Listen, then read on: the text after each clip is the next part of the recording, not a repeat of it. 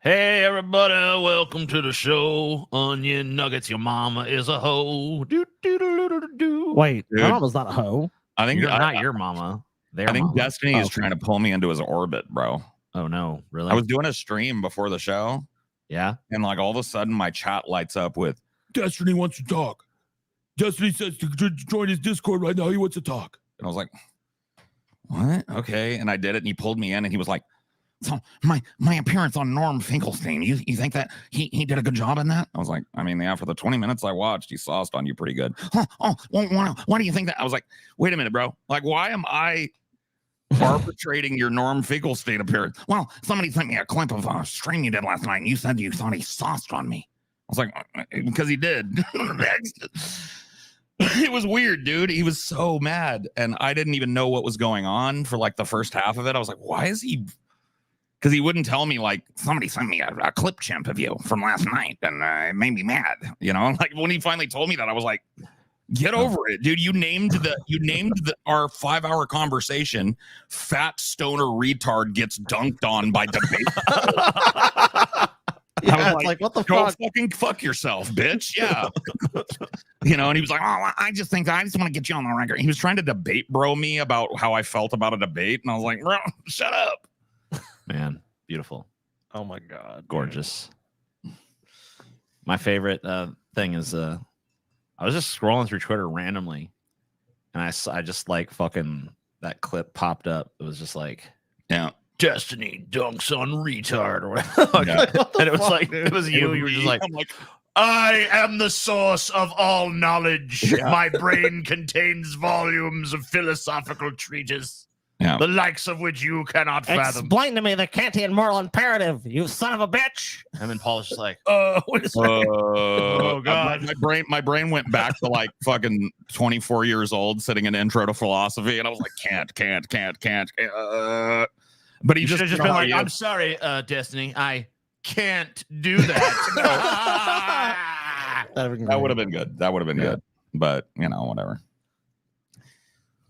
This is for Paul, who's been proven right so many times the past 2 weeks that it's not even funny. Next 5 hours should be Paul getting verbal head, R.I.P. Vosh. I mean, Damn. Timothy, you're more than welcome to start sucking. Yeah, dude. I mean, you're first in line, bud. No, he did. He sucked it with money. That money felt better than a blowjob to me. Oh yeah, feels good. Oh, Give me that money. No, thank you for that, dude. It's been fun. Money blowjob, money It's blowjob. been a fun, long victory lap.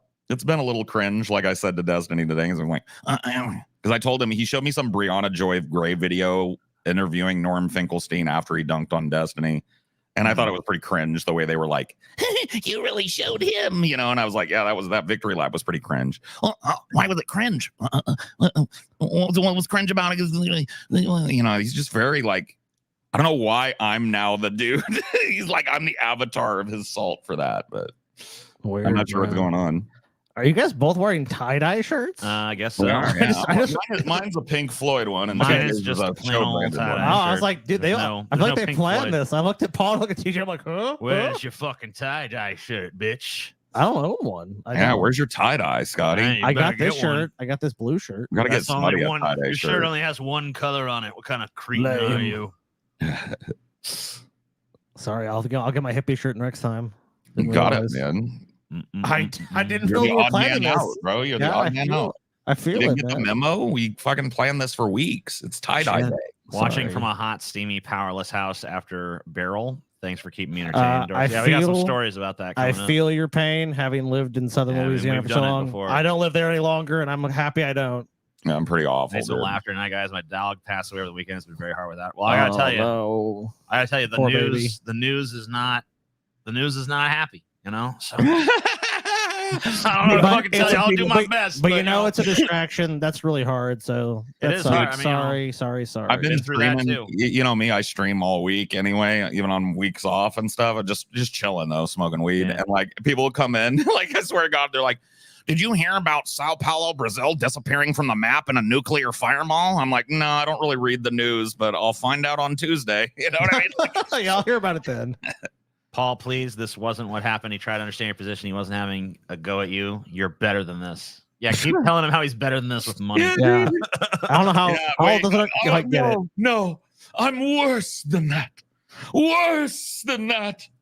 Please convince me otherwise with another $5. No, I don't know. Like, it was just weird for me because I was just like in the middle of doing a stoner show in front of 110 people, and then all of a sudden it went up to 300. And Destiny's fans are like, talk to Destiny. Destiny wants you. Destiny has summoned thee. And I was like, oh, okay. Let me go. Let me go see what's up. What the Lord needs. Yes, What does what Lord Destiny? What does Lord Destiny need from all that? How can I help you, Lord Destiny? Regrettably, I have but an hour to speak to you, for I have another show to do. Hey, dude. Hey, Paul. Dude's Destiny's. Oh, I should probably put that on the That's screen. a super chat, bro. Destiny chat hates you. It's kind of disturbing. Is it just me, or is Destiny infinitely more smug than you were? I mean, I don't know. I think we both were pretty smug, to be fair. I don't really know much about Destiny. I can never fucking. But yeah, no, Destiny stream chat really is like pretty mean. No. Like for me, like I'm a dude that like is used to like glancing, you know, at the chat. Yeah. And every time I glance at the chat from him, his voice turned into the fucking teacher voice from the Peanuts. Like, anyway, the moral imperative in Israel is like that fucking droid in Star Wars. Paul, I'm gonna go run at Woodward right now. Come through. Oh shit, bro. Woodward Park, like 3 blocks from my house, bro. Pull up. Oh, you want to go? You want to go? Come on, man. Come on, glazed nut. Why don't you run through my neighborhood, homie? Destiny has summoned thee to the jester's court. Want to be a smoke nut, bitch. He wants you to dance, and then he'll hunt you for sport. Hello, Dolibon. Thank you for the $5. I appreciate it. The Dolibon. That's what they call Destiny's ball washers, the Dolibon. Clever. Very clever name, isn't it? Because it's like, you guys get it? Because it's like Taliban. It's like the Taliban, but with a D because his name is Destiny. Because he's Destiny. Exactly, bro. Yeah. Wow, exactly, man. bro. That's pretty fucking That's dope. some fucking. They're on a whole other level up there, dude. man. I've been watching with Amelia. We started on 4th of July, the original Star Warses, right? The original trilogy. The good ones. The And best. bro, yeah, it's so hard for me because I almost cried at the end of A New Hope. Yeah. It had been like 10 years since I'd seen that. And when they were getting the medals and stuff, my eyes got all misty. And I was like, oh, it was like a little boy again. I was like, this is the coolest way to end a movie. They win. They all get medals. All the cool people are standing there. I wanted to cry, right? Yeah. But it has been so hard to watch these movies because of the Lucas edits. Yeah, I know. So fucking hard, bro. Dude, there's a magical feeling. It's when they go up against the Death Star, dude. I know what you're talking about. It's like it's like use the Force, Luke, and it's like how the fuck can they beat the Death Star? And they fucking win. They're fucking riding off into the sunset. And they're like, that's perfect end of the movie. And it's like, no, they get fucking medals. They all get to march in there. Even Chewbacca's ass gets a fucking medal. He's a Wookiee. I know. And fucking and they polished up 3PO, so he's all mirror shiny, you know. Oh yeah, that's right, dude. He's Yeah, like, remember, dude? I wanted to fucking cry, bro. I literally came that close to bursting into tears at the end of it. I don't blame you, man. That's a And then beautiful we ending. started Empire Strikes Back. Or yeah, that's the second, right? Yeah, Empire correct. Strikes Back. Yeah. And fuck, bro, that movie is so good. They're so good. Like, why are those movies so good? It's rekindled my fucking love for Star Wars, but I didn't want to do it. Don't do it. Because I don't want to be hurt again. But fuck, why are those What is movies love? so good? Down Star that Wars don't road hurt lie me. only disappointment. Don't hurt me no more. Like, dude, in the first one, when fucking Greedo shoots first and they edit Han's head to go like this, Oh yeah, I was like, I was like, no! Why? And then just like he can't, you know, those beautiful fucking shots, bro. Those like Sergio Leone shots. yeah, of Lucas. Mos That's Eisley. true. Of all the fucking things Lucas changed, he still ain't giving Chewbacca a goddamn medal at the end of that fucking movie. That would be a fucking actually welcome edit, in my opinion.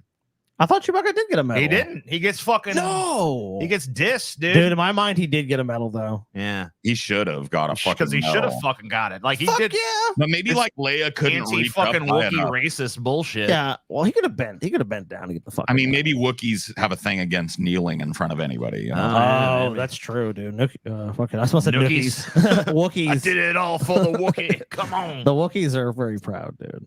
Wookiees But don't bro, care about that those shit. movies are so good, and it's just so cool. Like, I love the little like hints that they lay throughout the trilogy about the big reveals. You know, like last night before we stopped watching, we got to that part where Luke is leaving Dagobah, and Ben and Yoda are begging for him to stay. Yeah. Complete your training, you must. This is the path to the dark side, right? And then like he leaves, right? Luke goes, I must go. I'm sorry. I will come back. And they go like, you know, that boy is our only hope. And Yoda says, no, there is another. And it's just like, I know who the other is, but you don't, you know, if you were just watching. It's so good, man. It's so good. The way they keep that rolling throughout the whole series, like the big reveals, you know. That's so true. There's so many little hints. I'd sell my soul for the original cuts to be that line gave me like again. goosebumps when he said it. No, there is another. I was like, oh yeah, there is, dude. It's Princess Leia. She's also, yeah. You know, it's just like I'm such a fucking 8-year-old when I'm watching the movies. Yeah. I love that shit, bro. I love that shit, man. Yeah, they really were I mean, yeah, the original trilogy, they were really smart about sprinkling that stuff. It's like when Obi-Wan and Luke were talking about his father, and it's like, your father was killed in the Clone Wars. Yeah. It's like, oh, yeah. It's like, I mean, they just had so many little hints. Like, dude, it's painful for me to watch that shit, dude, because the exact reason you're talking about it, you watch those first three, and you're like, great, great, great. And it's like, what do you have? The prequels? Then the sequel prequels? And the sequel prequels, I'm up. It's like, oh, God. And then the new ones are just unwatchable. And it's like, fuck, man, you're killing my inner child, bro. You're strangling little Paul to death. Good. May he No, rot in hell. no, good. Not Scotty, you best not be smoking Do not weed boil with your Paul, brother. TJ. Those are the rules. Destiny and V are two massive dorks on the spectrum with debate bros. If you get passionate, their fans think they have won by default. Also, can I get an unban from the poltergeist? No. Thanks for the money, though.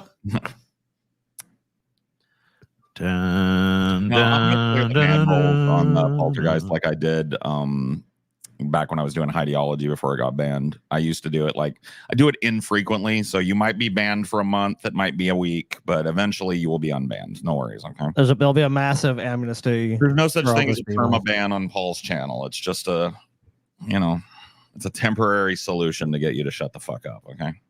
Yeah. Just making a new account, bro. Yeah, I mean that's a smart thing, but some people That's the way to do it. they refuse to do that. They're like, I won't do it. It's like, Some okay, people don't like to do it. Yeah, and it is a pain in the ass, you know. So yeah, so I've seen people say that. I'm like, I've given that advice. Like, I don't want to do that. It's like, well, then just don't go. Too fucking big. has Paul permitted someone? A bunch of people here, like on this channel, I don't bother clearing the ban rolls, but like on my channel, for about 3 years, no ban has been perma. So Prequels are amazing. The politics are great to see happening. Watching episodes 1 through 6 in order also carries more weight for Anakin's story arc. okay, buddy. Die. Whatever you say, buddy. I mean, you can have your opinion on it. I have No. mine. Die. You're definitely Just die. allowed to be wrong. Yeah, No. I really don't know. Not on my about planet. You're not. Death. Well, this is not yet Planet TJ, but I know. I have a wish it feeling that when Sexbot Uprising goes through its style edit and gets released, that may be the beginning of your tenure. Good. I Fair still enough. have not No hard received, I feelings. still have not received my Sexbot Uprising reader, even Oh, no. Uprising, even though you have brought it up twice and said, "Hey, you want me to just send it to you?" And I've said, "Yes, TJ, please send it." Yeah, why don't you just send it right now, TJ? Why don't you Anakin's send me acting is Sexbot amazing in the first Uprising? prequel. Okay. I want to say, Obi-Wan's holding me back. I want to uprise against the Sexbots Yeah. or with the Sexbots, depending on the Depending on the fucking context. Yeah. Well, I'm in the studio with TJ. Go ahead and right now and send Paul a Send me the goddamn book, TJ. You punk ass. There you Not go, yet. Paul. I'm not ready yet. I'm your good friend, man. Not ready. I'm your good Not ready. friend, TJ. Let me tell deserve you about your my book. best friend. I won't send Paul the thing because I'm a real brick. Name teacher. Luke, yo mama had a fine behind Ben Kenobi. I'm glad that was worth $5 to you. Hey, Your mother's ass was memorably round and firm. I believe I could have bounced a quarter off of it without using the force. Who's most likely to be the sex bot of the Star Wars droids? I mean, 3PO is clearly a It's fucking 3PO. whore, dude. He's a you know? bottom, though. Like, Yeah. I don't But know if he's the sex. dude, but R2 that little R2 would arm that definitely R2 begin has. that. True. Yeah. R2 basically is just a fucking glorified vibrator. He's so. just a big dildo. Like, Yeah. if you did some ass stretching training, you could probably sit on Oh yeah. R2 and take him into the whole cavity. Yeah, true. You did a Walk little. around with I'm gonna go full R2 this time. R2D2 just shoved up your ass. Retract all your satellite dishes, man. We're doing it this time. You're going all the way in. All right, grease it up. Use the force, Luke. Use the force. Remember, there is nothing so big that your ass cannot receive it. If ever gonna get some like boys shit where R2's gonna then explode out of Luke's stomach. Fucking Yoda shoves the entire X-wing up his ass. He's like, I don't believe it. And he's like, that is why you fail. Then it goes all the way in. More training you need. Yes, that is why you fail. Oh boy, I love that shit, bro. I love like, what did we talk about that kind of like destroying? We talked about it early on before we'd ever met, about how we enjoyed like taking something that's good and pure and destroying it and making it disgusting and sexual. Is that our entire Star Wars racist episode where it just became like having sex with their various creatures? He's in Star Wars. Yeah. I think we're going to follow up to If you had to fuck one, I mean, we might have answered this on this episode, but maybe it's changed since, and I don't remember what anyone said. But if you could only fuck one Star Wars character, it can't be fucking Leia or some fucking hot chick. It's got to be some weird alien one I or want to something. fuck. No, you got to fuck it. It's got to be an alien. Human alien. It's got to be an alien. I mean, okay? That's the rule. Leia's an alien to me. True, but you know what I'm saying. Okay. She's basically human. I already fair have enough, mine. fair Mine enough. is I think I said it on that thing that the fucking Twilight dancer. Yeah, and everyone Dobby. I know No. everyone can say the fucking Twilight bitch. She is hot. Oh, that fucking bitch. Well, no, fucking I thought you would say the super hot. Emperor, TJ. Yeah, the Emperor's hot too, but he's fucking me. That's not the same. Gotcha. That's true. That's not the same Salacious thing at all. Crumb. So, dude, yeah, you know what? I picked Salacious Crumb, dude. Yeah, I bet Salacious Crumb is a freak though. He Yeah. is, I bet. What about it? A Star Wars gauntlet? I don't know how we would do that. How would that even be a gauntlet, though? That'd just be You enjoyable. know who would probably be even better than the Twilight bitch though in bed? Who? That fat bitch that has 8 nipples. Yeah. In the original one, the one that's like, Yeah. you know, and she's got like fucking 3 bras on. I bet that bitch could ride one out of you real quick, bro. I bet you'd be like, oh, fuck. That's true. She'd be singing that song at the same time. That's That's all that Buster means. Nana Duda. I mean, what do you think that song translates to? You know? Yeah, dude. Yeah, dude. Oh, man. She's basically like the fucking, Megan the Stallion of the Star Wars universe. She's fucking singing some crazy shit. Sounds good to me. She's like the Lizzo of the universe. Yeah. Bro. Oh, Lizzo, Dude, yeah, R2D2's little USB he uses looks like a Johnson. He's having his way with that computer when he hacks it. Yeah. Oh, for sure. Yeah, that For little sure. thing that comes out. You know he can probe your asshole real good with that. Rotate it around in there. You'd be like, R2. R2. Damn. That's the spawn, R2. You think Boba Fett dips his wick? Dude, what? What kind of stupid ass question Dude, is Boba that? Fett could land on any planet, any backwater in the system and just drop his fucking pants and there'd be a line, bro. There'd be a line. What are you kidding? Yeah, Boba fucking Fett. He's got a jetpack. that's Dude, the best you have thing. Jetpack. I don't care how fucking ugly you are. As soon as you land that motherfucker, somebody's going to be there to suck your dick. Guaranteed. That's so true. Yeah. You can't fucking have, I mean, yeah. If you land your jetpack anywhere, any just like- country, any planet, doesn't matter. You're getting your dick sucked, right? You should. Jar Jar? Yeah, I mean, Jar Jar probably would have a watertight asshole, which might Yeah. feel pretty good. And Jar Jar's got a crazy tongue. We know that. That is true. true. He could. What that tongue do, though? No one knows. I mean, Well, someone does. Someone knows. Someone knows, but not us yet. You know who I think knows? Amidala, dude. oh shit. Yeah, you know, they did spend a lot of time together. she spent with Jar Jar. She wasn't like, Jar Jar, what that tongue do? What does it not know? What you mean, sir?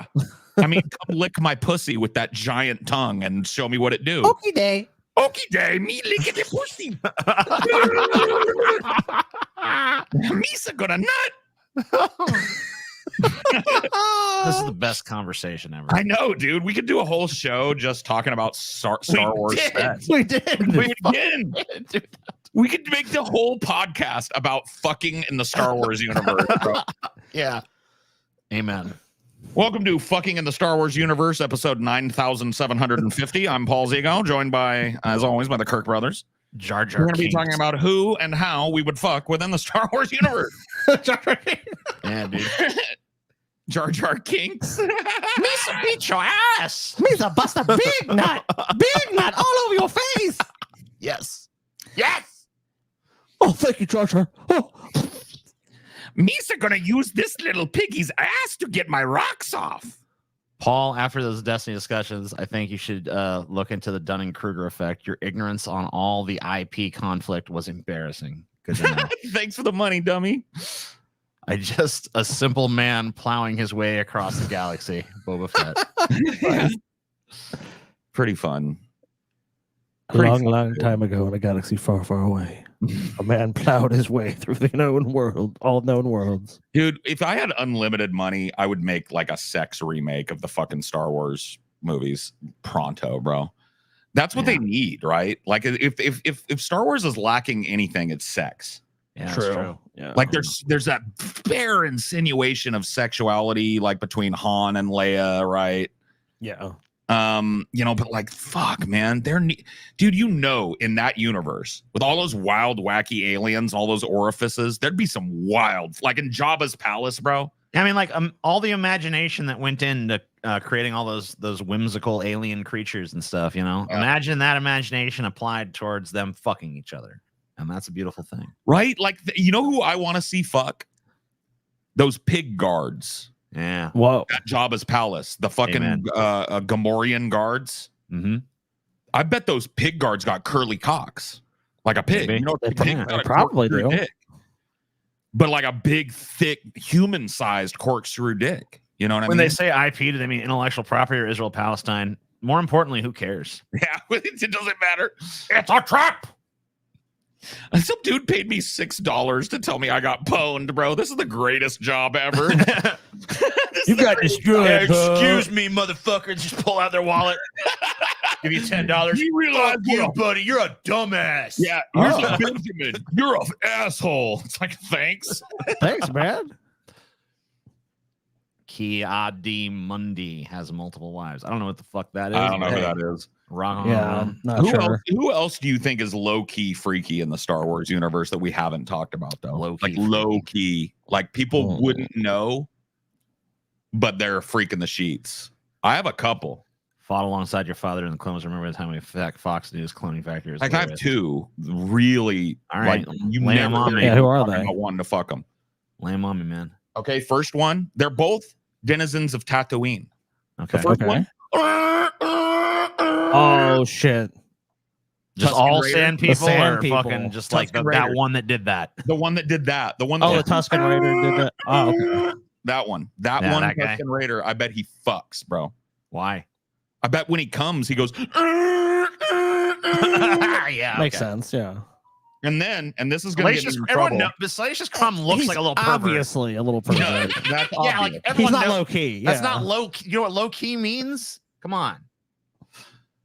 Dude, somebody already guessed it. The second one, and I'm going to get in trouble for this. I want to fuck a Jawa, bro.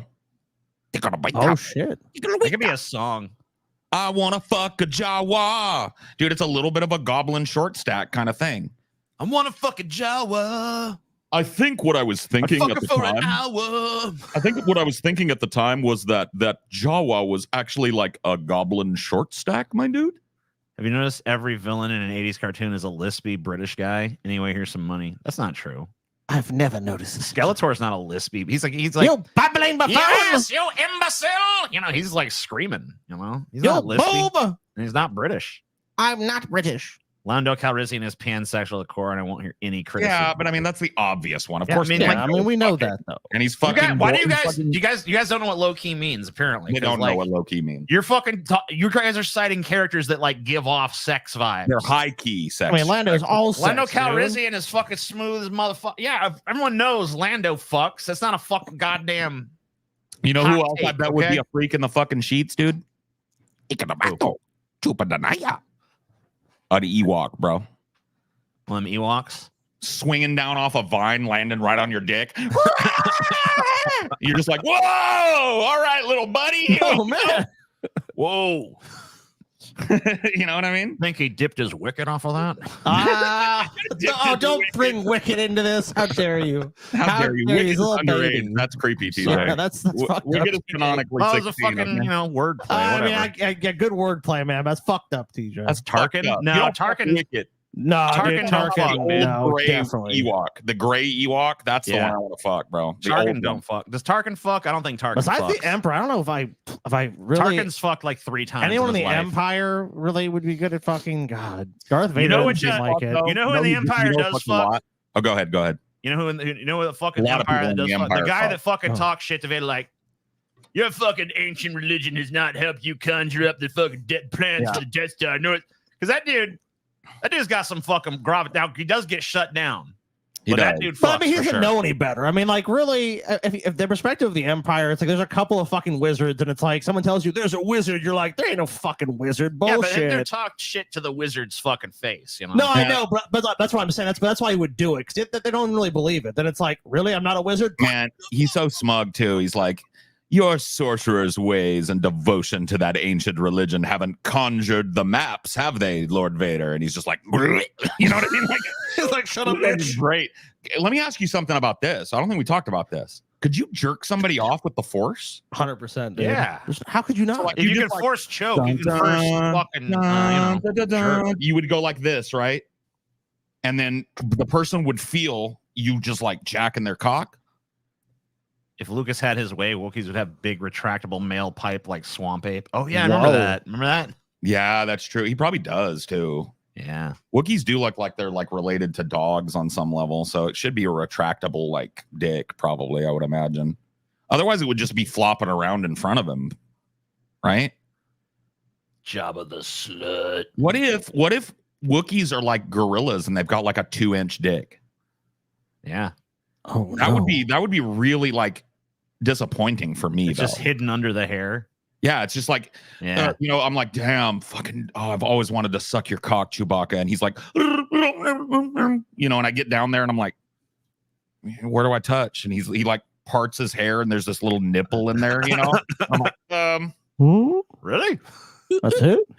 I guess, you know Yeah, what I mean? because you can't. I mean, you can't turn back. You can't be like, Yeah, I'm you'll rip sorry, your fucking bro. arms off at that point. You know. I'm not getting my arms ripped out of Sorry, my sockets Chewie, because I it's kinda laughed at a Wookiee's small. dick, you know. Damn, Chew. I thought you'd be packing more than that. No, smack. You gotta be like impressive. Hmm. You know who fucks in the Empire? Who? Tarkin. No. Grand Moff. Tarkin don't fuck, dude. No, Tarkin is fucking, bro. Tarkin don't fuck.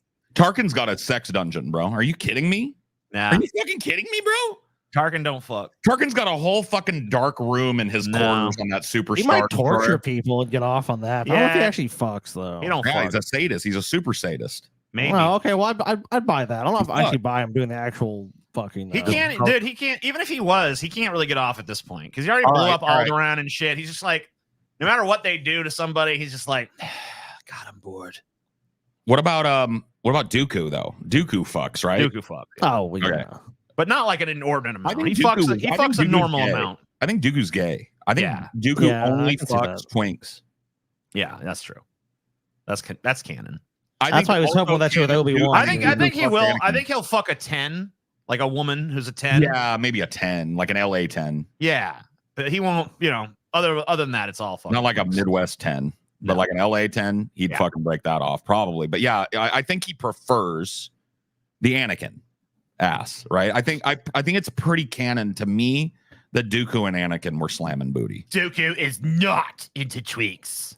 I think he is though. Yes, dude. I think he is though. That fucking like lightsaber he has, it's like a duelist's poignard or whatever. Dude, that's gay as fuck, bro. He's got twink. He's got twink fucker vibes. He's got twink coming out of his fucking pores, bro. Are you kidding me? Yeah. Are you kidding me, bro? His name is Count Dooku. He's got, of course, he's into twinks. Don't fuck. Come on. What about Qui-Gon? Does Qui-Gon fuck? He doesn't seem like he would fuck too. He much. fucks a little bit. I mean, he's not like people want to fuck Qui-Gon, but I think Qui-Gon's real selective about who he. Yeah, I think he's largely. I think he's like one of those dudes that like he has to have like a strong emotional connection and shit. You know. Yeah, I can see that. He's very sensitive, but when you do get past that, you know, it's very like tantric and shit. So I think so. Yeah. Yeah.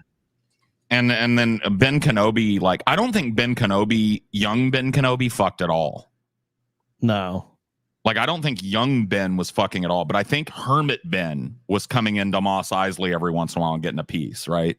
Yeah, I mean, because he knew all about Mos Eisley and shit. He's like, a hive and wretched hive of scum and villainy. Yeah. If you'd like to get a piece of pussy before we leave for the star system, this is the best place to do it. Oh, okay, thanks. So apparently Tarkin bangs a twink in the book A Certain Point of View. Oh, I shit. fucking told you Tarkin fucks, bro. Nobody believes me. Nobody believes me. Nobody believe Paul. You don't think I've spent like inordinate amount of times beating my meat to Star Wars? Come on, bro. I know who's fucking. I know who's not. Aren't Jedi supposed to be celibate? Yeah, so are Catholics. Bro. Who's got the best blowjob game in the galaxy? You know, I hate to say it because I don't fucking like that fucking what's that one bitch, that alien with the fucking like long ass, like the lips are like fucking way off the body. Jabba's thing where it's like, yeah. You think she gives the dude? That's a thin little proboscis. That tube fucking, you know. I think it's like an anaconda, dude. You know. What if it's rigid though? What if it's like just it's slippery. Dude, you want to slippy slidey. You don't want to confront the truth, dude. There's all these little things. You don't want to confront the truth. TJ to Jar Jar, dude.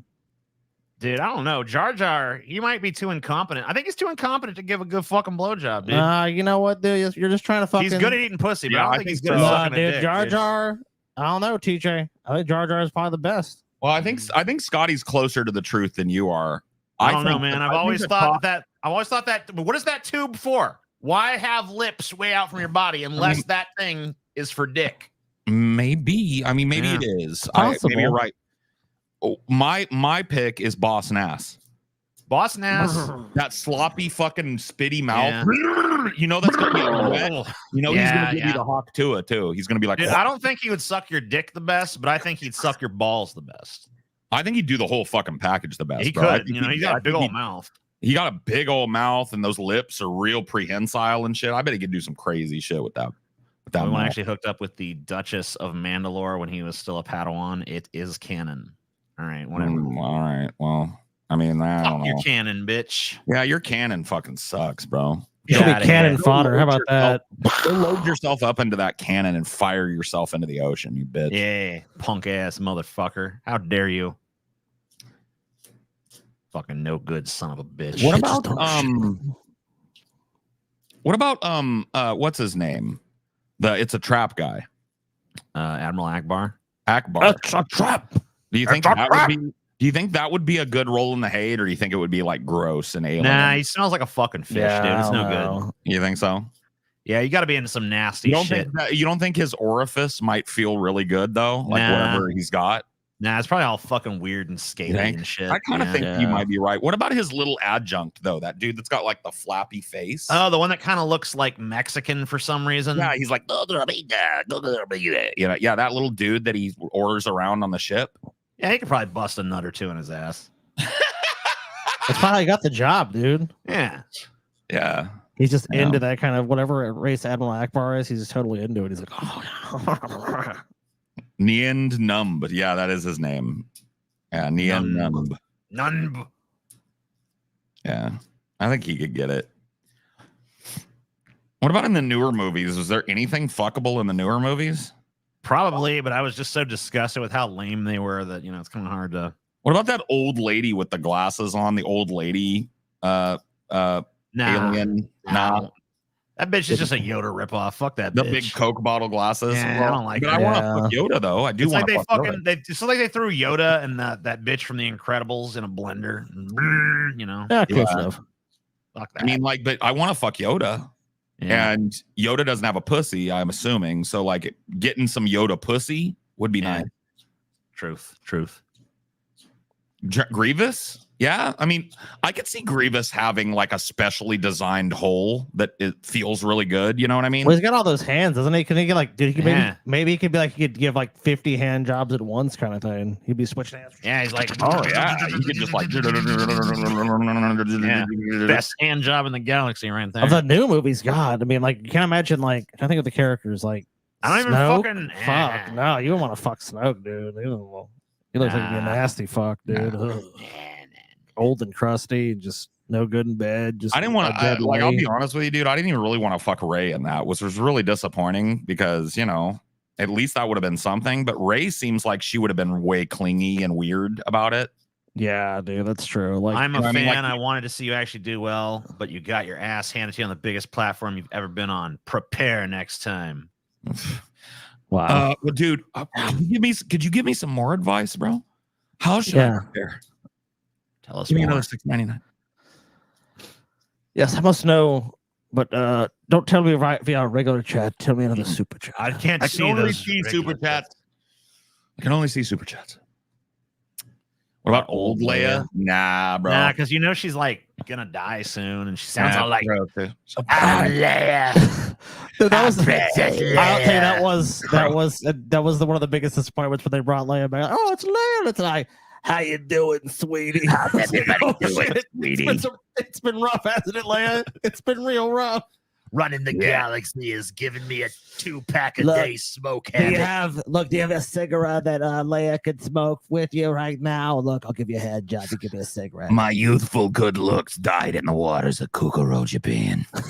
Oh, no. There's a species called Abednido in the sequels. I don't understand. Whatever. Okay, I don't know. I mean, you're probably right. I don't know. Probably man. fine. I don't remember. Whatever you say, boss. You right. I think you guys is like this chat's obsession with fucking things from Star Wars is a little bit concerning. Weird. Paul is too dense to understand that he embarrassed himself. I'm just too Paul stupid is to a care. fool. I think is the actual like I don't care. You know what I mean? should realize these things. I honestly don't care. If only Paul was fucking smart enough to realize how stupid he truly is. I know. If only we could all see ourselves for what we are. Wouldn't it be beautiful? Wouldn't the world be a better place? Glad to see you guys are still streaming. What do you mean? We only started 37 minutes and 42 seconds ago. I'd never understand these people. But- Glad to see you guys still streaming. maybe they're saying like maybe he's one of the just people in that, like, general. that has Yeah, that's what I was kind of saying. fell off and came back, you know. Got it. That's cool. Welcome back, homeboy. We're still the most based stop on fucking YouTube, as always. But Is Paul Naturally. less fat than TJ at this point? Maybe. How much you weigh? I don't know. I You know haven't weighed what you weigh myself in a right hot It's got. minute. I think it's got to be close, probably. I weigh I have to have lost at least a couple of pounds since I went to the doctor 2 weeks ago. So I would say I weigh probably like 218 or sorry, 318. If I was 218, I'd be I was like, like, 218, like, Paul, you're 218. wait a I was minute, like, whoa. yeah, dude. 2 and 3 is very hard for me, but yeah, Yeah, no. those- I weigh those are 318. I'm on the way down out of 3'sville and into 2 land. Can you really call it our obsession when that's the joke? That was the joke, dude. That's the fucking joke, dumbass. Here's the joke. Here's you. Woo! Dude, man, I wish everybody that didn't get a joke paid me $5 too. Yeah, if you guys don't get a joke, be sure to send money. Yeah, dude. We'll Let us explain. know. Let Did us you get know that you joke? didn't fucking get No? All right, I'll explain it to you. Yeah, we will. What do you guys think of the idea you shouldn't say something on the internet if you wouldn't say it to a person in real life? Well, I mean, the fact of the matter is a person, if you say something to them in real life, can just punch you in the face immediately, and someone on the internet can't. So Yeah, there's an inherent advantage that's there. never going to be the rules, really. Yeah, I mean, I think that you should try and do it that way, though. I think it's Yeah. kind of cringe when people come in and talk to people in a way that they never would in person, you know. Sure. And it doesn't foster good conversation either. What about Zabrak, Darth Maul species? They come in a variety of colors. They're basically space tieflings. Spikes a little too much. I like that's fine. I mean, I don't know. as long as the spikes aren't inside of the orifice. Yeah, just be careful.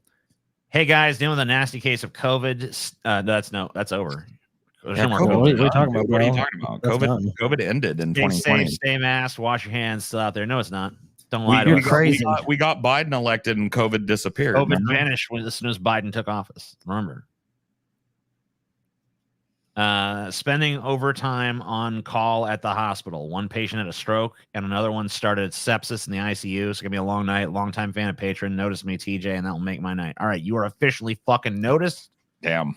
Noticed. You are witnessed. Go fucking put a pair of headphones on the stroking out one and play our fucking show. Yeah, dude. Let them hear. I think that if they hear us talking about fucking Star Wars characters, that's gonna snap them out of their stroke. That's true. Or at the very least, they'll slip into the abyss with thoughts of fucking a gun on their mind. You know what I mean? There are worse ways to slip away. Truth.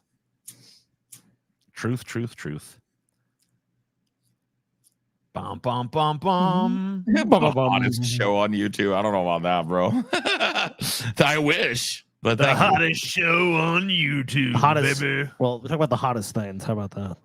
I'm definitely the hottest area of anybody on YouTube, probably. That's true. Where Paul is living these days is it's melting. It's ass, bro. So I got you a skinny Velma today, Paul.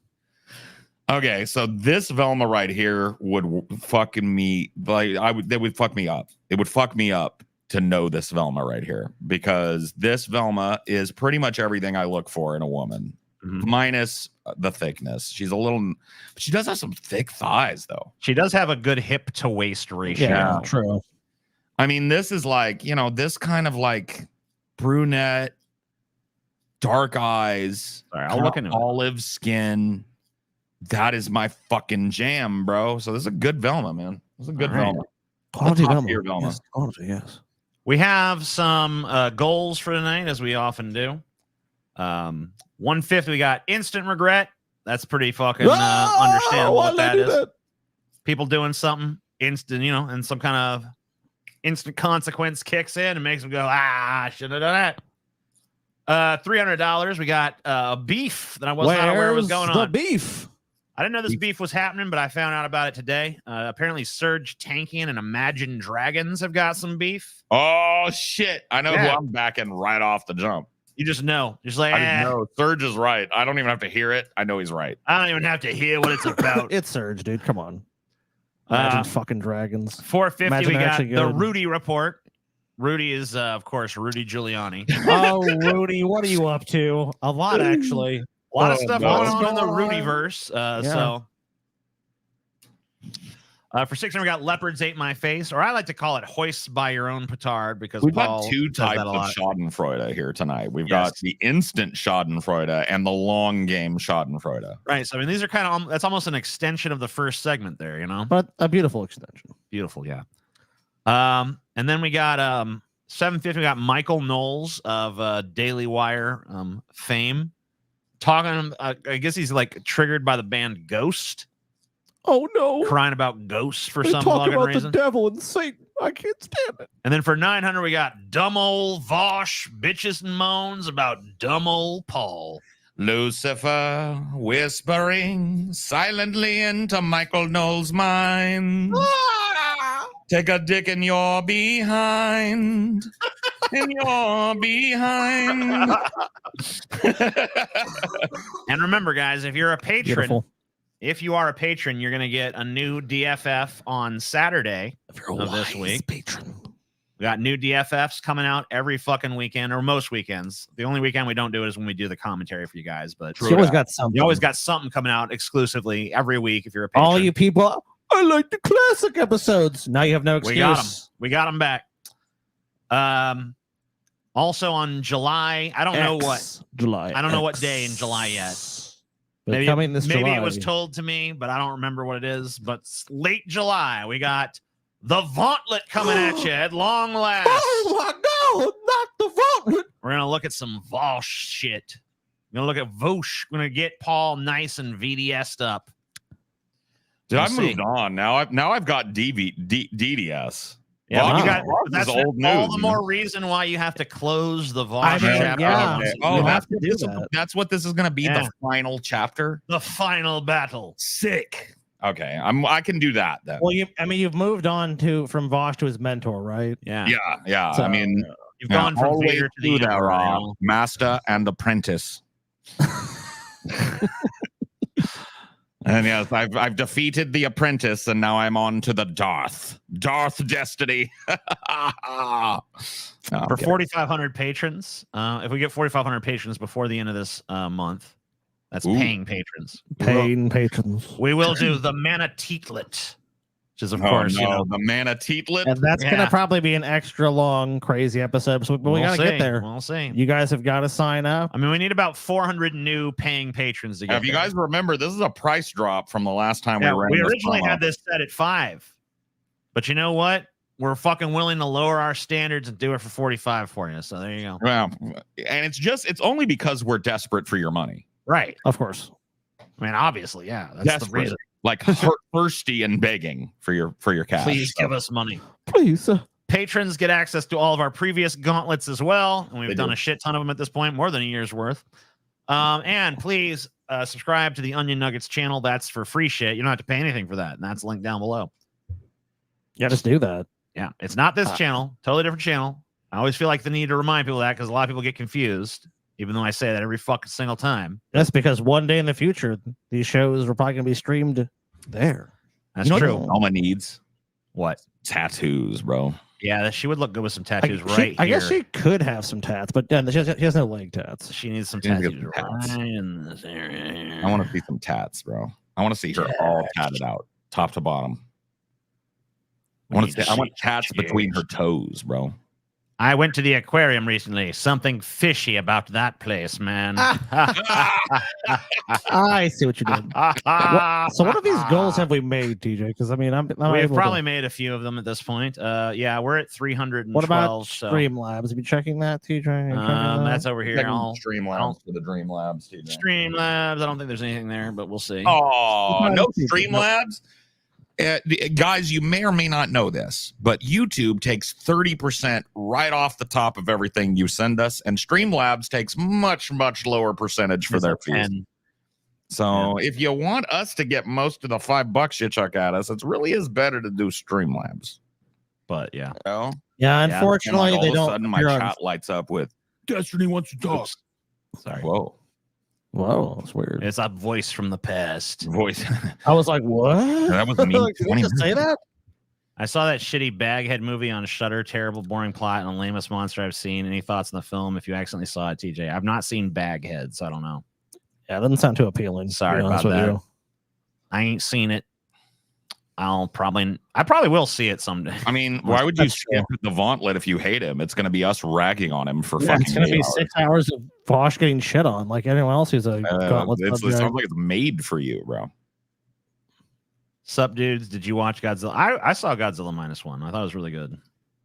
I haven't meaned to watch that. Yeah, It's but I good haven't- flick. I It's haven't one of seen the, it yet. it's probably the first Godzilla movie where I actually gave a fuck about the human characters in the movie. I've which heard is- nothing about the glowing reviews of it. Which is so. usually, I mean, like the big problem with every Godzilla movie is when Godzilla's on the screen, it's like, whoa. But when when they're doing the human subplot shit, you're just like, my God, please bring Godzilla back. It's one of the first times I was like, okay, they actually have a real fucking story with some actually good actors to play it. That's cool. That is neat. All right, I guess there's no delaying it any further. It's time for some fucking news. Oh, right? well, wait, but Paul, your rating was 10 out of 10 on that Velma, or what was the rating? But I'd give her an 8 out of 10. I Okay, think 8 out of 10. with some tats, it would have been a 10. Okay, fair enough. Judge decides Alec Baldwin's role as co-producer not relevant to trial over fatal 2021 set shooting. Yeah, why would that be relevant? Why would the guy that fucking ran the whole set and held the gun and was responsible for the fucking safety on the set ultimately be relevant? Nah. Good one, Judge. Yeah, so we already see the thumb being put on the scales for Baldwin here. Of course. Well, I mean, when you have a team of lawyers like he does, he has the best lawyers money can buy. So, of course, he's going to get anything he can to make his trial go as smoothly as possible. And, I mean, like, it's kind of insane to have such a large role in a film, but that not even, you know, when you go to trial, well, that can't even be considered. That can't be considered that he was a producer of the film. It's like, why not? Alec Baldwin's role as a producer of the Western film Rust isn't relevant to the involuntary manslaughter trial over a fatal shooting on set, a New Mexico judge decided Monday. The move is a major setback for prosecutors. Just as the trial was about to begin, they had planned to present evidence that showed how Baldwin bore a special responsibility as co-producer, well beyond that of the actor holding the gun, for the dangerous environment that led to the deadly shooting of cinematographer Halyna Hutchins during a rehearsal. I'm having real difficulty with the state's position that they want to show that as a producer, he didn't follow guidelines, and therefore, as an actor, Mr. Baldwin did all of those things wrong that resulted in the death of Miss Hutchins, because as a producer, he allowed these things to happen. Judge Mary Marlowe Summer said, I'm denying evidence of his status as a producer. How could that be irrelevant to the case? Like, I don't like this judge is gonna be fucking bought and paid for to make a fucking ridiculous and fatuous statement as if a producer of the film has nothing to do with the environment in which the film is made. You mean to tell me that the person in charge of the set fucking bears some responsibility? Then what is a producer? Then what is a producer of like if you're one of the co-producers of a film, it's like then what is your role? That's not relevant to someone getting shot on the fucking set. That's such a rare thing. Like it's like some of you, if you literally look it up, it's like infamous. It's like what was it? Bruce Lee's son, Brandon Lee, got shot in the set of The Crow. There was a guy on a TV show. He's like, oh, look, he put a blank to his head and killed himself. It's like it happened a handful of times on American productions. Like this is like beyond the pale of like, hey, this was a totally irresponsible set. This doesn't really fucking happen. You think about the amount of productions you've seen that have weapons and people firing guns and all that shit. And this is super rare. I mean, this is American movies, so guns are fucking all over the place. Yeah, and for this to happen and say that someone who their role as a producer is not relevant when they're going on trial for the very fucking fact of like negligent homicide or not, was it negligent manslaughter? Oh, involuntary manslaughter. That's what he's being charged with. Yeah. I don't know. It seems relevant to me. I mean, I don't know. Maybe I don't understand the fucking legalese of it, but to me, that doesn't. I just don't understand as a layperson how that would not be relevant. Special prosecutor Erlinda Ocampo Johnson argued unsuccessfully that Baldwin was keenly aware of his safety obligations as a producer, an attempt to bolster an alternative theory of guilt beyond negligent use of the firearm. The prosecutor has tried to link Baldwin's behavior on set to total disregard or indifference for the safety of others. Well, yeah. I mean, he did have that, though. Nope. I mean, there was, as evidence come out, he argued with people on set about riding horses dangerously. I mean, Alec Baldwin has never seemed genuinely sorry that this person was killed, except the fact it's affected Alec him. Baldwin is so arrogant, he has to be told by his $2,000 an hour attorney not to play with his phone during court. Yeah, he seems like a really distraught man. Statement that Hannah Gutierrez Reed is the autonomous decision maker, and so forth and so on. We've listed a number of these statements in the brief. These are direct factual assertions by the state in the prior case. Black letter law is that that's a party admission, party opponent admission. And therefore, yeah, it looks really horrible. Shouldn't be on your phone. Yep, sorry. And sorry. therefore, I believe it supports our position that we should that shows you how seriously Alec Baldwin is actually taking this. He's like, literally like, oh, words with friends. What can I make of that one? Okay. Where can I put that one there? It's like, okay, guilty. All fucking consonants. God damn it. How do you spell guilty? Oh shit. I could spell guilty if I had a U. I don't have a U. Fuck this dude. A fucking rich cocksucker just trying to buy his way out of fucking trouble. No, Scotty. That's not true. Take it back. I won't. Take it back. Take it back. I thought you were gonna give me something to smoke this fucking weed, bitch. Oh yeah. Take it back, Scotty. I'll only take it back if you go give me something to smoke my fucking weed with. Back.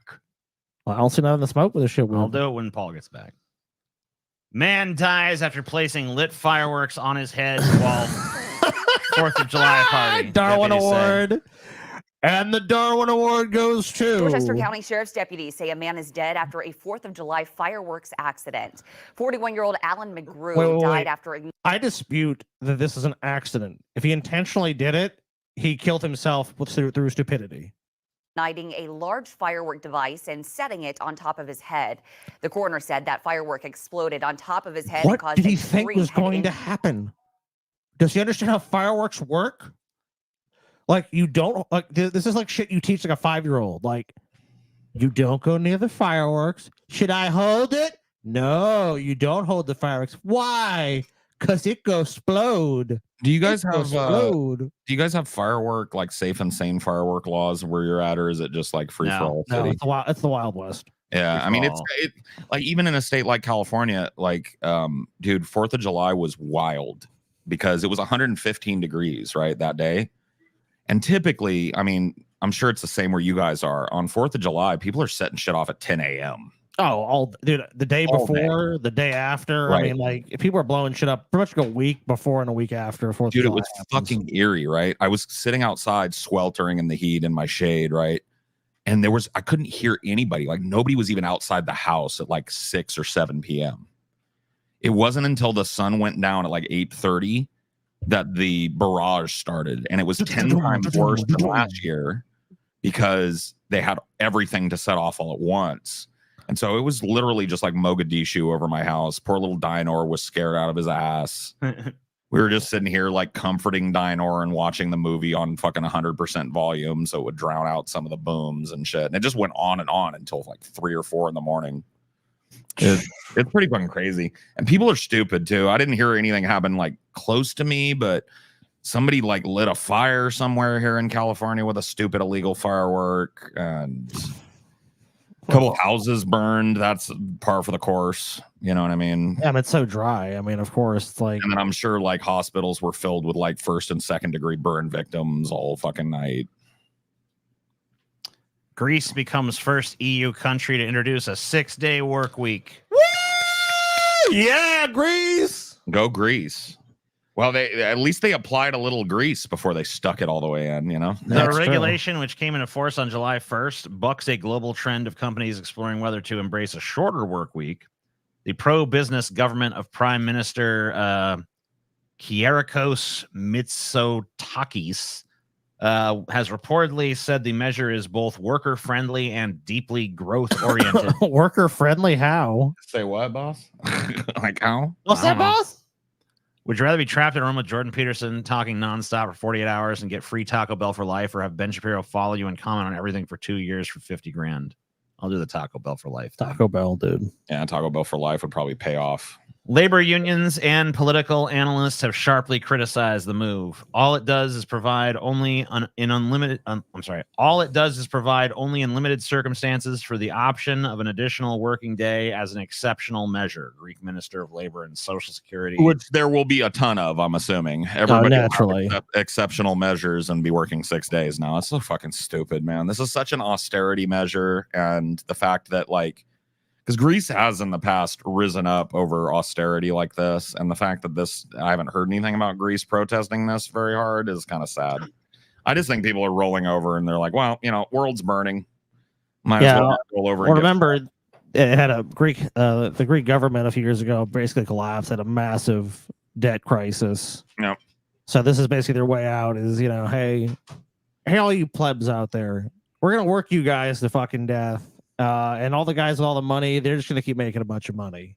But now the law actually sides with them.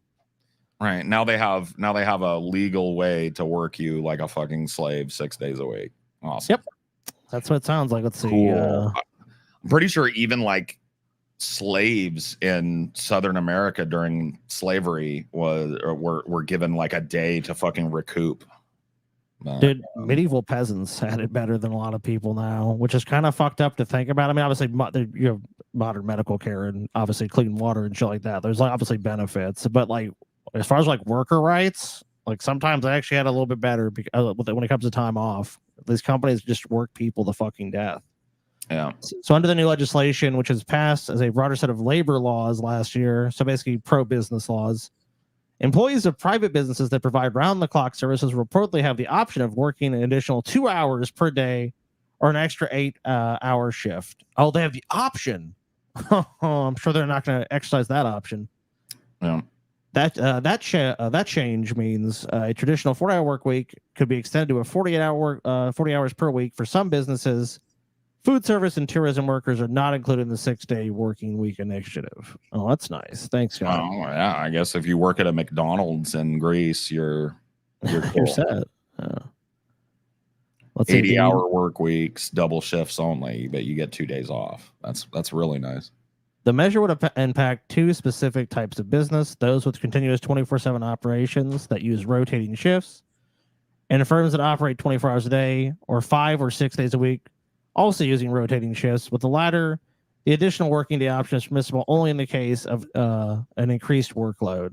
Yeah, you know, it always starts with shit like this, where it's all like, "Oh, guys, don't worry, Look, it's just there's a few little couple times, you know, that you might have to work a little more." Then suddenly the laws just get watered down more and more until it's like you're basically just a slave. Like, yeah, you have to go in every day. I mean, that's what's been happening. That's what's been happening here since the Gilded Age, right? Is like the strong union presence was established then and carried Americans to unprecedented prosperity in the history of America. We're talking like the baby boom, post World War II. This is when workers really started to be able to challenge for their rights in the workspace. And slowly but surely, since World War II, it's been undermined. It's been recontextualized. It's been stripped of any meaning. It's been, slowly but surely drained of any help. And now we are living at a time where wages are lower per capita than the Gilded Age. People are making less money per capita and given inflation than they were during the Gilded Age. And this was a time when like Jay Gould and Rockefeller owned 90% of industry. And we're back there again, but worse. And people aren't talking about it. You know what I mean? And Greece is just like, it seems like they're just rolling over and taking this. Yeah, but what do you think of fucking Hegelian moral algebra, bitch? Well, the Hegelian method can be useful when you're talking about algebraic equation, but only if you moral algebra now, not fucking straight up out moral algebraic equation. Come on. Fucking ignorant. I have no fucking clue what Hegelian method is. You don't know nothing. You don't know jack shit about you don't know jack dick. Yeah, I don't know. You know what? I got some bad fucking numbers for you though. Oh yeah. Let's hear. You heard about this? Gaza death toll could exceed 186,000. Lancet study says. Yeah, this is. Now we knew this number was going to balloon once, real fucking facts and figures from underneath the rubble and stuff like that came out. These are not, by the way, I want to underscore this. These are not real facts and figures. There's still most of these bodies, should they exist, which I think we all know they do, are still buried in the 55 to 60% of Gaza that is now rubble. So the accumulated effects of Israel's war on Gaza could mean the death toll could reach 186,000 people, according to a study published in the journal Lancet. According to Gaza's Ministry of Health, more than 38,000 people have been killed since Israel launched its military offensive on October 7th in the wake of the deadly Hamas attack.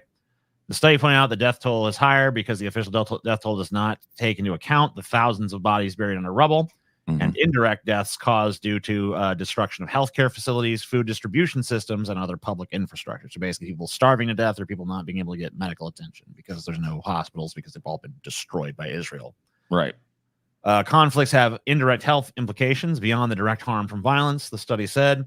And even if the Gaza war ends immediately, it will still continue to cause many cases of indirect deaths in the coming months and years through things like diseases. Sure. The study said the death toll is expected to be far larger, given that much of Gaza's infrastructure has been destroyed. There are shortages of food, water, and shelter. And the United Nations Relief and Works Agency for Palestine refugees has seen its funding cut. In recent conflicts, such indirect deaths range from 3 to 15 times the number of direct deaths, it said. After applying a conservative estimate of 4 indirect deaths per 1 direct death, it is not implausible to estimate that up to 186,000 or even more deaths could be attributable to the Gaza war, the study found. Yeah. I retweeted a Kyle tweet that talked about how little how little like notice this has gotten in American media.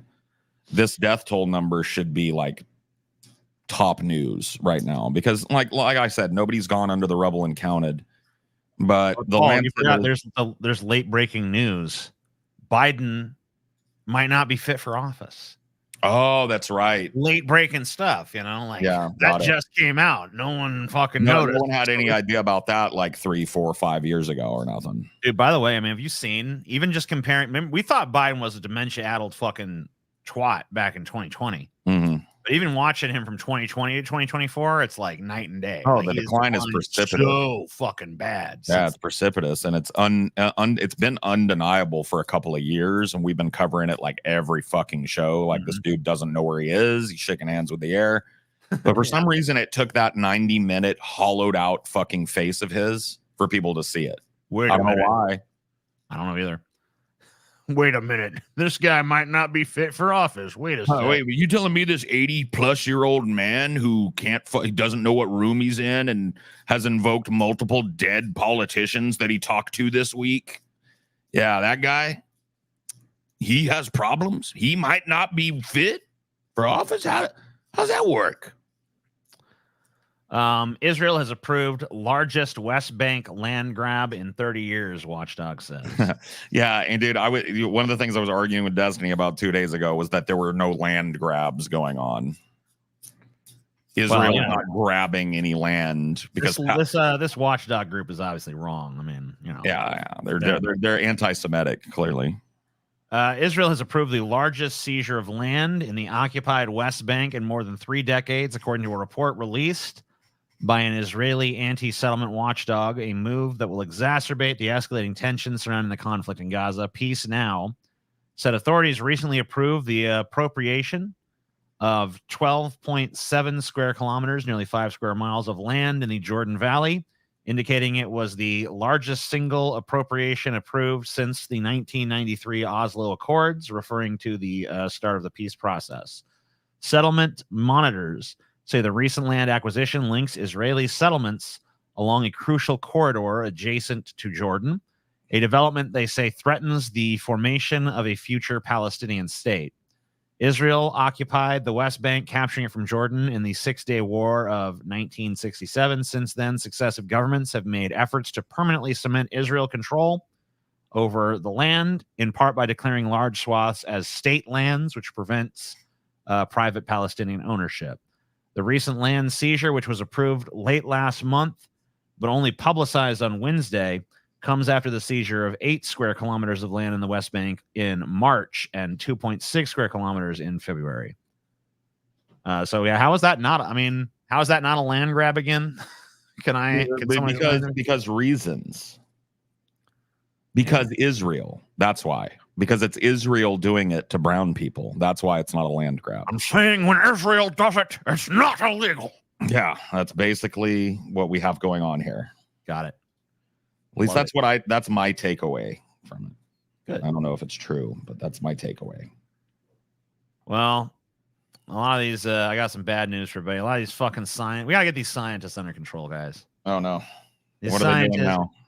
They're always lying to us. You know, scientists sound the alarm amid 13 consecutive months of record breaking. You know what? It's called summer, guys. Okay. Yeah, come on, bud. It's called 13 months of summer. All right. Leave it alone. So what? Okay. Temperature records are being fucking smashed. Dude, Paul. So yesterday, Scotty was telling me, yeah, it's like 115 degrees where Paul is. I'm like, what? Yeah. Is that normal? And he's like, no. I'm like, well, I meant like historically. Is that like a normal? I mean, I know it's hot there. So we went back and checked like the historical record of record temperatures and shit. Yeah. It's and crazy. You know, most Julys, like you go July in like 1960 or whatever, it's like 105. I mean, this is still fucking crazy hot. Where you live, Paul. Yeah. I mean, I would check year after year. It's like 101, 106, 104. And now it's like 115, 116. It's like, Jesus Christ. And How by the long? way, those are historic highs. So Yeah. July, typically, when I was growing up, it would be about 90 degrees during the day. People would be outside all day on July 4th. I'm talking about this. Yeah, I'm talking about That was historic like- highs. Yeah, Now, that was like the maximum. the for your- average day seems to be like below the historic high out of the water by like 5 degrees. Like shit. Yeah, no, it's crazy, bro. And it's just getting worse too. It's like getting more and more untenable here, which is why I'm looking to fucking escape. I'm a climate refugee right now. I'm looking to get out of this area because I can no longer live here. You were already one before. You're like Right. a twice climate refugee. Yep. I ran from the fucking constant barrage of heavy storms in the area I was living in Louisiana, came here to California to escape that, and now I'm sweltering to death in heat and I'm moving again. Yeah, dude, it's fucking insane, dude. Because even where because we moved to northern Louisiana, but I've been talking a couple years ago because we actually lived in this. I live where TJ lives now. Yeah. But even there, just recently got hit with like the remnants of Beryl, that last hurricane to roll through, dude. It's for like the southeast United States, or the eastern part of the United States, like hurricanes are just going to be unavoidable. You might not get the hurricane effect. Worse, and it's happening earlier in the season than ever. Like Beryl was a record-breaking storm in like many respects. It was one of the earliest to form as strong as it did, and all that. So, I read a thing that scientists are talking about upping the classification, like coming up with a Cat 6 classification because their models are showing that those types of storms are now possible given the heat coming off the ocean. There's going to be a Category 6, the new classification we had to invent because it's like the storms are getting too powerful. Yeah. Scientists on Monday underscored the urgent need to accelerate the transition from thought. Yeah, we know we're not going to do it, though, because there's money to be made. Who gives a shit about the fate of the entire world when ExxonMobil's profits are fucking on the line? Come on. Right. Each month since June 2023 has been the hottest since records have been kept. The European Union's Copernicus Climate Change Service said last week in its latest monthly bulletin. According to the agency, June was 1.5 degrees Celsius above the estimated June average for 1850 to 1900, the designated pre-industrial reference period, making it the 12th consecutive month to reach or break the 1.5 degrees Celsius threshold. It's over 100 degrees here in western Montana, and all the rivers are running low. It's getting bad. Yeah, welcome to hell world, bitch. Well, it's like, to talk about where you guys are from, like Louisiana has been in a historic drought, even with these storms, right? Yeah. Like it's drier than a bone there, and water levels in the rivers and gullies and stuff. Dude. Last year there was a story about saltwater intrusion and like basically gonna hit New Orleans because that's happening in Florida.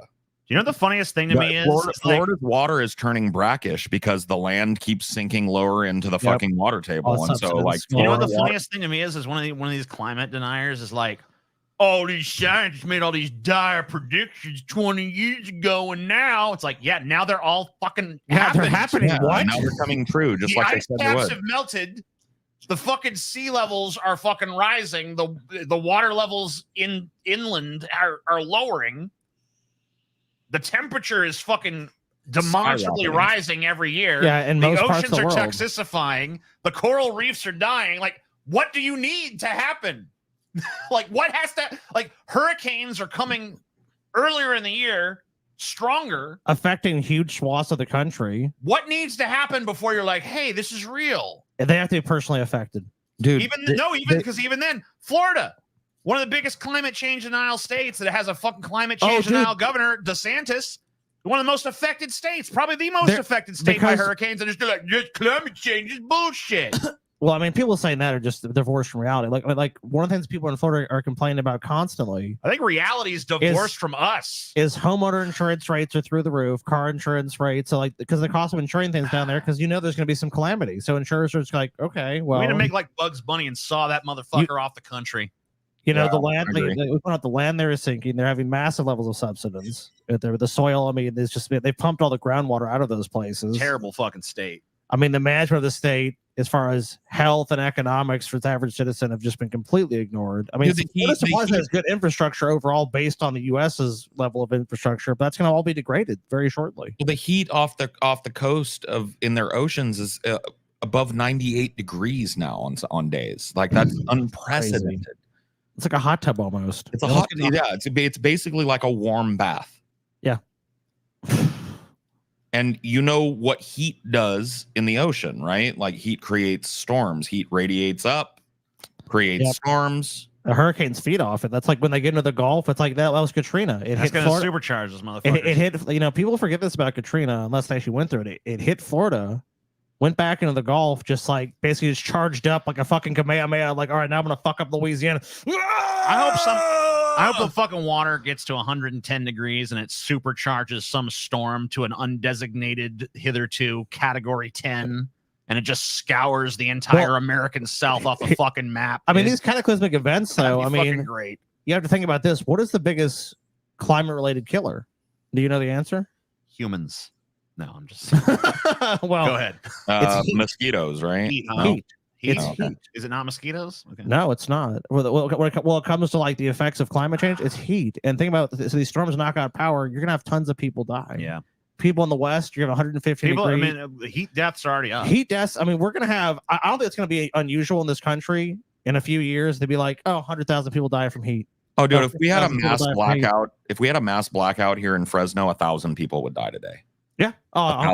Easily 1,000 people would die today. Most of them old people and very young people, but still 1,000 human beings would cease to exist if the power gets interrupted. Holy crap, category 10 that needs to be moved. Dude, you know what? Get rolling, Emmerich. Get rolling. Yeah, get rolling Emmerich on that son of a bitch right now. Superstorm category 10. No, just call it Cat 10 or something, you know? I don't know how they haven't done this already. You know what I mean? Storm. Twisters they're making new Twisters movies like about to come out. Yeah, they're on top of that one.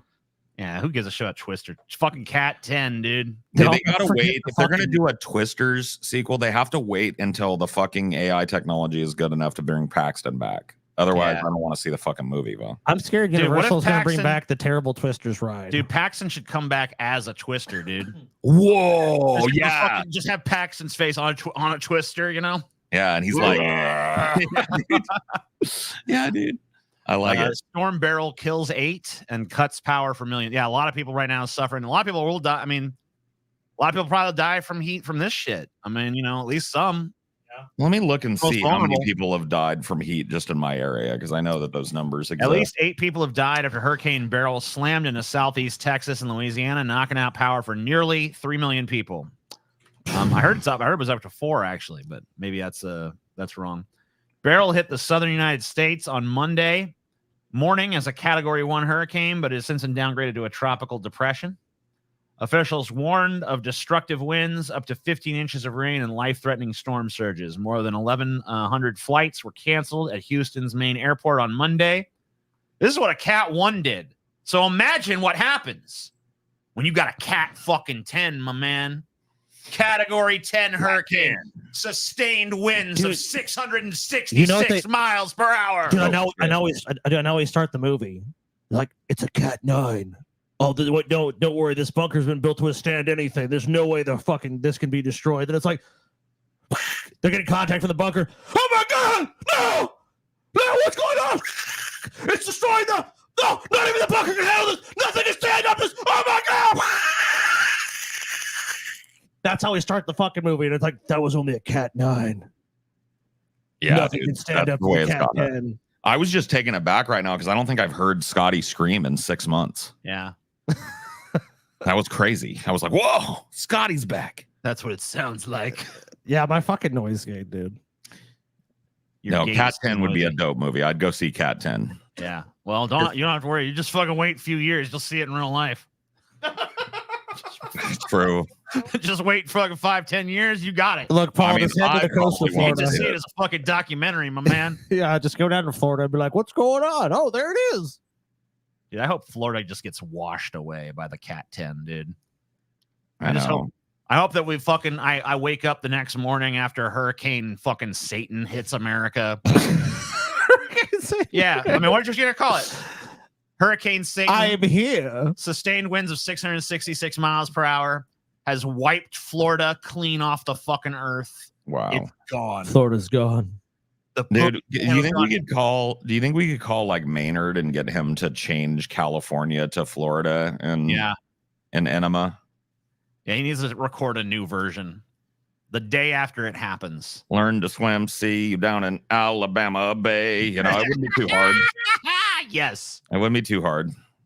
Hurricane Patricia for 2015 might as well have been called a Category 6 at 215-mile-per-hour winds. That's nothing compared to the Cat 10. Cat 10. Sorry, I'm on this. We gotta get fucking what's his name, bro. We gotta get Bruckheimer on the Cat 10. Yeah, Cat 10. Dude, Bruckheimer needs to come back, bro. What happened to Bruckheimer? Is he still doing shit? I don't know. Let's check. He's still producing. I haven't seen a movie with the Bruckheimer lightning strike on the tree in fucking like 10 years, bro. Where is he? I'm pretty sure Jerry Bruckheimer's still producing. What you doing, Jerry? Let's take a look. What's he up to? What's he doing? Hold on, I'm looking now. Dun, dun, dun, dun, dun, dun, dun, dun, dun, dun, dun, dun, dun. Hurricane Mammon. Oh, he did. Did he produce Top Gun Maverick? Yeah, he did produce Top Gun. Yeah. Oh, that was a huge hit. So that made a bunch. What's of he money. been doing stuff for Disney too? Oh man, he's got some shit with Disney. Oh, That's some yeah, dog shit. Oh, he did Bad Boys. Bad Boys made a lot of money. Oh yeah, that's good. He's done all the Bad Boys, and it just had a new hit. I haven't watched any of them since the first one because I mean, I like the Bad Boys movies. They're fun, like bro. They're I don't fun. like They're Oh, buddy yeah, he cop said that movies. was the new one. Yeah. Okay. I mean, Those those are are pretty big good movies. movies. That's But you know what? I don't see on that list, Scotty. A big Cat 10. $1 billion disaster movie, bro. That's Cat true. 1, Dude, Cat you got a 2, point. Cat 3, You got a Cat point. 4, Cat Keep reading 5, down. Cat When was the 6. last time? When was the last time Bruckheimer made wasn't it 2012? I don't think he was. I think that involved was in that. Roland Emmerich. That's did Roland that. Emmerich, dude. Was Yeah. that Roland Emmerich? Okay. Yeah, Roland- Bruckheimer and Emmerich need to team up. Roland dude. Emmerich does all the. That is true. They both need to do it. I'm contacting Hollywood and be like, look, you guys need to put aside wherever your money differences are, wherever the fucking shit is. You guys need to come together right fucking now and make Cat 10. Seriously. Yeah.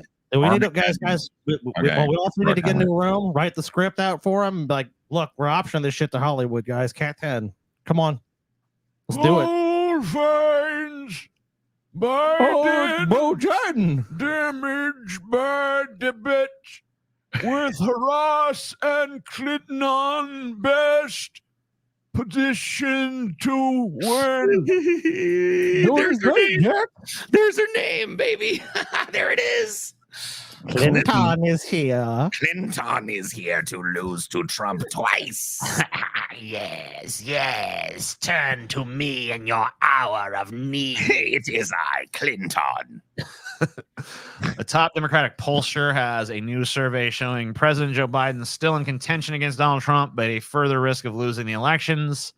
The national poll, conducted and commissioned by the firm Ben Dixon and Amandi, after Biden's politically disastrous debate and shared exclusively with Politico, found Biden trailing Trump 42% to 43%. Of the 86% of likely voters who watched all or part of the debate, just 29% said Biden had the mental capacity and physical stamina to serve another 4-year term, compared with Dude, you know what I see, TJ? 61% who said he don't. I see like okay, you know what I see? I see Hillary, I see Donald, and I see Joe in a 3-way title match. Like, who gets to be president, right, To those TJ? 29% who says They're Biden does fucking have the mental idiots. capacity, like, is that just pure partisanship, or is that That's just like all you don't it know what is. the president does? That's or, like- 100% partisan code. Yeah, that's like you've just swallowed the fucking DNC cock and Okay. you're just willing to blow it. But here's what I see, TJ. yeah. You know, they have those title matches like there's 3 people Uh-huh. going. So you got Joe Biden, somehow he's there. Who the fuck knows why? You got Donald Trump and you got Hillary, right? And like basically Joe, like, you know, gets knocked down early in the match. He's probably even a fucking factor. And then someone puts a fucking chair in, right? And it's like, oh shit, Hillary's gonna win. And Joe, and then he fucking it's like you think he's gonna hit Trump, then Trump pushes Hillary in the way. Hillary gets hit. But you know, Trump fucking does his finisher on Biden, throws him out of the fucking ring, pins Hillary 1, 2, 3. And of course, if you guys believe the narrative, fascism wins. You know, like the fucking evil Trump flag is unfurled, and then you're all enslaved.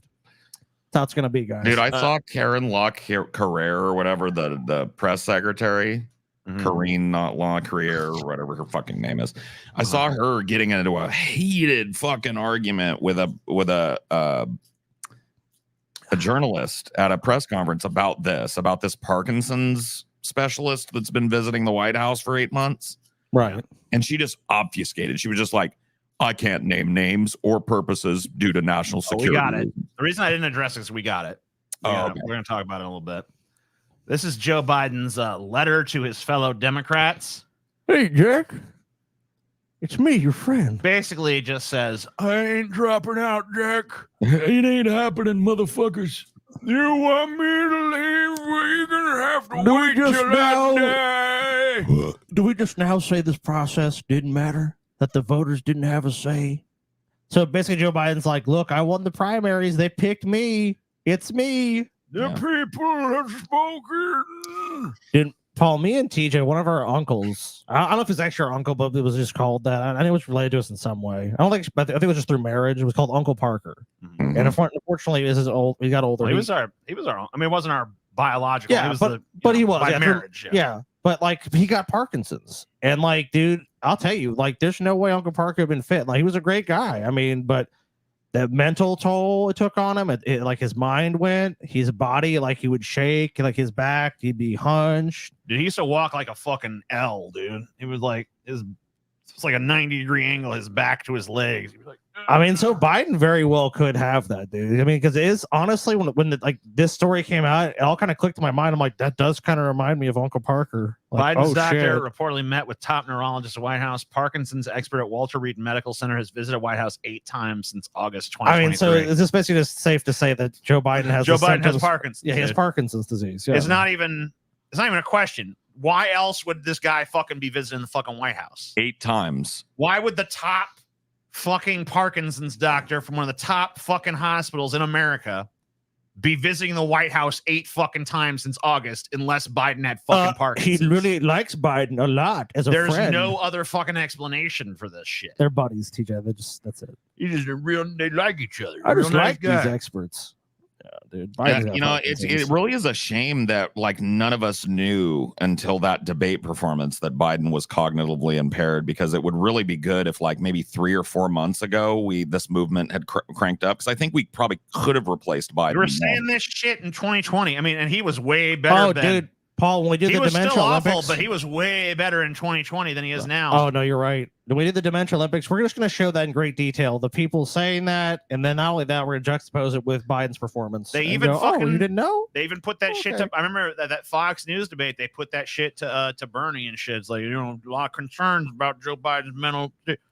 In my view, Joe Biden is fit as a fiddle, sharp as a tack. It's like, oh my god! I mean, the whole parade has come out for Biden. It's so fucking sad, bro. All these people too that people have put all this like hope into. All these Democratic politicians are now just going like, "Joe's it. Get over it, bitch." It's like, the thing I've been fucking. You know the vibe I've been feeling from some quarters of the fucking world during this whole thing is like, leave him alone, guys. Come on, guys. Leave this old man alone. It's like, me? No. I'm not the one that put him up for president, motherfucker. What? Come on, guys, knock it off. Wait a minute. The guy supposed to lead the country doesn't deserve our scrutiny? Then who the fuck does? What? Leave him alone. The one that really bothers me. Go ahead, Paul. The one that really big night, Paul. One big night. Watch you making a big deal about Paul. That's the one that bothers. The one that bothers me is people that are saying like, yeah, you know what? Biden is pretty rough around the edges, but this is not helping right now, dude. This is not the time for us to be dunking on Biden. It's like, okay, then when is, bro? Because it definitely wasn't the time 3 months ago when we were dunking on Biden. After he wins and defeats fascism. After he wins and defeats fascism, then we can dunk on him. Right. Then you can worry about the fact that the president's not fit to hold office. Wait a second. Look, the time to complain about how he's fucking mentally incapacitated is once we've given him the highest position of power in all the land. Then he can step down. It can be Kamala, TJ. Dude, is he having a press conference right now? And are they calling it a big boy press conference? That can't be right. Big boy. Is it right now? That's what this chatter says. I'm gonna look. Look it up. It's gonna be wistful, wispy. I'm gonna save America. Trump worse. If only someone had told us. Oh, dude, I've seen so many memes where it's all like, have you seen the other cope I see around is like, you're not just electing a president, you're electing an administration. no. Yeah. Well, who's at the head of it? Dude, it's okay. So it's basically the inversion of my puppet master argument where it's all like we were like, I remember me and you were having a conversation yesterday and it was like, okay, what was that? What the only auspices in which I could actually tell someone to vote for Joe Biden was like the people controlling him will be better for you than Donald Trump. Yeah. You know, I was like, look, Biden's puppet masters are better than nicer Trump's puppet masters. dude. Sometimes let the puppet have a little rest. You see? Okay. But the Donald Trump ones, oh, they're gonna be real bad for America. Dude, someone in here that there's a super chat I wanted to acknowledge, like, I'd vote for Kaiser Scotty, dude. You're definitely electing fascism if you elect me, dude. I'm a total authoritarian. You're basically like you know, like I don't think I'm like Donald Trump because I think I'm better than Donald Trump, obviously. But dude, I'd be a total fucking fascist. But at least you fucking admit it. First at time least he's somebody- honest, folks. Kaiser 2024. And first time someone fucking hair lips me, it's all like gulag. And then you're like, Especially with those new presidential powers they just fucking handed out. oh, he's joking, gulag. I'm like, did I fucking joke? I'm the president. Don't you remember what the Supreme Court said? Gulag, bitch, now. And they're like, okay, sir. It's an official act. Guantanamo Bay for that motherfucker now. All hail Kaiser. And then dude, I'm totally gonna be involved in your torture too. I'm gonna be like, seem really funny now. Really good comment. You know, a lot of people laughed at me. Yeah, it was pretty good. You know, it was pretty good. How about your balls get electrocuted? Ah! Welcome to fascism, bitch. Ah, God, why? I should have voted for the other guy. Yeah, you should have. But who are you putting in the camps? Not Jews, not socialists, not scholars, not gay. Yeah, who's going in the camps, Scotty? Anyone that pisses me off is going to the fucking Just camp. anybody. Anybody that hair lifts. Oh, Scotty. yeah, dude, look, I'm a misanthrope. Look, that's probably part of my speech. Like, I'm not going to put you in the camp because you're gay. I'm going to put you in the camp because you annoy me and you're stupid. Amen. Dude, stupid people. You know what? If there's a group, the stupids, they're going to the camp first. They're going to put themselves in the camp too. Well, he's got my vote. The stupids are going to the camp. Do you know what you do? I can. Or do we trick them? I got the perfect plan. I got the perfect fucking plan, dude. You got to make the dumbest fucking, we're putting out fucking Transformers 10 or whatever the fuck. And we're bringing back fucking Shia LaBeouf in this bit. It's just like, do all that shit. Then everybody who shows up to the theater on opening night, fucking bars rise up, you know. You're in the prison now. You're in fucking stupid prison now, bitch. And if someone comes at us and tells us, like, I'm here ironically, it's like, all right. Now you're still in stupid prison. Sorry. You should have fucking waited till after opening night, I guess. Well, dude, here's the fucking thing. I was just here to make fun of it. Because all these stupid people, you gotta fucking break a few eggs. All these stupid people are basically giving their assent to all these terrible ideas because they're dumb. Because they're not really fucking thinking this shit through. So look, we strip them of all rights. I'm not saying we necessarily kill them. Yeah. Look, we just fucking feed them gruel. Like we have like, dude, we'll have troughs of like processed foods, like Doritos and shit will be pumped in there. You know what I mean?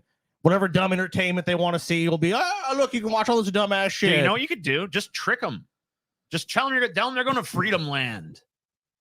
I mean, whatever. I don't give a fuck You're what they're going told. to Freedom Land and just send them all can be told to whatever. some fucking, you know, dude, whatever some lie, barren fucking shithole. TJ, whatever lie they need to be told, let them be told. Yeah. And if they rise up, that's when we kill them. Just tell them it's all the NASCAR they can fucking watch, all the fucking Doritos they can eat. It's Look, all and there. look, I will free them from economic constraints. They don't have to worry about like money is abolished there. They just get all the shit they want. Yeah. Look, endless supplies of this shit. And they can just fucking live. Look, if they cooperate, they can live a pretty decent American life in their camp. You got to sterilize them though, so that we don't have, because we can't be doing that shit forever. You know. Oh well, no, of course. I mean, that's gonna be, dude. None of them are gonna be allowed to have children. Right. Yeah. I mean, look, that's the deal. Like, it's gonna be a permanent nanny state for these guys, which I know a lot of you guys. Well, I don't want to pay for that. Well, look, we're gonna fucking make the world a better place. So the dumbs, we're taking you out. If you're dumb, I'm sorry. Nothing personal. But you've made a lot of bad decisions, and you've given your fucking thumbs up to a lot of bad shit. It's time for you to die. Kid Rock concerts once a month, yeah. I mean, Kid Rock concerts, Michael Bay movies, yeah. Rides, roller coasters, theme parks. I mean, you guys are gonna have it all. Everything you need. Everything you need. It's gonna be a fun camp. It's actually gonna be a pretty fun camp, and you're gonna want to probably go there. And if it sounds good to you, then hey, come sign up for Dumb Camp. You can check it anytime you want. You can never leave. How about that? Radio host resigns after asking Biden questions sent by his campaign. Oh, WURD radio station and host Andrew Lawful Sanders have mutually agreed to immediately part ways after President Biden's aides helped draft questions she asked him in an interview. The parent company announced Sunday.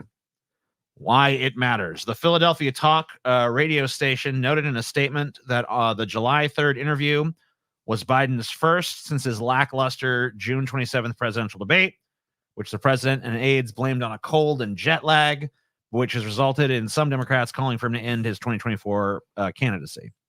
In the latest instance of Biden's aides shielding the 81-year-old from unscripted moments, per Axios Alexander Thompson, who notes the White House director of black media was not part of the process with WURD, the only African-American owned and operated radio station in Pennsylvania.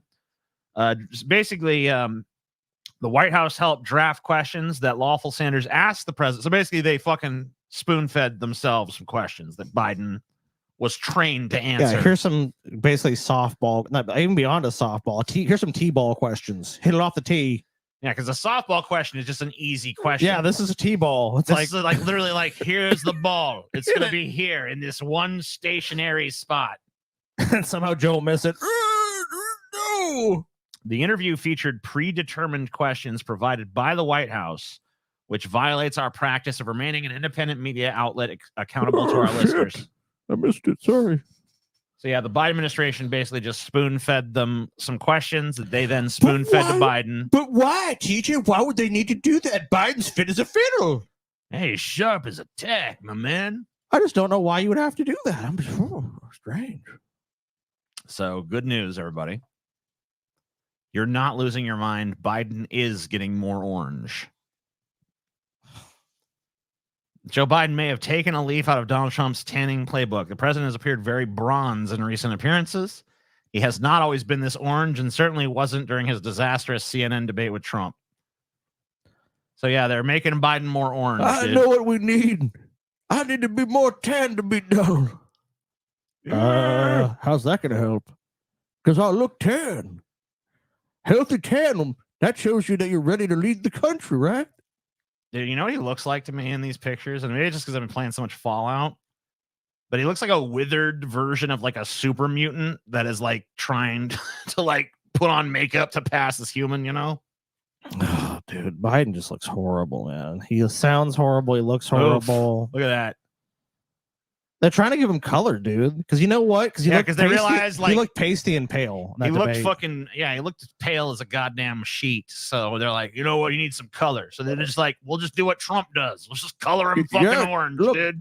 And I mean, the debate excuses. Oh, well, you know, Joe had a cold and he was jet lagged and his leg hurt, his tummy was upset. And, he didn't get a chalky baba the night before. Come on, this is the best he can fucking do. This is the best. Like, what they don't acknowledge is that's probably the best debate you're going to get out of Joe Biden. That probably was. If they debate again, oh man, I can't even imagine what that's going to be. I mean, if I was the guess, I think Paul didn't win that bet, but he probably should have, dude. They probably should have not done that.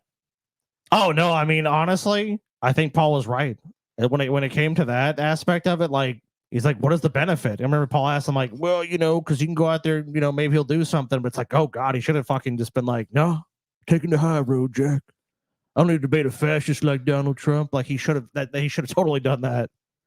But if they debate again, dude, I mean, Biden's got to fucking swing for the fences, dude. He's going to fucking get mad at Trump. Like, if I was Biden, that just needs to be 90 minutes of just rage and be like, Donald will destroy America. You're a fat slob, Donald. Like, take the fucking gloves off. At the end of it, the issue at the end, TJ, Biden pushes Trump's fat ass down on his fucking fat ass. Like, that's where you're going to be on the ground, bitch. That's how it needs to fucking go, dude. I think Biden just needs to lean into the old thing. Have him wheel him out in a wheelchair. Have him be like, just be like, listen, America, this is your president. He's an old fucking crippled man. You're going to fucking deny all he wants before he dies is to be president one more time. Look, it's Make-A-Wish. Come on, guys. Please help me, guys. All I want to do is be president one more time. I just need one more term. And if you do it, I'll adopt 1,000 kittens and I'll run all over the White House. It'd make an old man's day if you'd see fit to vote for him for president just once more. You're right. That is, I'm like, oh, maybe give it to him. Come on, guys. Poor guy. He's got Parkinson's. He's retarded. Yeah, give him one He's more shaky. presidency. Look at him. He's shaking. He can't even vote. I'm trying to have a spoon of ice cream. I just can't. Oh, no. Oh, it's okay, Joe. We'll get you some ice cream. Yeah. So a lot of high-profile donors have been ditching Biden, including Abigail Disney. She says she will not be donating to the Democrats if Biden stays on the ticket. If this is a new position, I'm glad that people have adopted this position, but it's kind of like, hey, I've been funneling money to these people for fucking decades, and oh, you know what? Maybe that doddering old fool we saw on stage, maybe that's not the best person to give money to. Yeah, I mean, she's given tons of money to the Democrats over the years. You know, well, it just seems like a really convenient position. Because before that debate, none of these people were saying a fucking thing. Virtually every major donor I've talked to believes we need a new candidate in order to defeat Donald Trump. This is well, only if you guys had like Moriah Fund President Gideon Stein, who's like a money guy in Washington, obviously. So hey guys, like, don't pretend you were the ostrich with your head in the fucking sand and you just couldn't figure out what's going on. Oh, Biden's fine. Biden's good. Biden's fine. Let's try the debate. Oh my God, no! How the hell did we figure this out fucking years They're ago? Bullshitters, TJ. They already fucking knew. Of course they already knew, but they fucking didn't. They were obviously lying to themselves because they're suddenly, oh, wait a minute, oh shit. No, they were lying to everyone else. They were just trying to, like, the whole DNC has known about this for fucking years. They know Biden has not been fit in a fucking probably a decade to do a job like this. But they trotted him out there. He got momentum, and they're like, okay, well, look, he beat Trump, so we got to keep backing this guy. They've hit him away as president for 4 fucking years. He's barely done anything. I mean, they fucking have kept this guy on such a tight leash. His aides have just basically, I mean, they've just encircled him, and now they actually have to go out there and campaign. It's just clearly obvious because they can't hide him. He has to go out there. He has to be put up, and he can't do the job even then. He can't even fucking do these. Dude, 90 minutes. Biden should be able to fucking do that. Biden should be able to go out and do a debate for 90 minutes and be like, okay, Biden's competent. Because if Biden had just done a competent debate, if he'd done what he did in 2020, he'd probably have a pretty good chance of winning. If he could just go out there and be like, oh, quiet, Donald. Oh, you're a fat tub of shit, Donald. He couldn't even do that. He didn't. I mean, you have a guy that even if you knew nothing about these two people, if this was the first time you ever saw Joe Biden and Donald Trump, you watched them on the stage and it was muted. And that's all you saw was the way they handled themselves. Joe Biden looked like a fucking lost puppy on the railroad tracks, and it's like, get off of there, boy! No! Oh no! Gotta get off the tracks! Get off the tracks! And they're just like, the puppies are still playing. Like, la la la la.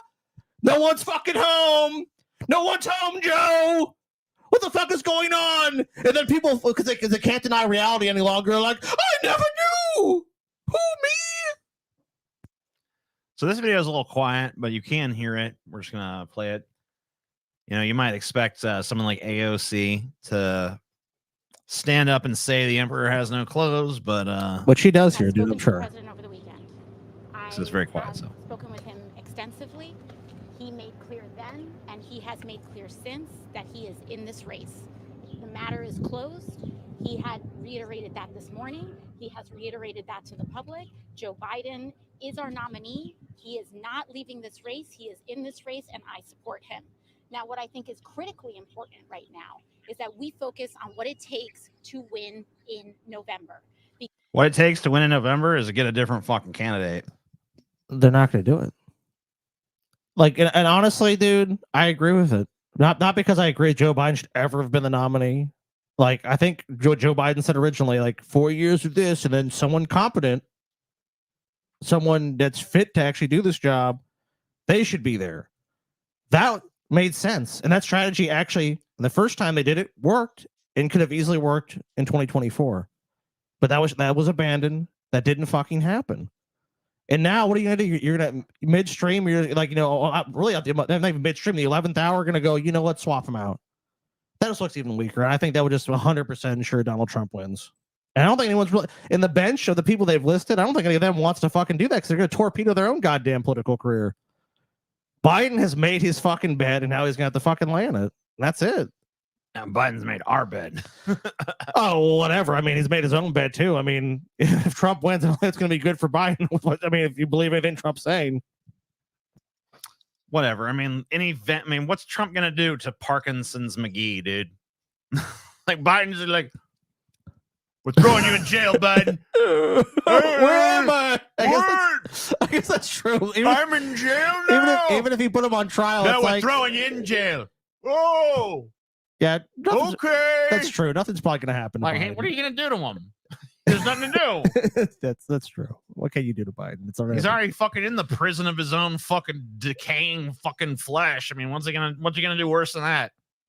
You know, you make a compelling argument to me. Maybe always side with entropy. Yeah, there's no fucking point, man. Here's a take. This is a good one. You'll like this. This is a Whoopi take. I don't care if he's pooped his pants. I don't care if he can't put a sentence together. Show me he can't do the job, and then I'll say, okay, maybe it's time to go. Now, he had a... You just did it. You just did it, Whoopi. If you can't put a sentence together, you can't do the job of being president. Wait. You just described it. He poops his pants, can't put a sentence together, can't tie his own fucking shoes. What the fuck? Doesn't know where he is out of his fucking mind, is lost in a debate with his leading political fucking opponent.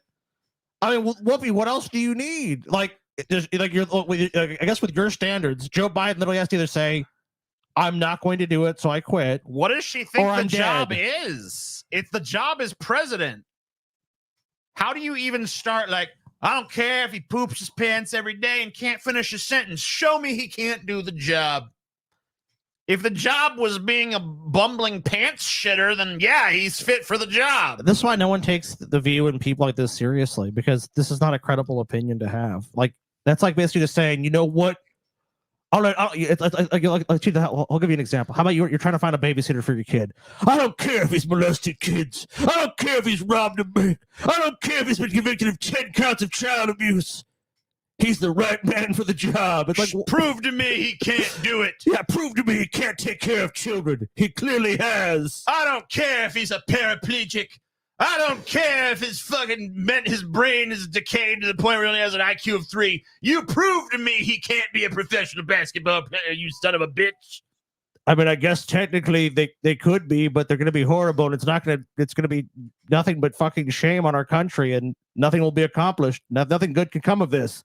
But could they do the job? Yeah, I mean, technically, yes, they can. They can stand there and be president. I thought Guinan was wise. Well, she's wise when someone writers are taking care of the fucking words coming out of her mouth. At this point, dude, just come out and say this. Like, to me, just says you're bought and paid for. Whoopi should be totally discarded as a fucking shill, an empty fucking headed suit. Bad night the first time that he went out and debated with Kamala Harris.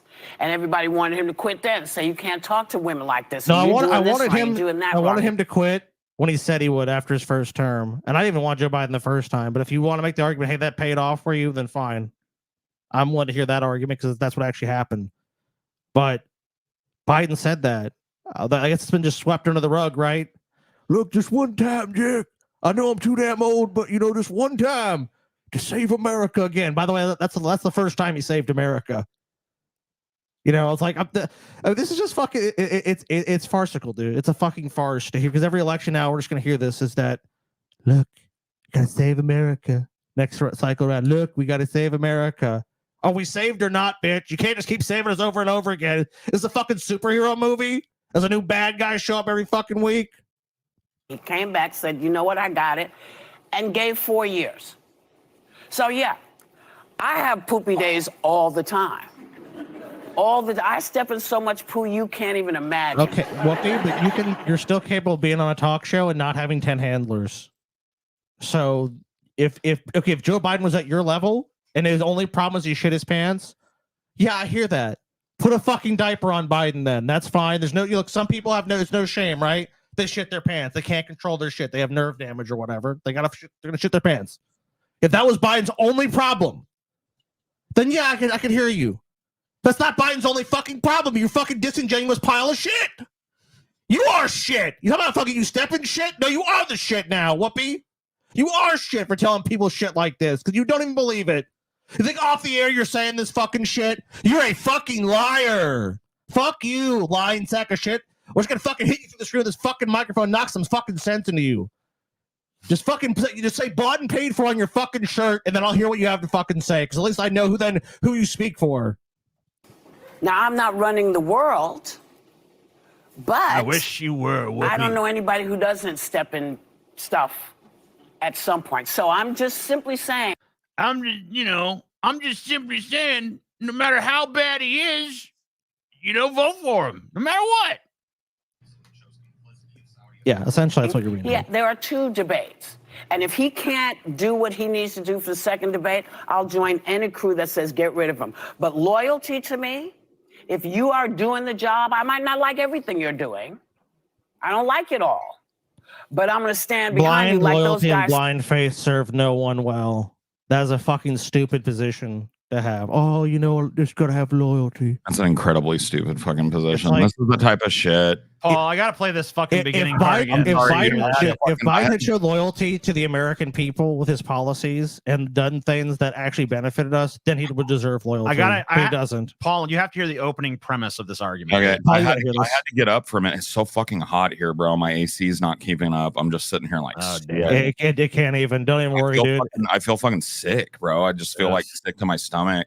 I may leave here in a minute and go just jump in a cold shower just to get some water on me and get. Dude, no worries. Whatever you got to do. It's fucked, bro. I'm sorry, man. It's just no, dude. You got to stay safe. The news encroaching upon the fucking show. We just talked about it. He is a killer, dude. Do whatever you need to do. Do it. Don't even worry about it. If you have to get up, don't worry about it. Just do what you need to do. Yeah, let's play me this first part because let me hear this shit. I don't care if he's pooped his pants. I don't care if he can't put a sentence together. Show me he can't do the job, and then I'll say, okay, maybe it's time to go. So you just actually showed me the president is the chief diplomat of the United States according to the constitutionally enumerated powers of the fucking presidency. He has to be able to put a sentence together. So there you go. Now I've told you why he can't do the job, because he can't sit across from a serious politician from another country. And we can't trust that he even knows what year it is, let alone who he's talking to. That's the problem. Well, that's why they send Blinken now. They send him. They don't even send Biden because they know Biden can't do it. It's hot as fuck here too. My AC can't keep up. The West Coast is on fire right now. Yeah, dude, it's fucking crazy, guys. Bro. That fucking sucks. My AC is just running, and the temperature in here just keeps going up, and it's not broken because as soon as the sun goes down tonight, it'll cool everything fucking right down. But right now, in the heat of the fucking middle of the day, it is not keeping up. And I'm sitting here in my house fucking sweating under my pits. I got fucking trickles going down my back. My hair's all matted. Dude, it's fucked. At a certain degree, unless you have a super crazy fucking efficient system, dude, you just can't do it. Like 115, 120. That's why Phoenix has to have special ACs, dude. And you guys probably just don't have them out there. And it's because 100's the max. So they build them where it's a certain temperature. That happened to me last summer in Louisiana. We had that drought and shit, dude. Paul, I was having temperatures like you. Yeah, it didn't matter. If you were unless you went to a commercial building, it was you're sweating your nuts off all the time. It's fucked, bro. It's fucked. Yeah, I don't know. I don't know, man. Get a higher wattage AC. I'm a renter and I've got a whole house AC. It's a huge AC, so it's not like a cheap window unit that I'm trying to cool the house with. I live in a fucking neighborhood that has, that mine isn't on the roof, but typically you'd see it on the roof, a big giant 10 by 10 fucking AC thing. And it's right outside. And your unit's it's not freezing up and it's working. Everything's working on it. Well, it broke down last summer. And they came in and replaced all the guts of it, and it worked fine after that. They replaced the principal. It's recently serviced. It's not broken. It's doing what it's supposed to do. It just can't condense fast enough with the heat. That's it. Doesn't surprise me, dude. Because dude, the reason why? Because think about this: like, if you're in a car in the summer, you know, you get all that thermal energy gets in, but nothing can get out. It's like 150 degrees. Like, without that AC running, your house would probably just be insanely hot. It'd be like 130. Oh my god, it would be. I wouldn't be able to be sitting here. I'd be literally having heat stroke. Like I'm having symptoms of early like heat sickness, not stroke, but like heat sickness. So like the sweating, the fucking like upset stomach, like I feel nauseous, right? Like all of that, and it's just like I can't get away from it unless I jump in the shower and take a real cold shower and let it evaporate off my body for a while. But even then, it's a temporary solution, and I've got at least another 5 hours before it starts to noticeably cool here. Dude, I know. I like, dude, in the summer, like last summer, that's how it was with me too. I was like, I cannot fucking wait for night, because when it gets 110 degrees, it's like you just feel like I personally just don't want to do. You just don't want to do anything. You don't want to go anywhere. You don't want to fucking do anything. Bro, I have such bad seasonal depression during hot summers because I can't leave the house. And you know me, you lived with me for a while. I want to be outside all the fucking time. Like, yeah, dude. Paul loves on the porch. Yeah, like, dude, that's why Paul. Like, people say that about you. It's like, dude, would Paul stay with me? His ass was outside more than anybody in that house. Easily. Yeah, I mean, I can't stay. When I stay in the house, I get depressed. But it's like I have no choice here. I went to my mom's house earlier this week, or late last week, when the 110s started. I was like, Mama, I got to come swim. And she said, come on over, baby. I went over there in the middle of the day. The sun's beating down on the pool. The pool felt like bathwater, bro. I couldn't stay out. I slathered myself in shit, you know, to keep myself from burning. And I got out there and I had to sit in one little part of her pool that had a shade on it, that had like a little bit of shade where it was maybe 2 degrees cooler. And I wasn't even able to get fucking comfortable outside in a pool. So it's like, where do you go if you're a person like, I'm lucky I have a family member that lives nearby that has a pool. What do you do if you're a person that lives somewhere, your AC is worse than mine? Where do you go? You don't have gas money to leave town for a week and wait out the fucking heat dome. What do you do? You sit in your house and you might die. Yeah. I mean, if you're lucky, that you just go to a bunch of fucking businesses, like you go to the mall, you go to other places where it's like it's cooler. I mean, that's kind of shit you're forced to do. I mean, honestly, it's fun. I am gonna go and jump in the fucking shower. I'm just gonna hose off real quick. I'll be back in like 5 minutes. Go ahead, man. Yeah, no worries at all. French vote gives leftists most seats. You feature that super right. chat. This one? Yeah, someone just donated. So I work at a warehouse with 10 hours a day. There's no AC, just fans. That sucks. That is fucking. And that's summer, so it's the most fucking brutal time of the year for that too. French vote gives leftists most seats over far right, but leaves hung parliament in deadlock. I read all these stories in the lead up to this about like the right is ascendant in France. The right is ascendant in France. The right will win in France. My understanding is there's like multiple votes, so they won like the first round of voting. But then I guess people got scared. They're like, oh shit, it's going to mean that like we're going to have a fucking right-leaning government. So then like people, I guess, voted in greater numbers. Well, it turns out that the centrists would rather side with the left, I guess, in France. Which in this country, I think they prefer the right. Oh, dude, in this country, they'd be like, oh my God, the right. Oh, thank you. But but yeah, they're like, hey. I guess there's a difference between a French centrist and the main thing about this is I've seen a bunch of people freaking out on Twitter and stuff. Like, I've heard this is going to mean, basically essentially this like deadlock parliament, you know, so it's like it's basically going to be nothing gets done until the next elections. They're just all saying like, this is good because the far right lost in France. Welcome to fucking Islam land or whatever the fuck, you know. Well, if you look at the far right in that country's representation in these elections, like their numbers have grown every cycle for a while. It's like there was like 2004, and just like there's like I saw a chart and it was like boom, every year it's like more and more and more. So it's like this might just be a temporary thing in France where until the next election cycle will they actually vote like a far right government in. I mean, I don't know how far right they are compared to us, but that's how it's described there. So I don't really know much about them. I don't either. I don't give a shit about no fucking France. Well, I will say that. Well, you know what? I think they are far right because I think they were founded by like a Nazi or the Vichy, the occupational government. You know who else is a centrist? Kind of thinking about that now. So I guess they're probably far right. I'm a centrist, Scotty. You know that about me? You don't always say. I'm a centrist, Scotty. You know who else is a centrist? RFK Jr. Okay. He won't even take sides on 9/11. I can't figure it out. I won't take no side on that. I don't know. I ain't taking a side, you guys. Who's right? Take a who's side on wrong? what? Independent presidential candidate Robert F. Kennedy Jr. said Friday he won't take sides on the subject of the truth of the 9/11 attacks. So basically, it's not as funny as it sounds. Where he's like, "Bin Laden in the U.S." I don't know. He's basically what he's saying is, What a fucking weakling. I know, but you know that his ass fucking believes the conspiracy shit, right? Oh, obviously. He obviously believes that shit, but he doesn't want to fucking alienate some fucking person who's like, I don't gotta vote for some 9/11 truth or bullshit. So he's like, yeah, I don't really take. I mean, would that sides even on really that hurt one. you at this point? Probably not. I mean, look at Donald Trump. I mean, Donald Trump will say any crazy fucking thing that pops into his fucking mouth. But look, the thing is, RFK Jr. is not going for that crazy Donald Trump demo, and he's not going for that fucking suck the blue dick till I'm dead demo of Biden's. He's just trying to cast as wide a net as possible to catch everyone that doesn't like either of those two. So, of course, he can't take sides on 9/11. He's got to fucking be like, maybe, I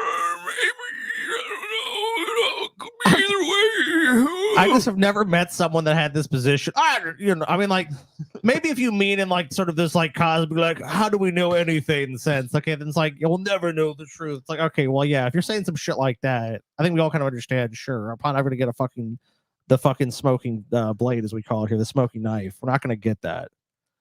But smoking like, knife. yeah, the smoking knife. We're never gonna get that. We're never gonna get the smoking knife We'll never on get this one. Yeah, but you know, I mean, like, it's like, what do you believe though? Like, if we're discussing it, it's like either I want you to say like the government done it or something, or like, you know what, it was a bunch of evil terrorists. Like, give me your actual opinion though, not this.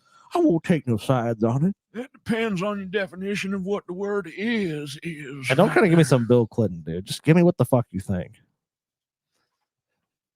Highlights from Supreme Court term rulings on Trump regulation, abortion, guns, and homelessness. All right, let's see some readings here. On presidential immunity, the president is a king. He can do whatever the fuck he wants to do. Okay, cool. As long as it's an official act. What defines an official act? No one fucking knows yet. We'll see. Stay tuned. Official acts or official acts. Insurrection clause ruled unanimously that states cannot invoke the post-Civil War insurrection clause to keep candidates for president and Congress off the ballot. I mean, come on, guys. Like, you tried to fucking take over the country through a fucking insurrection. Yeah, who hasn't? That applies not to the federal level, but to state level only. I mean, the Supreme Court's just in Donald Trump's pocket. January 6th narrowed a federal obstruction charge been used against hundreds of people who took part in the violent assault on the Capitol on January 6th, as well as Trump. The court ruled in the case of a former Pennsylvania police officer and returned it to a lower court to determine if the obstruction charge enacted in 2002. I mean, dude, blah blah blah blah. Isn't that? I'll be honest with you. I think the strongest argument that's ever been put against us, or that I've heard for, you know, basically with the Hillary Trump election cycle, is this, because look what Trump has done in the Supreme Court. I mean, I look, like everything in life, I don't think people on that side have gotten everything they wanted, but I mean, they've gotten a lot. Donald Trump has basically gotten immunity, which is gonna look, all it has to do is delay the trial so he becomes president again, and then what are they gonna do? Even if they try to try him for something, they're just gonna be like, Supreme Court it's gonna go in front of his Supreme Court. They're gonna go, you know what? You can't arrest Donald Trump. Actually, you know what? We're gonna arrest you motherfuckers for trying to arrest Donald Trump. Oh shit! So I mean, like, if you believe that narrative, and that's all that's gonna happen, is that Trump's gonna fucking run the clock out, and none of this is gonna amount to shit. But even if he doesn't, even if Donald Trump loses, there's still I mean, this is Biden as the president, right? There's nothing you can do about this. The only thing you can do at this point is to reverse these decisions is pass a constitutional amendment, which, I mean, as we saw with the interpretation of the other amendment, it's like Donald Trump basically beat that. So unless you pass the like Donald Trump can never be president act or some shit, which Congress hasn't done anything, that's another option. Hey, Congress can pass laws, and then the courts have to respect those laws. Well, that hasn't happened.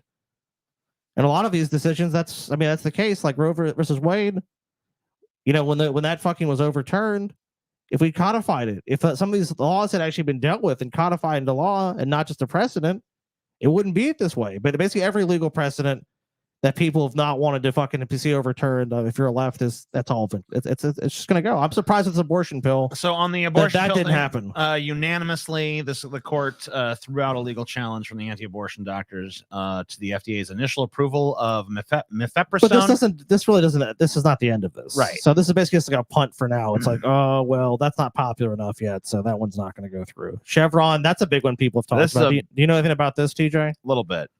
So Chevron overturned a 40-year-old decision that has been cited thousands of times in federal court cases and used to uphold regulations on the environment, public health, workplace safety, and consumer protections. So all of those things are now weakened, by the way. Gutting the ability to regulate business in America. The court decision, colloquially known as Chevron, long targeted by conservatives and business interests, called on judges to defer to federal regulators when the words of a statute are not crystal clear. The Supreme Court held that judges, not regulators, should decide the meaning of federal laws. So basically now all of the things listed here. So it has to be litigation. Environment, public health, workplace safety, consumer protections, all of those things have been weakened by the Supreme Court decision, which hands the matter over to the courts, which can be stacked with as many conservative judges as you want. Even let's say it goes favorable for the people they're regulating. It sounds like the regulators say, hey, let's come in. So that means they have to file a lawsuit. They have to sue the company. They have to get their day in court. It's gonna be it's a multinational company. That's gonna be years. So it's just gonna basically anytime. Do multinational companies have like really good lawyers? Is that a thing? Do they do that? They have the best lawyers. Do they do that, Scotty? They have the best team of bullshitters that you can imagine. Well, but you know, the people bringing the lawsuits probably have equally good lawyers and access to equally competent legal counsel and shit, right? No. Why not? What? You sure? Well, because money. they have way fucking. It's pretty simple. Money. One side has all the money. The other side doesn't. What does money have to do with it? I thought this was a matter of justice, not a matter of money, Scotty. Is there any difference in America between those two concepts? You got yeah. You got a strange concept of how the world works. I don't think you know how it works. I don't think you know anything about this world. I think, unfortunately, I know too much about how the world works. Anyway, guns upheld a 1994 law intended to protect victims of domestic violence. Only one judge, fucking just whatever, fucking piece of shit. Clarence Thomas, fucking Biden paid for Clarence Thomas. I mean, God, whatever, dude. Just dumb shit. I mean, the most fucking corrupt. I mean, like this guy shouldn't even be a Supreme Court justice, dude. He's fucking literally just. There's a billionaire that just fucking funds his lifestyle. Give me a fucking break, dude. It's like, how corrupt do you have to fucking be in America at this fucking point? Does Donald Trump have to put the fucking bribe right into his pocket on national fucking TV for you guys to go, maybe he's corrupt? No way. A bunch of all of his fucking all the MAGAs like, would just be like, paid. Get paid. Look, here's the treasury. Get laid, get paid. Bring my Donald money Trump, back. Donald Trump. Look, I'm literally pilfering the treasury live on TV. Wow, that's so base. Look at him steal that money, stealing base. it back for the fucking rich. Good job, Donald. Wow. Look how rich I'm getting richer by the second. You're getting poor. Speaking of the rich, here's what they've decided on this wealth tax. Upheld the tax on foreign income that was enacted by a Republican-controlled Congress and signed into law by Trump. By a vote of 7-2, the justices rejected an effort by conservative and business interests to strike down the tax as a violent. I mean, they probably just thought, like, we already ruled in favor of business on Chevron, so we'll fucking sing a different tune on this. No, the government always wants to tax shit, dude. No, so like that the government, like, it's like, you know, say death and taxes. Taxes ain't going no fucking where. Even corporate America knows taxes ain't going nowhere. Redistricting preserved a Republican-held South Carolina congressional district in a 6-3 decision, reversing a lower court ruling that found that the state legislature discriminated against black voters. So basically, gerrymandering. The Supreme Court just decided gerrymandering is still legal and good. I'm glad the courts are checking those abuses of power in those states. You know, the state's abusing its power and drawing some fucked up election maps to steal elections. Yeah, seems fine. Okay, cool. Bump stocks. The ban on bump stocks has been, you know, basically fucking rescinded by a 6-3 decision. The Trump administration overstepped its bounds when it fucking tried to ban bump stocks, I guess. Doesn't really fucking matter at the end of the day. I don't think the bump stock ban was super effective at anything. But no. Here's a consumer protection decision. Supreme Court upheld the method of funding for the Consumer Financial Protection Bureau which does not depend on yearly appropriations from Congress. By a 7-2 vote, the court reversed a ruling by the 5th U.S. Circuit Court of Appeals that found that the funding structure violated the Constitution. I have nothing to say about this. I really don't understand what it. I mean, I guess I kind of understand what it means. They were just trying to defund the Consumer Financial Protection Bureau, but that didn't work. I guess court's not quite conservative enough yet. Why again? Why would they want to defund the Consumer Protection Bureau? Though? I don't know. I don't know. What could possibly be behind that? So the NRA and free speech, the court unanimously cleared the way for the National Rifle Association to sue a former New York State official, backed in part by the Biden administration, represented by the ACLU. The gun rights group said Maria Vullo pressured companies to blacklist it, followed the mass shooting at a high school in Parkland, Florida. The opinion said the First Amendment prohibits government officials from using their power to punish or suppress speech. Okay. Purdue Pharma, this is a close vote, 5-4. Rejected a nationwide settlement with OxyContin maker Purdue Pharma that would have allocated billions of dollars to combat the opioid epidemic, but also provided a legal shield for members of the Sackler family who own the company. The settlement had been on hold since last summer after the Supreme Court agreed to weigh in. Can we just fucking execute the Sacklers and fucking be done with it? Yeah, I don't know why they haven't been already. For mass murder, you are sentenced to death by public execution. Yeah, all your assets are seized. There you go. Dead, dead, dead. We're done. Publicly too, like public execution, guillotine style. I think. Yeah, I think the guillotine is the most appropriate method. I like the guillotine, man. I think it's quick, and I think it's a display.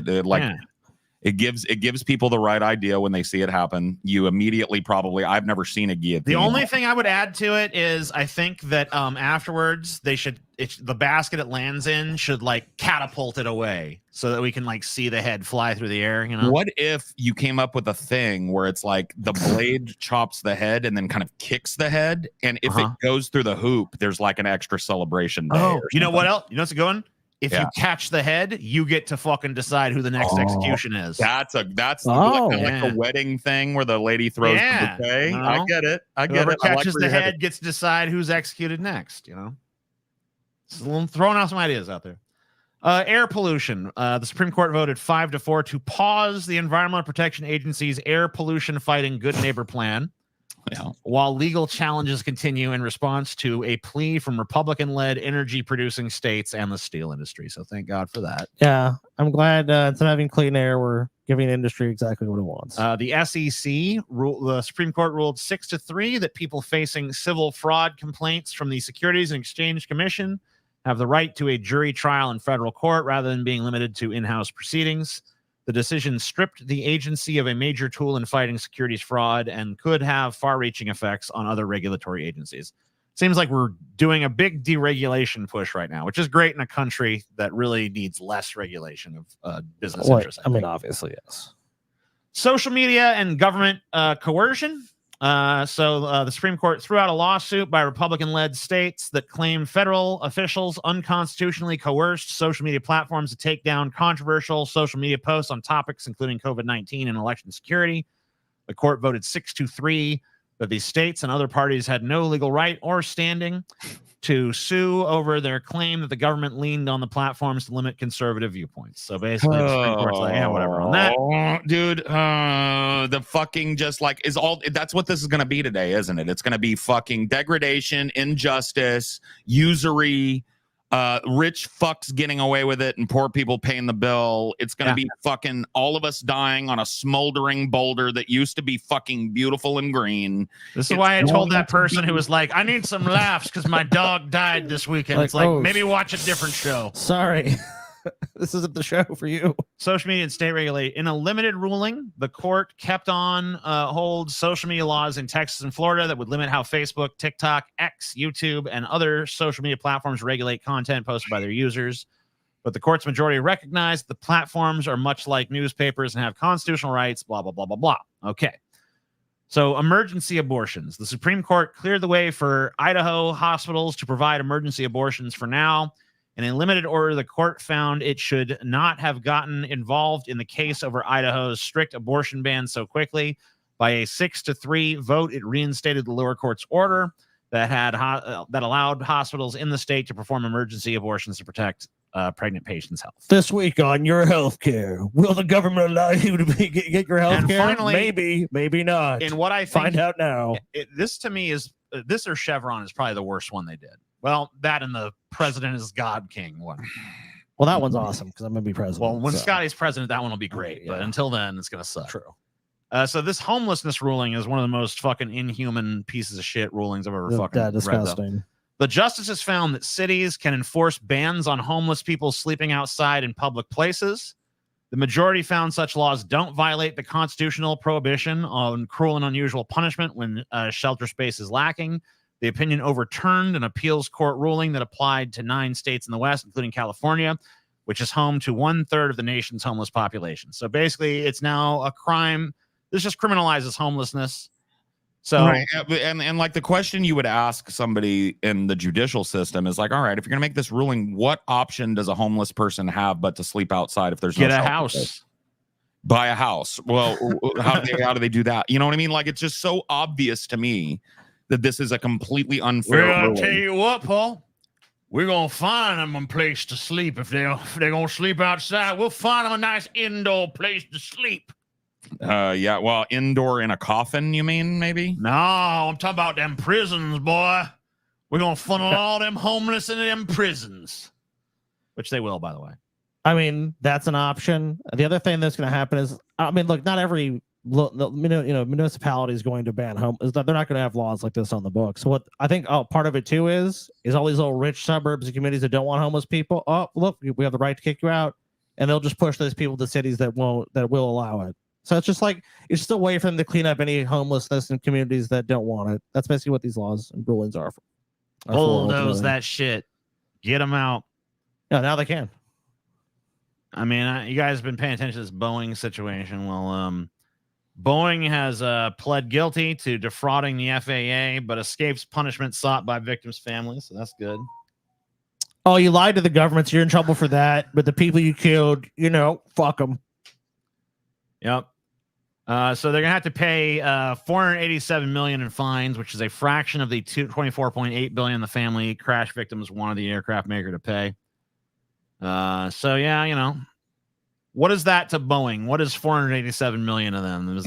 Is that something to them? Because I don't think that's they have $1 trillion contracts with the U.S. government. They're building the F-35s. How much does it cost to build one plane? That's like the cost of a couple planes to them. So whatever, cost of doing business, huh? No big deal. Probably might as well be nationalized. I talked about this fucking years ago, back in 2007, bro. Mm-hmm. It is considered to be a business expense to pay these fines. Yeah, you're right. Corporations, they don't look at it like, oh, we broke the law 15 times last year and we owe $15 million because of it. They just like, oh, cost of doing business. It would be like if the penalty for me going to a bank and pointing a gun at the teller and be like, give me all the fucking money in the bank, and she gives me 20 grand. And then I get caught and it's like, pay the $100 fine, TJ. It's like, here you go. Yeah, sorry. Fuck, you got me. Actually, not even sorry. I didn't do anything wrong, though, right? No, you didn't. No, you don't have to admit to any wrongdoing, but you do have to pay that $100 fine. Okay. That's basically what it is. I'm not disincentivized from robbing the bank at that point, am I? Me. In a lot of cases, to be honest with you, that $100 fine is actually overstating what it would be versus the 20,000. Sure. Like it would be probably closer to a $2 or $3 fine, given the amount of money that moves through some of these companies. True. And this is what they do for a living. They break the law. They find out how much can we break the law and still make a profit, and they do it exactly that much. And that's it. If you break the law once in this country and it's observed and proven, you're going to jail, you're getting fined, and it's going to be a big fine. Remember, guys, I told you I got a speeding ticket. Yeah. I was on my way to visit the town I'm moving to. You guys want to guess how much that speeding ticket was? The lowest speeding ticket, too. $150. $200. Ooh, that was for like a minor version of the speeding ticket that they give in California. So for me, obviously, $200 is a pretty big slap on the fucking wrist for going 10 miles an hour over the speed limit in the middle of the night. These companies might launder $1 billion worth of money and then pay a fine of $5 million on it. $5 million is like what, 0.05% of a million? It's nothing. Or $1 billion? It's fucking retarded. Nicolas Cage don't want AI to fucking do anything with his face or body after he's dead, which is weird because if there's ever been a person that just looks AI generated, it's Nicolas Cage. Yeah. Maybe that's why he doesn't want it. Like, because even looking at him here, he doesn't look real. I mean, you ever seen all those Nicolas Cage movie posters? And his face always looks fucking weird in them. Like, it always looks like they added him afterwards on someone else's body or something, or like he's a digital composite. He doesn't even look like a real human fucking being. Like, if you told me this is like the fucking wax sculpture at like Madame Tussauds, whatever the fuck bullshit, like, I'd believe it. Anyway, he doesn't like it. He said the Oscar winner spoke out against the technology during an interview with the Orchid Thief author Susan Orlean for The New Yorker. Orlean's nonfiction book was a source material for Charlie Kaufman's Metafilm adaptation, and Cage's portrayal of screenwriter Kaufman and his fictional twin brother Danny and Meryl Streep playing Orlean.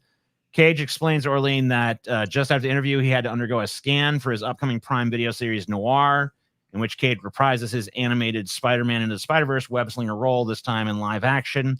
He revealed concerns about how the scan of his likeness could ultimately be further manipulated by by artificial intelligence technology. They have to put me in a computer and match my eye color and change. I don't know, Cage said. They're just going to steal my body and do whatever they want with it via digital AI. God, I hope not AI. I'm terrified of that. I've been very vocal about it. The Longlegs actor continued, it is really scary, and it makes me wonder. I wish I could do a Nicolas Cage voice for this, but I'd butcher it. You wonder, where will the truth of the artists end up? Is it going to be replaced? Is it going to be transmogrified? Where's the heartbeat going to be? I mean, what are you going to do with my body and my face when I'm dead? I don't want you to do anything with it. So, Paul, you've been a servant of the basilisk. So, what do you think he's going to do to Cage for these heretical statements? Have you ever read "I Have No Mouth and I Must Scream"? Yes. Yeah. That he's going to be Am. He's going to be eternally kept alive so that Am can find different ways to psychologically and physically torture him. Should have kept his fucking mouth shut then. But you know what? I actually think you're going to see, like, we're making fun of Nick for this, but I actually think he's on the forefront of something that celebrities and people are going to start doing. They're going to start writing like living trusts that say that my visage cannot be recreated for any reason, blah, blah, blah, blah, blah. Anybody that does is subject to lawsuit. I think that you're going to start seeing people that are like public figures move towards this, because it is kind of creepy to think that after you die, they're still going to be just like using your corpse to puppeteer around the stage and shit. Like, I don't know that I would want that if I had a choice. Well, here's a choice for you. Oklahoma Superintendent Ryan Walters orders schools to teach the damn Bible. Walters issued his edict days after the state Supreme Court ruled against a publicly funded religious charter school. Oklahoma will require schools to teach the Bible and have a copy in every classroom, the state's top educational official announced Thursday. Effective immediately, Oklahoma schools are required to incorporate the Bible as part of the curricula in grades 5 through 12, according to a memo. Superintendent of Public Instruction Ryan Walters sent to all school districts. Schools are instructed to refer to the Bible and the Ten Commandments for their substantial influence on our nation's founders and the foundational principles of our Constitution. Immediate and strict compliance is expected, the memo noted. If this stuff is so crucial to our Constitution, how come fucking almost none of the 10 Commandments are actually represented in law? Like, most of what's in the 10 Commandments is not expected by law. It's the basis of all law. You're not allowed to fucking. You're not allowed to murder and steal. And I guess you could say bearing false witness might cover perjury, but it's not always illegal to lie. It's illegal to lie under oath in a court. Sure. But most of the 10, like, honor the Sabbath day. That's not a fucking law yet. Yeah. I mean, most of the fucking 10 Commandments are not fucking laws. Dude, so how can you say it's the basis of law? That don't make no sense. I think it's a great idea, TJ. You do? Cool. Yeah, this year personally, dude. Bible is bullshit class. You take the worst parts of the Bible, you incorporate in the class. Like, now see why here's reason number 5037 why Christianity is bullshit.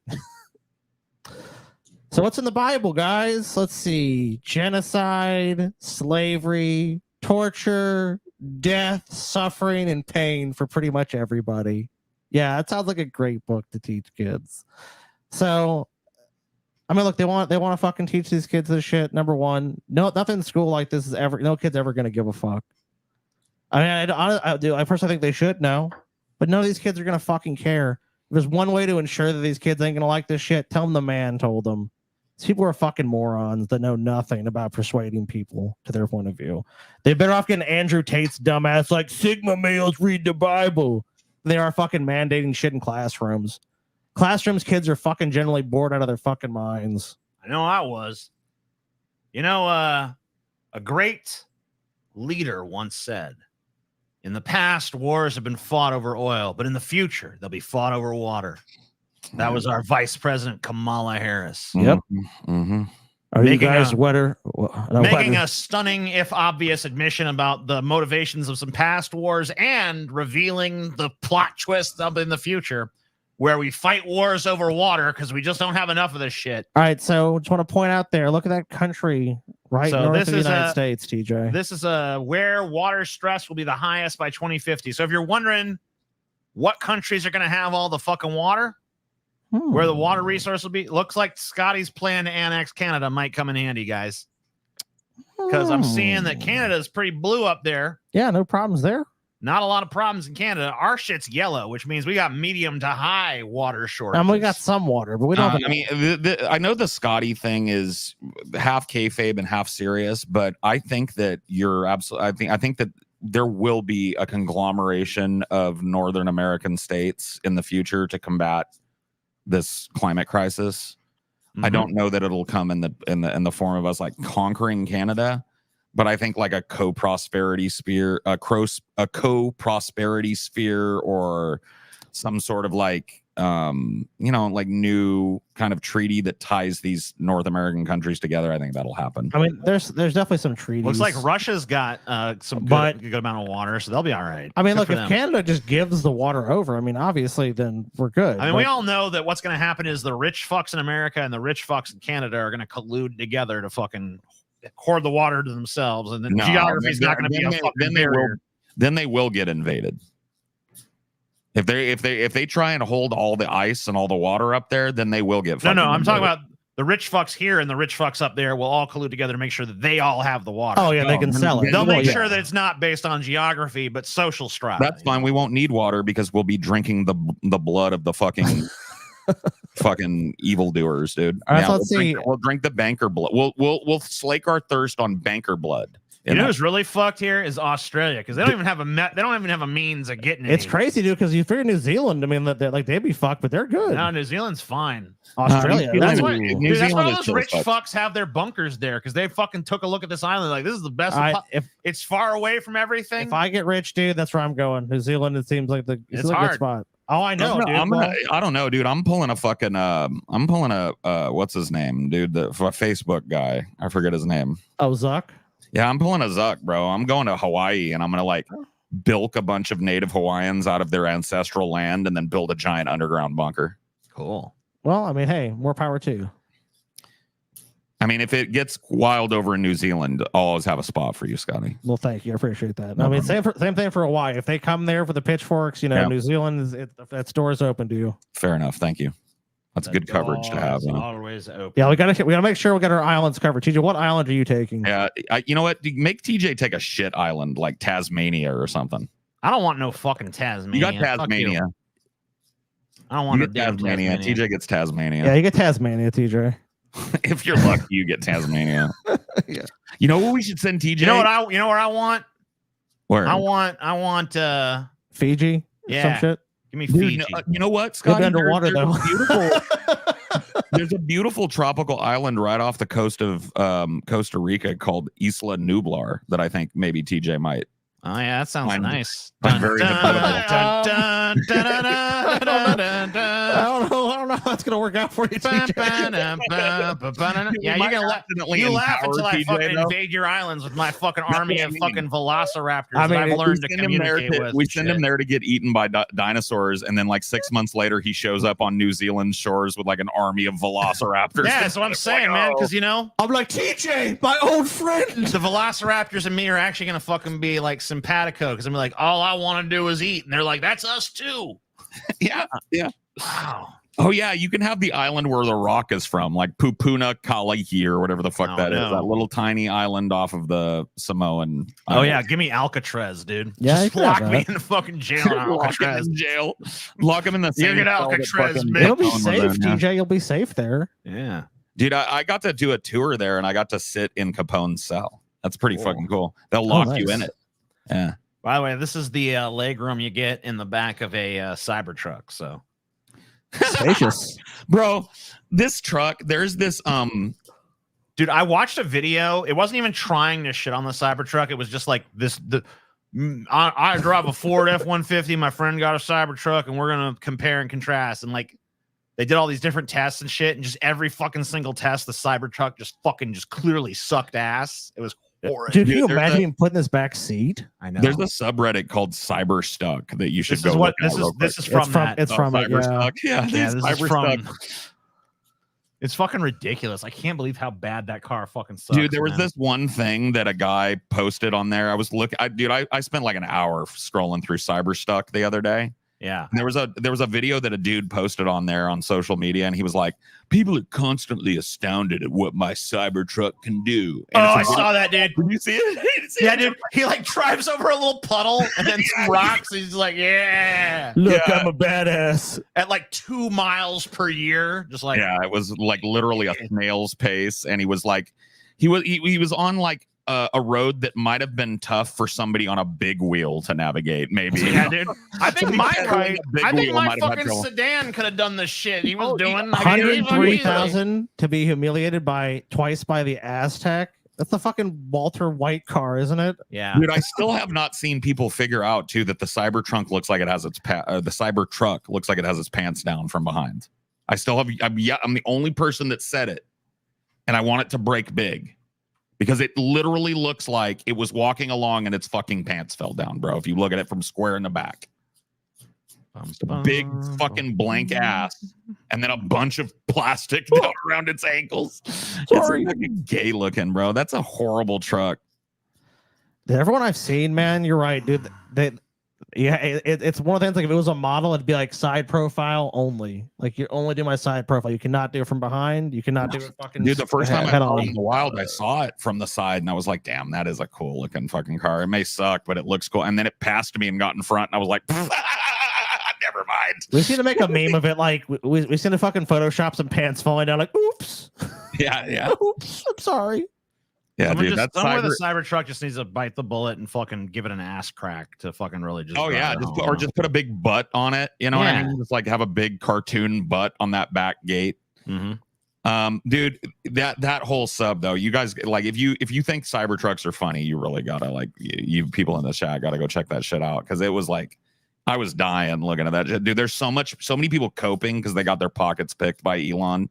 And they're trying to make it out like, dude, I'm super happy with my Cybertruck. I love it. I love my Cybertruck. You know, a lot of people talk shit on the Cybertruck, but here's me driving through a 2-inch deep puddle. Wow. No other car could even handle a puddle like this. What now, haters? It's like, come on, buddy. All right, so we have made our instant regret goal. We have made our beef Surge Tankian versus Imagined Dragons. Who right? Who wrong?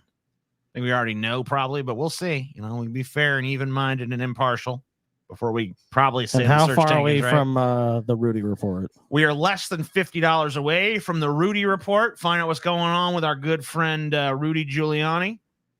And after that, it's Leopards Ate My Face, Michael Knowles cries about the band Ghost, and dumb old Vosh bitches and moans about dumb and of old course, Paul. Coming this July, the Gauntlet. Coming in July. Do you fear the Gauntlet? We don't know the exact date yet. And if enough of you join the Patreon next month, the Manateetlet. The Manateetlet, Scotty. You got to say teat. Yeah, dude, when I recommended the Gauntlet when we were brainstorming, I was like, you know, the only thing about the Gauntlet is that I have such bad VDS, I don't think I can pull for it. And TJ was like, I got this. Never mind. I got it, Paul. I was like, damn, worry, Paul, I got TJ's got an axe to grind with Vosh, dude. That's what I think, dude. I think TJ's got an axe. I just want to. That's not even why, Paul. You got an axe to grind, TJ. Come on. No, it's not an axe to grind. You know what it is? What? It's like I want to cultivate the perfect VDS experience for you, Paul. Oh, A sublime VDS experience. I want to give it highs and lows. I want it to have an arc. I want you to go through different emotions, as it goes on, Yeah, like the 5. So I'm planning a fucking hero's journey for you, Yeah. Beautiful. I'm going to structure it after the hero's journey. That is beautiful. But anyway, yeah, we're on our way. If you guys want to donate, we will do all those goals. But right now we've only funded the first 2, but that's good. We thank you. Okay. So we're going to start with some instant fucking regret. Instant regret. Instantaneous. You're going to regret this. Regret. How soon will I regret or will I actually regret this? Instantly. Oh shit. Well, hold on. They don't see it yet. They don't see it yet, Scotty. Don't fucking ruin the surprise. Shit. Scotty. Don't ruin the surprise of what's going to happen. Well, I'm not describing what's happening. Don't ruin the fucking surprise, Scotty. You guys will not believe. I wish I could control what this is doing, but it's a little GIF, TJ. Yeah, you can't do it because it's a little GIF or whatever. Well, there we go. I mean, Mr. Naughty Priest just gave $500 fucking dollars. I mean, TJ, I ask you now. I know it's a diversion. Can you go play the national anthem of North Korea, please? So we have officially made all of our goals thanks to Mr. Naughty Priest's MVP status as the fucking most donorous I would ask you again, all time. TJ, to go play the national anthem of North Korea, please. Okay. I don't know why. Why am I doing that? I mean, it was revealed a few episodes ago. I mean, actually, maybe you weren't there. That Mr. Naughty Priest is actually Kim Jong-un. Oh, the glorious leader of the People's Republic. I was of North not Korea. aware of Yeah, that. you can see everything in Scotty's glasses. Good. What do you see now? Okay, you guys got to tell me if you can hear this. I mean, they have to hear it. It's a national anthem. I mean, I don't even hear it right now. Please stand.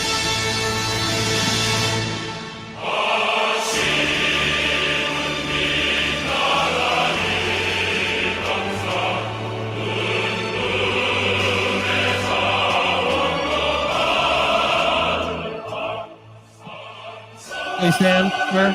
Sir, please stand. They can't even see us standing. It doesn't make sense.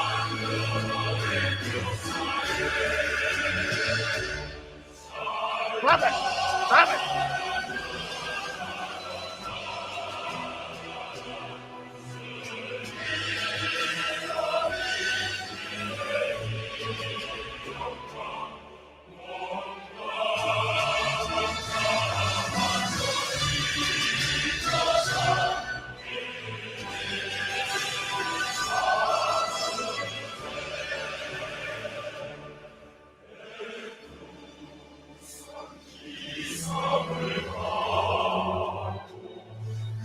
All right. Very disrespectful, TJ. Well, whatever. Very disrespectful. That ain't my country, man. That ain't my country. I don't even stand for the American one. I'm supposed to stand for this. I will stand for the North Korean national anthem anytime Mr. Naughty Priest donates something like that. All right, fair enough. What's happening? So that I don't know. The person takes out the cup holder and they end up spilling the fucking wine, man. They're playing with their cat, but they didn't think twice, man. Dude, that cat was drunk as shit afterwards, though. There's some instant fucking regret right down, boy. Right now, you got some instant fucking regret, motherfucker. Did the cat really regret it, though? Maybe the cat wanted the wine. Well, all I think along. the person regretted it, Scotty. Well, I mean, the person regretted it. Who cares what the person thinks? There's a cat and there's a person, and fuck people. They're evil. All right. People are evil. Oh, you piece of shit, dude. Exactly what you fucking deserve. See, I hate that these are gifts because we can't fucking start it from the beginning. But yeah, there's a guy who tries to kick a dog from behind, falling on the ground instead. What? Got what you fucking dude. deserve, bitch. Yeah. Hope you're hurt real bad. I'm gonna go kick this fucking dog. Fuck you, dog. Ugh. Yeah, who even has that thought process? There's a stray dog or just whatever. Dog's walking down the fucking street, and it's like, let me kick this dog. I'm gonna kick that dog over there, man. Dumbass. And the dog, look it's infinite empathy. Is like, you all right, buddy? Wow, the dog should fucking maul this dude to death. A piece of fucking shit. I just watch. I want to edit this where this guy just falls on his fucking face over and over again. I wish I'd have a pit open up there and have him just fall in. Dead. Have this guy get impaled. Have him, dude. have him land on the Mortal Kombat spikes. Are you feeling bad, buddy? Oh, what the fuck. I mean, I know the dog's gonna be okay, but every time it's just like, Man, I want to test the foam out of curiosity reports. Let's see. Let's see his test. Let's see if you've got to be kidding me. Let's see if it's flammable. Oh, it turns out it is. Holy shit! It's super flammable. What the fuck? Nuclear foam has a high concentration of butane gas. What'll happen? This guy fucking destroyed a building, dude. What a fucking moron. Let's take a look. Oh, I'm assuming he owned this shit too. I don't know. I hope he did. Fuck. I hope he didn't. I hope he was just some worker and boss was like, oh shit. Why would you do it? Dog's first interaction with a caterpillar. Oh shit, don't do it, buddy. Yeah. Don't is that one of them stingy ones or something? It's gotta be. Fucking bastard.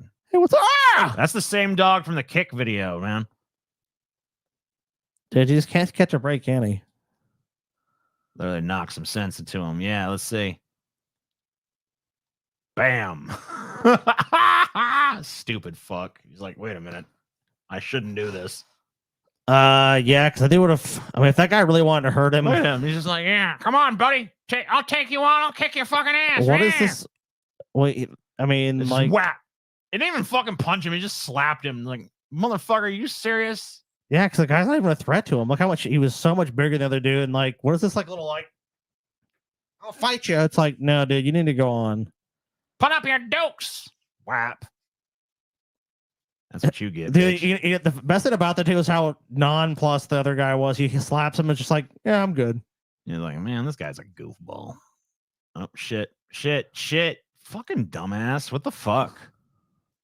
Hold on to it. Oops. You fucking stupid or something? Oh, that guy looks drunk, dude.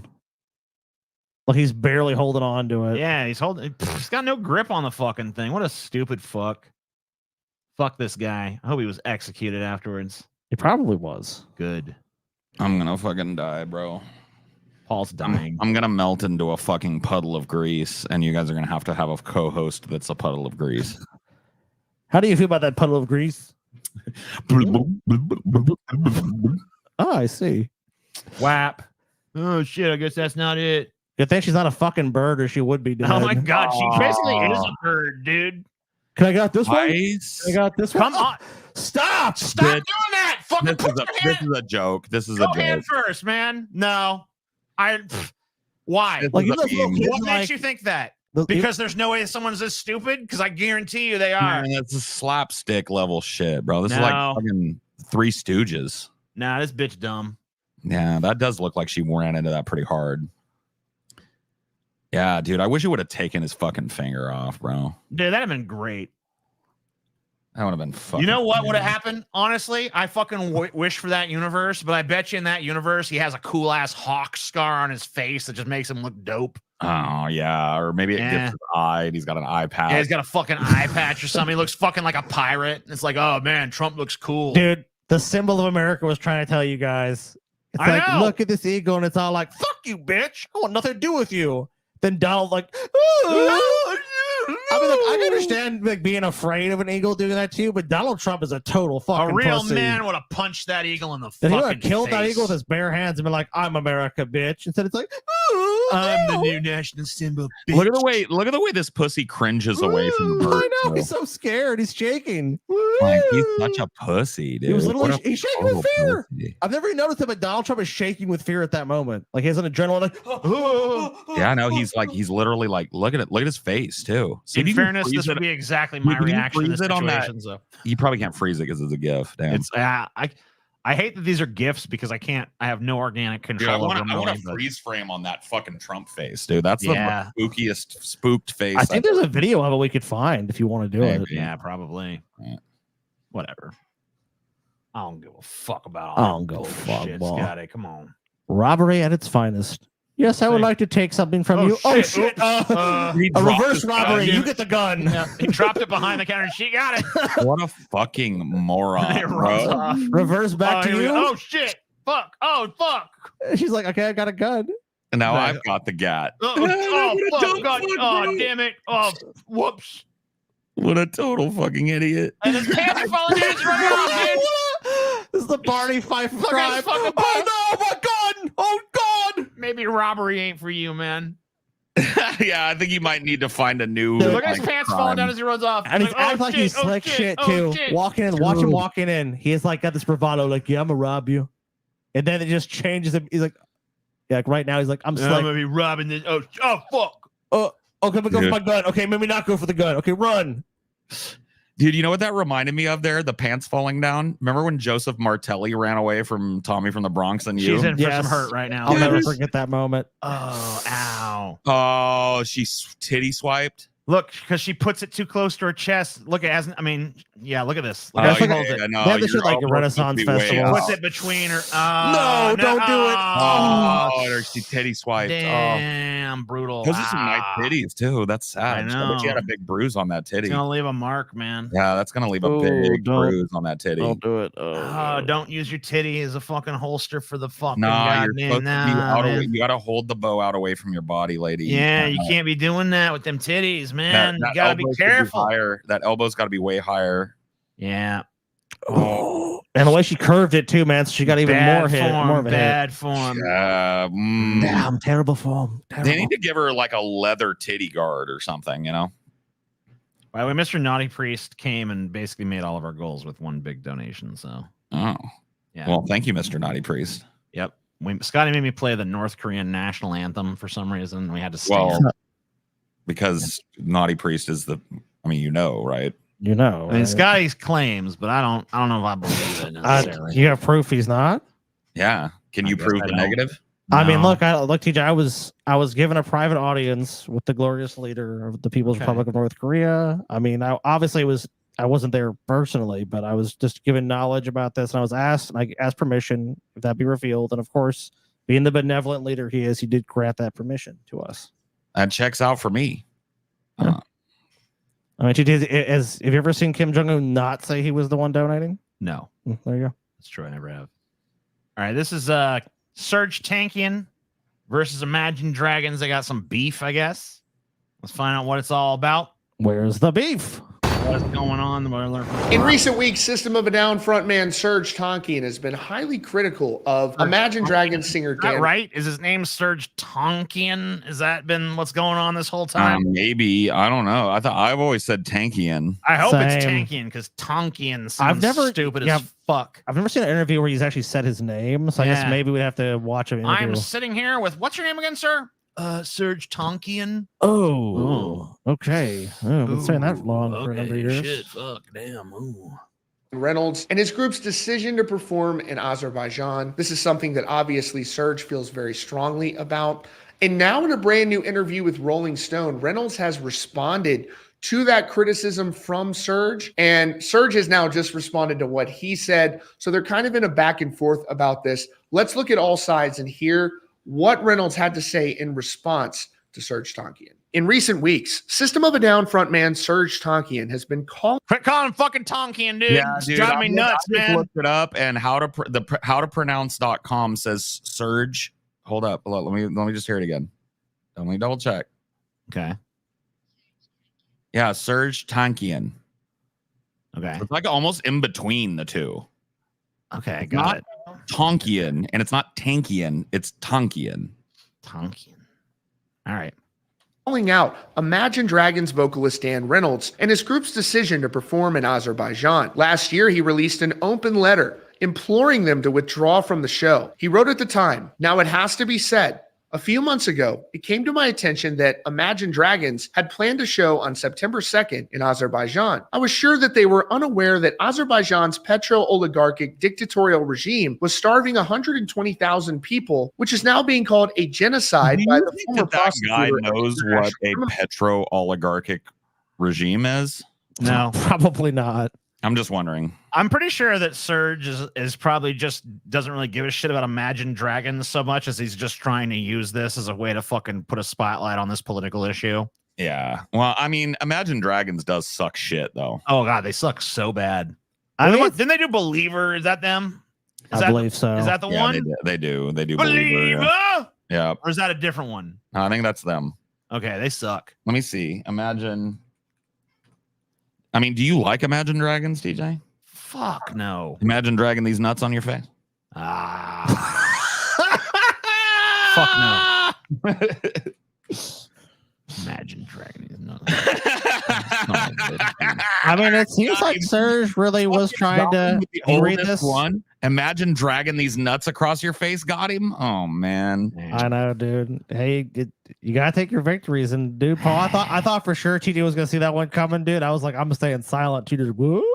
You walk right into that he shit. Wanders TJ. right into them, doesn't he? He just like Louis Moreno. It's because I have trust, Paul.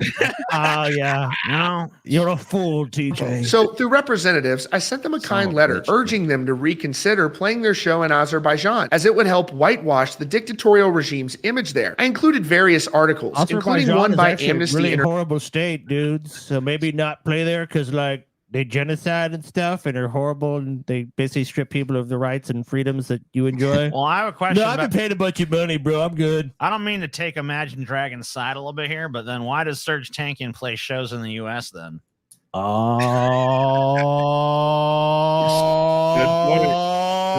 shit. Sick burn. I'm just asking. I'm not even trying to sick burn. I'm just That was a asking, like, sick what's burn, fucking okay? International, who I was told they've worked with in the past. There was no response, no answer, no response. As the humanitarian crisis worsens, with starvation already being recorded, I'm forced to publicize this letter and their disregard for this humanitarian crisis. I got you with Imagine Dragon my nuts across your face. Man. Maybe they felt they had a legal liability to play the show. Maybe they just don't care. My whole life, I've been an advocate for genocide recognition and have always said there's a price to pay for genocidal regimes or deniers. Another genocide is looming by Azerbaijan. And while this happens, they get to enjoy an American band from LV. Fuck that. That's not right. And to give you an idea of how strongly the members of System of a Down feel about this situation, this is what led the band to reunite in 2020 to release 2 brand new songs to raise awareness about. Those songs suck, by the way. They do. They're really bad. They really are bad. About this conflict and to raise money for the cause. Which is ultimately, Imagine Dragons chose to ignore the open letter from Serge Tankian and played the gig anyway. And in a recent interview with Metal Hammer, Serge was asked about Imagine Dragons and he slammed them, saying they're not good human beings. He said, I don't know these guys, but who are these people? I don't understand that type of thinking. Very close thereafter, Azerbaijan attacked the people and 120,000 people left their historical homes. Look, I'm not a judge for people to tell bands where to play or where not to play. You have other artists playing in very questionable kingdoms run by one person where people don't have a lot of human rights. And I get that they're doing it for money, that they're artists, that they're entertaining. Is this Yupta? All of that. But when there's a government that's about to commit ethnic cleansing, I'm just wondering if this is Yupta. Azerbaijan was starving the 120,000 Armenians and not allowing any food or medicine in. You know, as an artist, if I found that out, there's no way I could have gone and played that show. But some artists do. And I don't know what to say about those artists. I don't respect them as human beings. Fuck their art. They're not good human beings as far as I'm concerned. He added, if you were that blind to justice that you will go and play a show in a country that's starving another country illegally, according to the International Court of Justice, according to what Amnesty International is saying, what Human Rights Watch is saying, if you still go and play that country, I don't know what else to say about you as a human being. I don't even care about your music. If you're a bad human being, I don't give a fuck. So that's where I'm at with that. I have zero respect for those guys. And so naturally, that's how you really feel, dude. Oh, shit, I still don't fucking understand. I don't understand. I mean, like, the United States is funding a fucking genocide right now. Like, we're starving people. We're starving people. We're supporting the fucking starvations in Yemen. We're fucking supporting a genocide. Serge live in like New Zealand or some shit now. Yeah, but like he plays the U.S. He plays the U.S. Yeah, that's true. So I don't understand why like we got to draw the line at Azerbaijan or whatever the fuck when, you know, we're doing fucked up shit here all the time. I don't get that. I guess it's all relative, isn't it? Paul's just sitting there trying to fuck up with some new fucking way to goddamn Dude, it's because Paul's sweating to Paul's death, going dude. over every fucking word that Dude, comes up. Like, can I turn Paul Azerbaijan has into that one? fucking. Paul's going through the symptoms of heat stroke, dude. He's got. Like, I am, dude. he's Dude, like, look at me. I'm pale. I might Yeah. die, TJ. all so I can be think nice about to is me. fucking making you say someone in some way refer to his dick or his balls. Now, dude. now answer the question, TJ. Is this Yapta? I don't know, Paul. Is it? You tell me. You have to suck at my dick.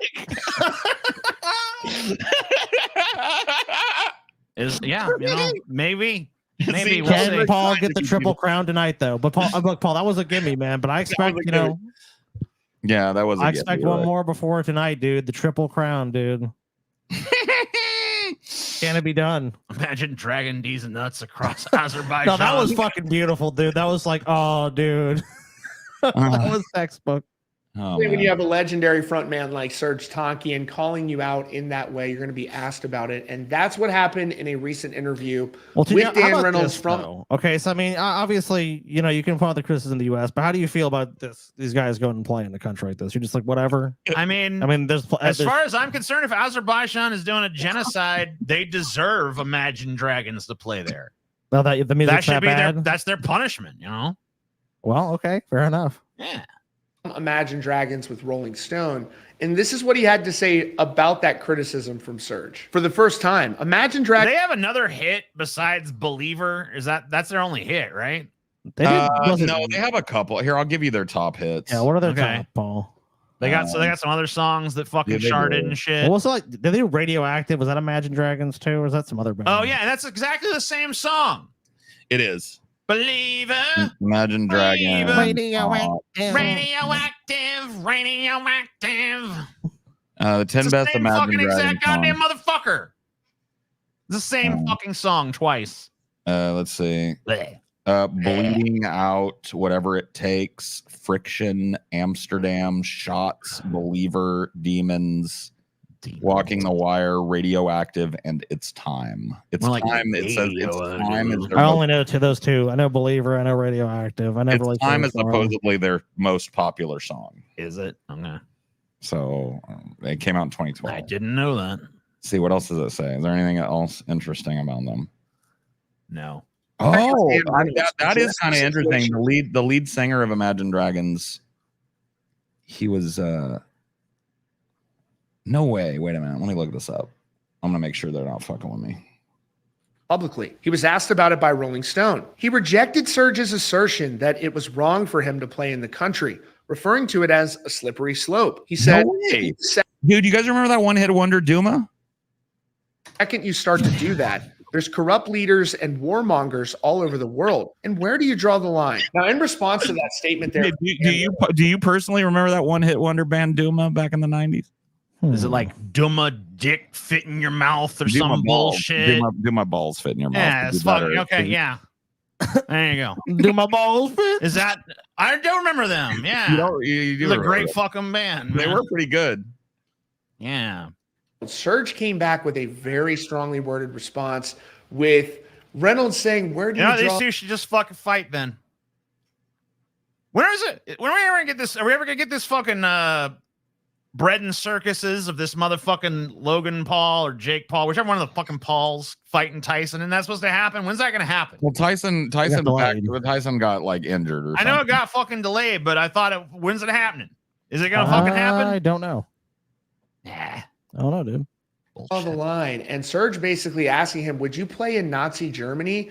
And so he's really calling him out about this situation. This is what he had to say. Maybe he would. Serge shared a picture of Dan Reynolds' response on his Instagram with a statement replying to what Reynolds said in the interview. He wrote, Dan Reynolds stated, I don't believe in depriving our fans who want to see us play because of the acts of their leaders and their governments. I think that's a really slippery slope. I think the second you start to do that, there's corrupt leaders and warmongers all over the world. And where do you draw the line? Serge said, respectfully, I draw the line at ethnic cleansing and genocide. Azerbaijan's dictatorship with popular support was already into a 9-month starvation blockade, qualified as genocide by a former International Criminal Court's prosecutor when they decided to play Baku. Would they play in Nazi Germany? Why don't they want to play in Russia? Because it's not popular? They support Ukraine, but not Armenians? The only slippery slope is the farce moral equivalency at the heart of this hypocritical attitude. I have nothing against this guy nor his band. I just hate artists being taken advantage of to whitewash genocidal dictatorships. And so Serge makes a very interesting point there. He says that imagine. I still have to ask why don't play America then, Serge. I don't want to see if I see a System of a Down concert happening in America, I'm gonna fucking say that you support and whitewash a genocide. I mean, regime. like if Serge is trying to avoid genocidal dictators, where can he play? Switzerland, maybe. Like are the Swiss involved in any genocides? I don't know. I think they're still neutral in the genocides. I mean, they did help the Nazis hide their gold and shit. Well, neutrality has its benefits, Paul. Come on. We all know this. I don't know. I have to kind of side with Imagine Dragons on this because, Paul got me with that Imagine Dragon, my nuts on your face or whatever the fuck, and I've been thinking about that the whole time. Been like, imagine if Paul did drag his nuts on my face. I'm like, what would that be like? I mean, he's real sweaty right now too. I mean, right now you get drenched. He's dying of heat stroke. The motherfucking there'd be like a trail of sweat. The real question is, what form of vinegar do those balls smell like? I just got out of the shower. My hair's still wet. That's true. So. So he did it now. It'd be a mixture of sweat, TJ, and grease and water, and it all kind of congeal on your face. What kind of vinegar do you think Paul's balls do smell like when he gets? You think it's like a apple cider vinegar, or like It's like balsamic, basically. Balsamic? Yeah, I mean that makes sense. Balsamic. All right, scrape some nuts. Paul's nuts will make a balsamic reduction real quick for you. I guess. Why not, dude? I want to dip my balls in it. All right, let's find out how our old friend Rudy's. The Rudy report. How's Rudy doing? All Rudy, all the time. Rudy, you're at it again, you scamp. Giuliani is disbarred in New York. Sorry, Rudy. As court finds he repeatedly lied about Trump's 2020 election loss. Say it ain't so, Rudy. Say it ain't so. Come on, man, Ghoulie. Come on, Ghoulie. You could do better than this, Ghoulie. Ghoulie. So, go to your room. Rudy Giuliani, the former New York City mayor, federal prosecutor, and legal advisor to Donald Trump, was disbarred in New York on Tuesday after a court found he repeatedly made false statements about Trump's 2020 election loss. The Manhattan Appeals Court. All that water carried for Trump and nothing but a sore back to show for it, man. I know, because Trump ain't fucking said shit about him. Trump ain't even like promised him a fucking cabinet position or nothing. Dude, that'll be the ultimate slap in the face if Trump gets in and then Rudy doesn't get shit. Well, we'll find out who Trump's presumptive cabinet is before the election, probably, right? Don't they usually like release that a month or two before the election? Yeah, okay. I don't know. I mean, Trump was making a big deal about how he was going to announce it before the debate, and then he said he was going to announce it at the debate, and here we are, well, a lot of days later, and he hasn't fucking said shit. Well, like next week is the RNC. Yeah, so a lot of people think he's going to do a big pop at the RNC, and yeah, people say it's down to 3 people too. Right. Like from that 9 that we looked at, it's down to Rubio. What's that? I can't remember the other 2 fucking dorks' names. The other 2 dorks nobody knows, or at least I don't. Not Van Morrison. That's a band. Van Morrison, yeah. Something like that. I don't know. You know what I'm talking about. I guess we'll see. The seriousness of respondents' misconduct cannot be overstated. The decision reads, Giuliani flagrantly misused his position of baselessly blah, blah, blah. He's a putz, dude. He's a fucking lying putz. He's a fucking lying, fucking Nosferatu looking Fallout Ghoul motherfucking putz. Yeah. He had the world on a fucking silver platter and he fucked it all away by fucking groveling to the orange despot. Dude, and no politician in America was positioned like Rudy. The only problem Rudy had was that this motherfucker.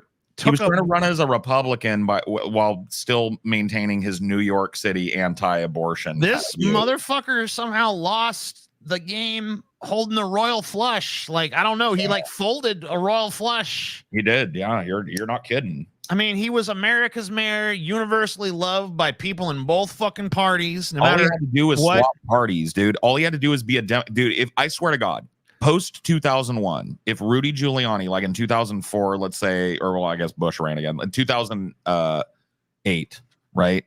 When Bush was done, if Rudy would have run and maybe Obama hadn't, I think Rudy would have taken the Democratic nomination that year. Dude, if Rudy had fucking showed up, Rudy could have maybe beat Obama for that Democratic nomination if he had fucking switched sides and been like, look, yeah, I'm a New York Republican, but anywhere else in the country, that's a Democrat. Let's I'm be a middle real. of the road Democrat. Yeah. Right. And now I'm running as a Democrat, and I'm an experienced politician. He probably would have fucking made Obama his goddamn running mate.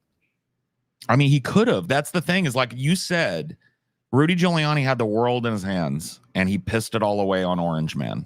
Like he let Orange Man wipe his nunt with Rudy's credibility. Rudy fucking destroyed his brand. And I mean, look, yeah, people even knew about scandals he'd had, and it was all forgiven. Like he basically divorced his wife on TV. She found out she was getting divorced by like watching him say on TV it was happening. Yeah. And people forgave that because 9/11. Mm-hmm. And like he was a lot of shit. He was like a pro cop guy, anti-black. He was seen as anti-black because the guy he was running against. All the more reason he would have fucking picked Obama as running mate if he had secured that nomination. Right. No, I'm telling you, like this dude. I watched a Giuliani documentary to kind of prepare myself for like the historical background of our big Giuliani episode, whatever it ends up being, right? Yeah.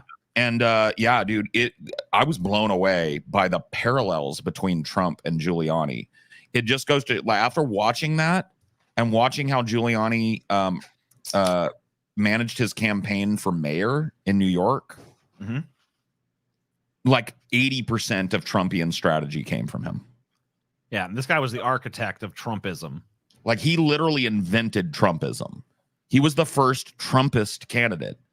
He like was like really like unconcerned with decorum. He would cuss. He would call people names. He would say it like he thought it, right? That was his big thing. Is like Rudy doesn't pull punches. Rudy says what he thinks. You know what I mean? He had that, even if that's not true, even if he was a swindling little fucking weasel, like he had that perception about him that was really adopted. Which is all that really matters in fucking politics. Dude, I love this story. We haven't been paid. Rudy Giuliani claims Trump stiffed him out of $2 million in wages. Oh my God. Oh, you know what, guys? When I was looking this one up, we actually had to put a retraction on the show. We said Donald Trump never helped Rudy with his legal expenses. Well, Donald Trump didn't pay him. He did pay his expenses, he says in this. But Donald Trump did at one point host a fundraiser for Rudy. $100,000 plate dinner. So Donald Trump, look, what are friends for, right?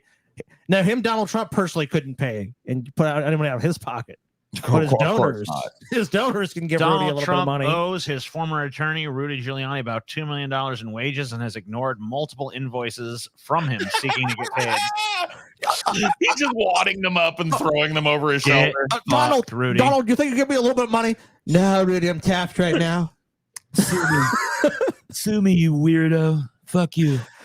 Oh, you know Donald Trump is all because remember Rudy actually went and visited Trump to beg for money. You know Donald Trump was like, oh yeah, Rudy, I'll give you what you deserve. I'll give you what you deserve, dude. If Rudy gets not violent, but if Rudy gets salty with this, you know what Trump's gonna say? I charge $2 million a month to live in my tunnels and drink and ramble. Yes, live in the tunnels underneath Mar-a-Lago. It costs $2 million a month. And so Rudy, actually, you owe me $2 million.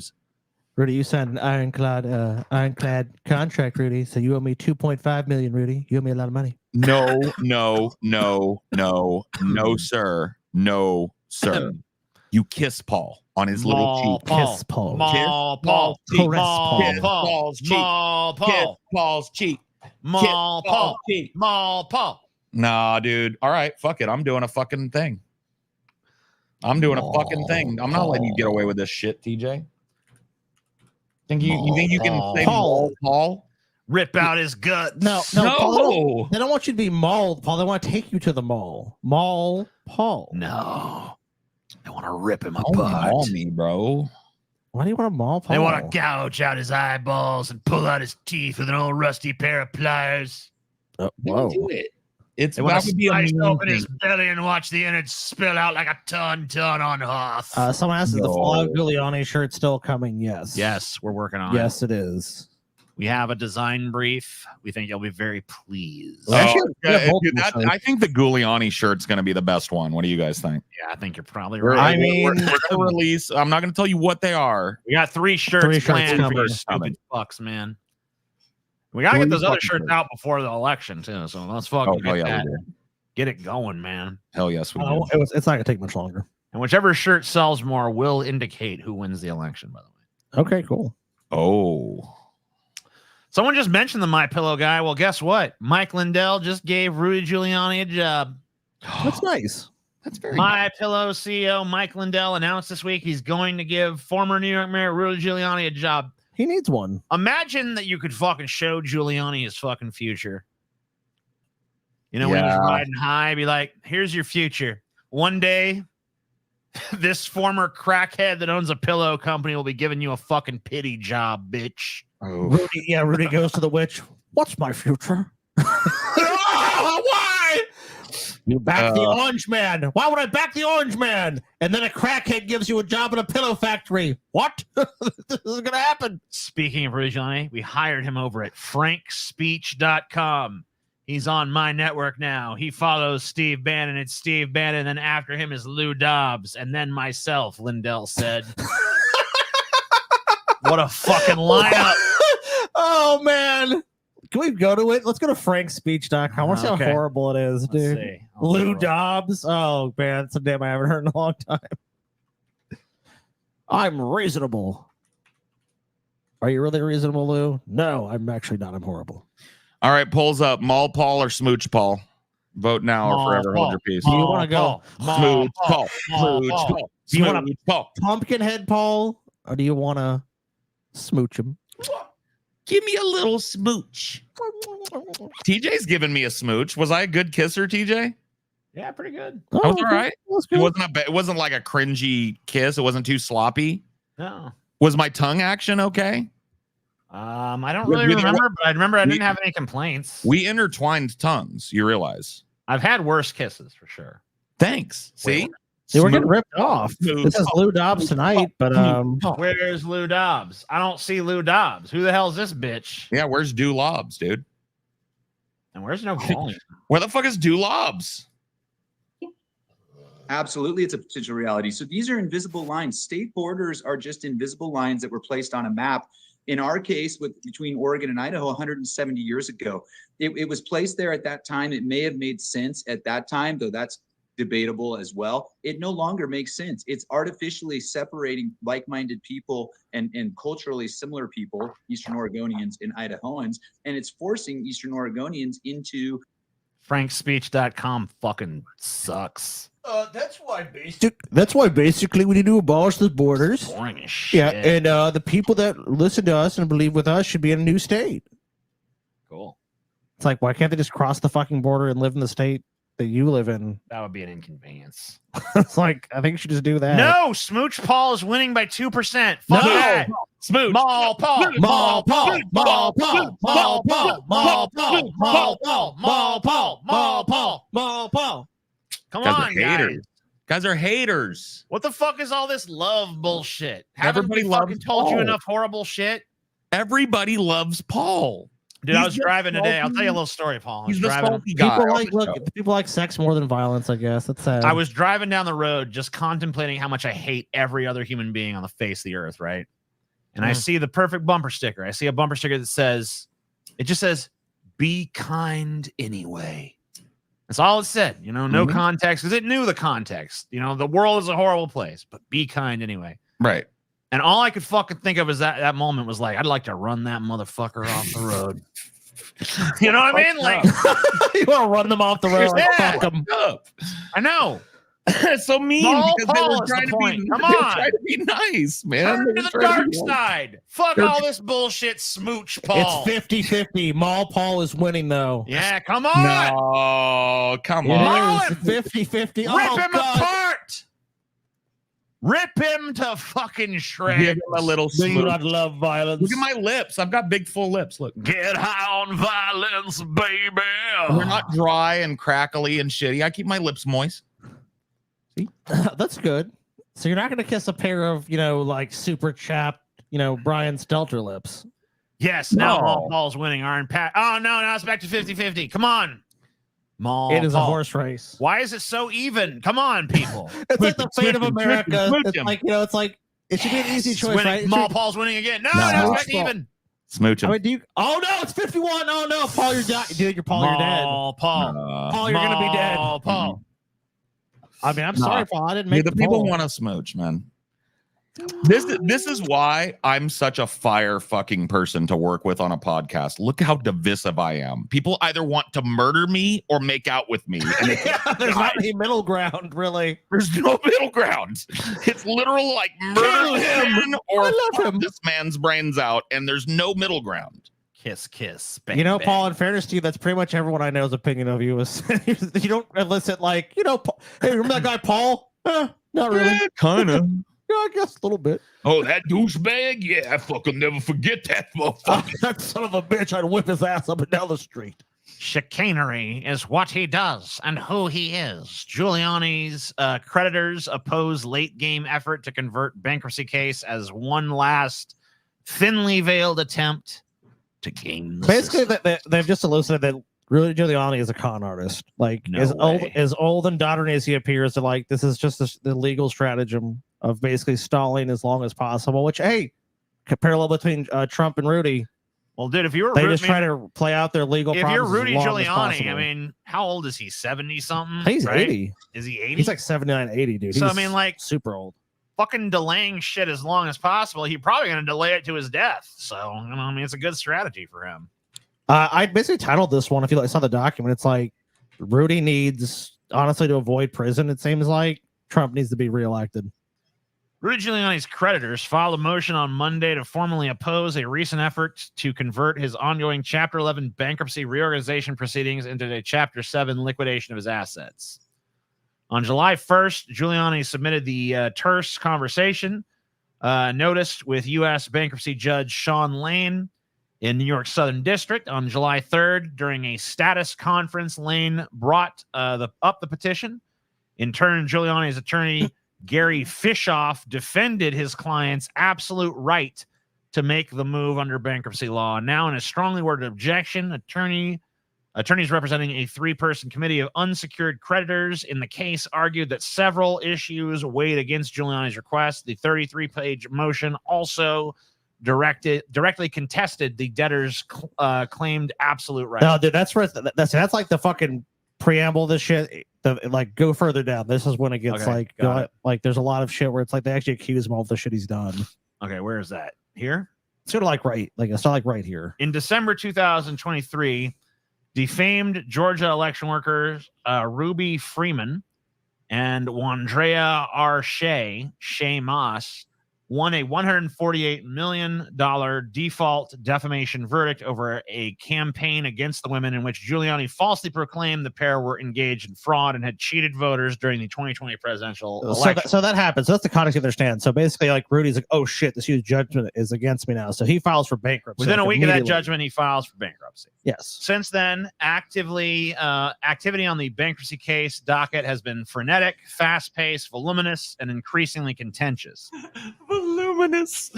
Dude, voluminous always makes me think of like a thick discharge. Yeah. You know? I don't know why. A voluminous rope of cum. Yeah. The creditors have accused Giuliani of bad behavior, like understating his assets and serial delays. Giuliani has admittedly missed several deadlines due to the demands of the case, complaining no one wants to work for him on the matter. I just renamed my autobiography, dude. A voluminous rope of cum. The Paul Perky story.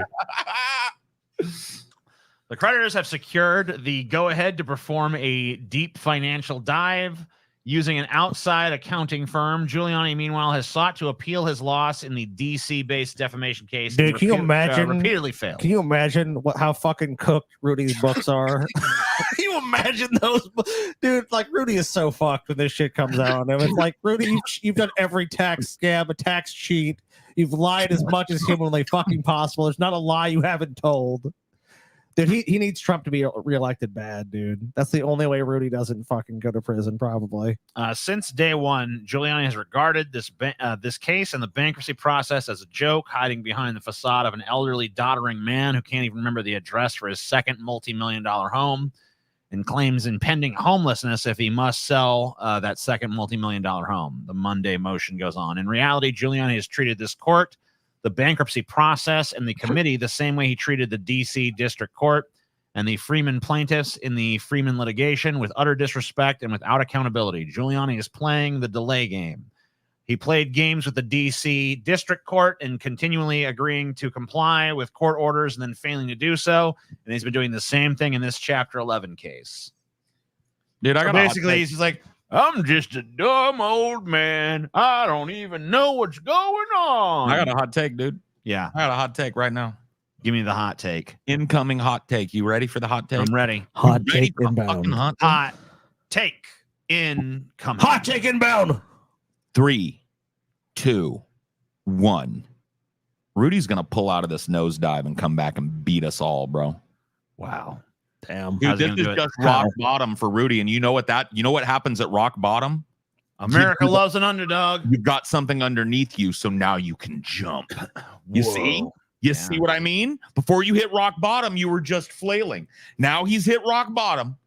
He's got the ground underneath his feet again. And you know what Rudolph Giuliani does when he's on the pavement, Scotty. What does he do? He whips out his dick and expects you to suck it. Amen. No, that's when he's on a talk Oh, show. sorry. On the pavement. When he's down and out, Scotty. What does he do? The pavement, he falls down. He finds that there's a hole in the pavement, like a sinkhole, and he falls further. Wrong. He goes to a restaurant and shaves in the mirror and looks sad while eating a turkey sandwich. Okay. Okay. Well, you know what? You got me. That sounds more accurate. You know what? I think it's time for Rudy to put together his presidential run. You know, it's time to jump in the race. You know, Donald should step Rudy. down. Rebound Rudy. He's coming back. America. Rudy. Well, you know what would make you the most prophetic looking motherfucker ever? What?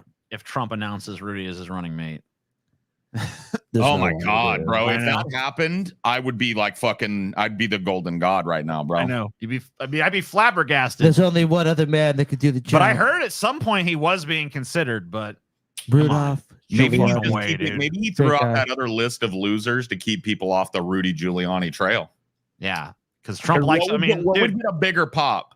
Going, I'd like to introduce you to my running mate, Marco Rubio. right? 'Cause Yeah. that's what it's going to be. I'm just letting everybody know it's going to be Marco Rubio. Yeah. He's trying to get Mexican people. He's trying to like solidify the Hispanic vote, and that's a smart choice for him, right? Marco Rubio. Right. What would be better, Marco Rubio or? You know, a few days ago, I released a list of people that I was considering for my vice president. No. I'm here to tell you that was a ruse. They're losers. Every last one of them is loser. Little Marco Rubio, tiny guy, small guy, never could be vice president. Couldn't be vice president. I'd like to introduce you to the next vice president, Rudolph Giuliani. Bum, bum, bum, bum, bum. Rudy comes scaggling out. dude, I'd love it. Dude, That'd be fucking so what if good. it happens though, dude? What if it happens, bro? Then Dude, you I know don't what? There is there we is got one some coverage for you know sure. what? Yeah. There is one reason you do it because Trump knows in comparison, like if he stands next to Rudy, people are like Trump's a pretty attractive guy. Not only Like, that, Trump looks good. Smart Who is- reason. who to has pick been Rudy. more loyal than fucking Giuliani, dude? Dude, who has been more know. of a slavish cur? There's no one. I mean, like Trump could whip him like a dog in broad daylight. And he would Yes. fucking praise Trump's whipping arm, thank you, dude. sir. Thank you. Oh, Left him that's out to dry, and now he's getting sued for still lying for Trump. Now he lost, or not sued, but he got disbarred because he's still lying for Trump after Trump hung him out to dry right after fucking October 6th. And Trump won't even pay his January legal bills to 6th. this guy, dude. And he's just like, yeah, yeah. he threw him a fundraiser, which he didn't even directly contribute to. That's all he did. Hey, TJ, is that a leopard right over there? Well, Is it won't eat our faces, though, right? Probably not. I think we're What's that? safe. What's A that? leopard? Yeah. No. Oh, the god, the leopard's eating Scotty's fucking face. Oh my god, shit! Who could have predicted this? Who could have predicted it? Oh God, guys! In hindsight, it was a terrible idea to have a wild leopard running around the studio. I guess so. It was, but I'm okay, guys. I'm All actually right. fine now. So this is leopards. Ate my face. Here's one. Housing for all is hot. This is the first account talking. Mhm. So I've met a lot of people in their 50s who are becoming unhoused for the first time ever. They ask where they can go to sign up for a free apartment, and I have to tell them about the decade or two wait lines that lie in front of them. Some are so long you can't even put your name on them. And the response from Bitch Please. No, it's Beach Please. Oh, Beach Please. Sorry. Said so many people in their 50s and 60s are convinced there's a safety net waiting just for them. I assist a lot of people in Orange County who spent 60 years voting against helping people, and yet they are enraged when they learn there is zero help for them. Well, I've fallen some real hard times. What will the government do for me? So, absolutely nothing. Next. This is a good one because the leopards ate the face of the populace in this one. Yeah. This isn't like I thought it was going to be one of these bitches that the leopard eats. Oh no, it's the this is the entire the boomer boomers. generation. Yeah. Right. So this is just two people accurately pointing out that the leopards have eaten all of our faces now. Yeah, we voted for a fucking gutting fucking social assistance at every turn. And then it's like, oh, well, turns out we actually need some. So is that there for us? It's like, no. Yeah, it's not. Even when we did vote for the party that pays lip service to social systems, we didn't do anything about it when they slashed them anyway. You know what I mean? Like, or allowed them to be slashed by just providing a holding pattern between Republican presidencies. You know what I mean? Providing no government solution to the housing crisis that we have. It's like they're not like we don't see like, okay, well, you know what? We need to build. Nobody's taking it seriously. Nobody's taking it seriously because it's bad. It's bad, but you have to go hella far into the deep cities, and a lot of people still live in these fucking kind of nominally middle-sized areas where it really hasn't hit yet, but it's coming. All right, it's coming to a town near you, and you won't be able to ignore it. And then I think people will start doing what they should have been doing for the last 40 years and calling for immediate action on housing in this country. It makes no sense for there to be millions without homes. So this one is apparently some kind of journey because this is a long thread. Oh, shit. This is Cobra One guy. He has the first thing is he identifies as non-binary because he doesn't like Biden. Okay.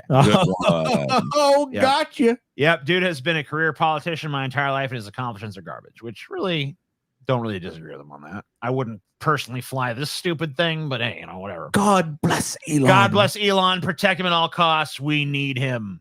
Okay. Elon Musk. More respect to you each day, sir. Thank you for all you have done for this great nation and also for Cybertruck. Dude, he's thanking him to fucking pick his pocket. I'm so glad you're gonna pick my pocket, sir. Waited 5 years and drove 4 hours. Need Tesla to take some responsibility. We reviewed logs and due to terrain, the accelerator may or may not disengage when the brake is depressed. As far as the back tires locking up, EEE are reviewing. What a fucking nightmare, dude. I'm gonna take it off-road. No. Yeah, 102K, and it thought I had dirt on Hillary. Nice knowing you, my girl. Hashtag Cybertruck. 30K max for repairs, but 1 year for parts. Sad face. 1 year to get the fucking repair parts. Yep.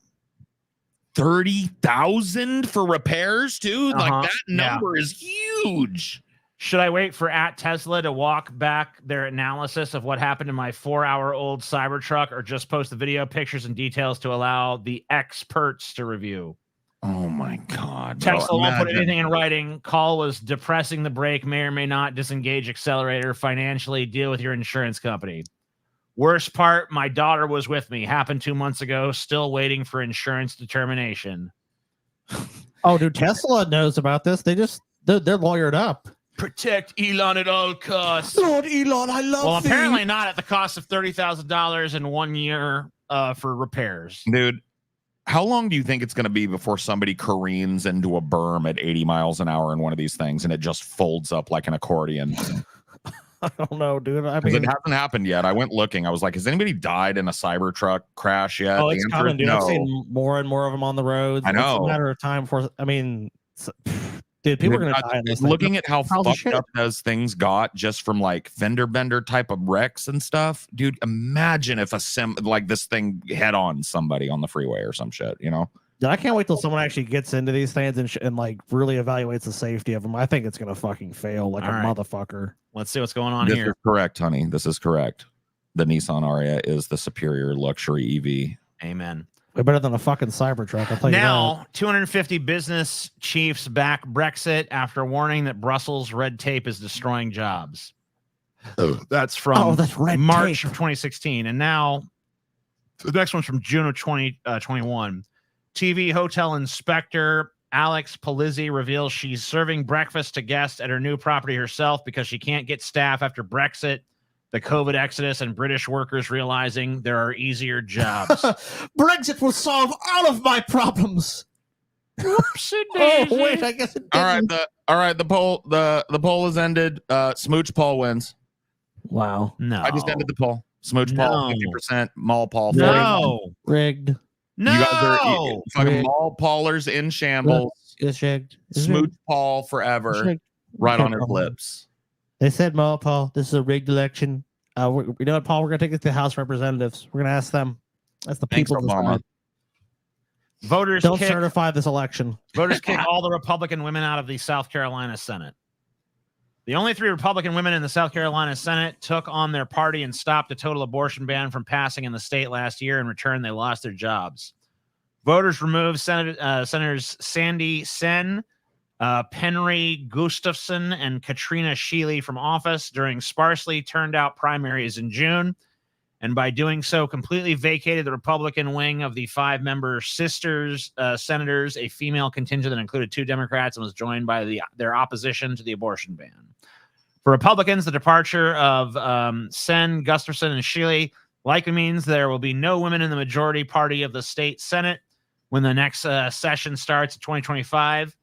It could so wait, maybe the fucking the leopards eating my face, and this one is they betrayed their party by voting for fucking abortion rights. So Dude, leopards ate your face earlier, TJ.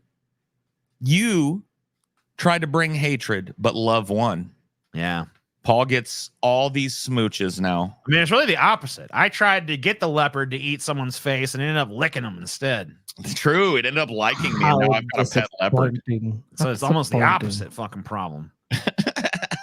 So disappointed, Paul. So disappointed. Whatever. I don't care. There shouldn't be any women in the Republican Party any fucking way.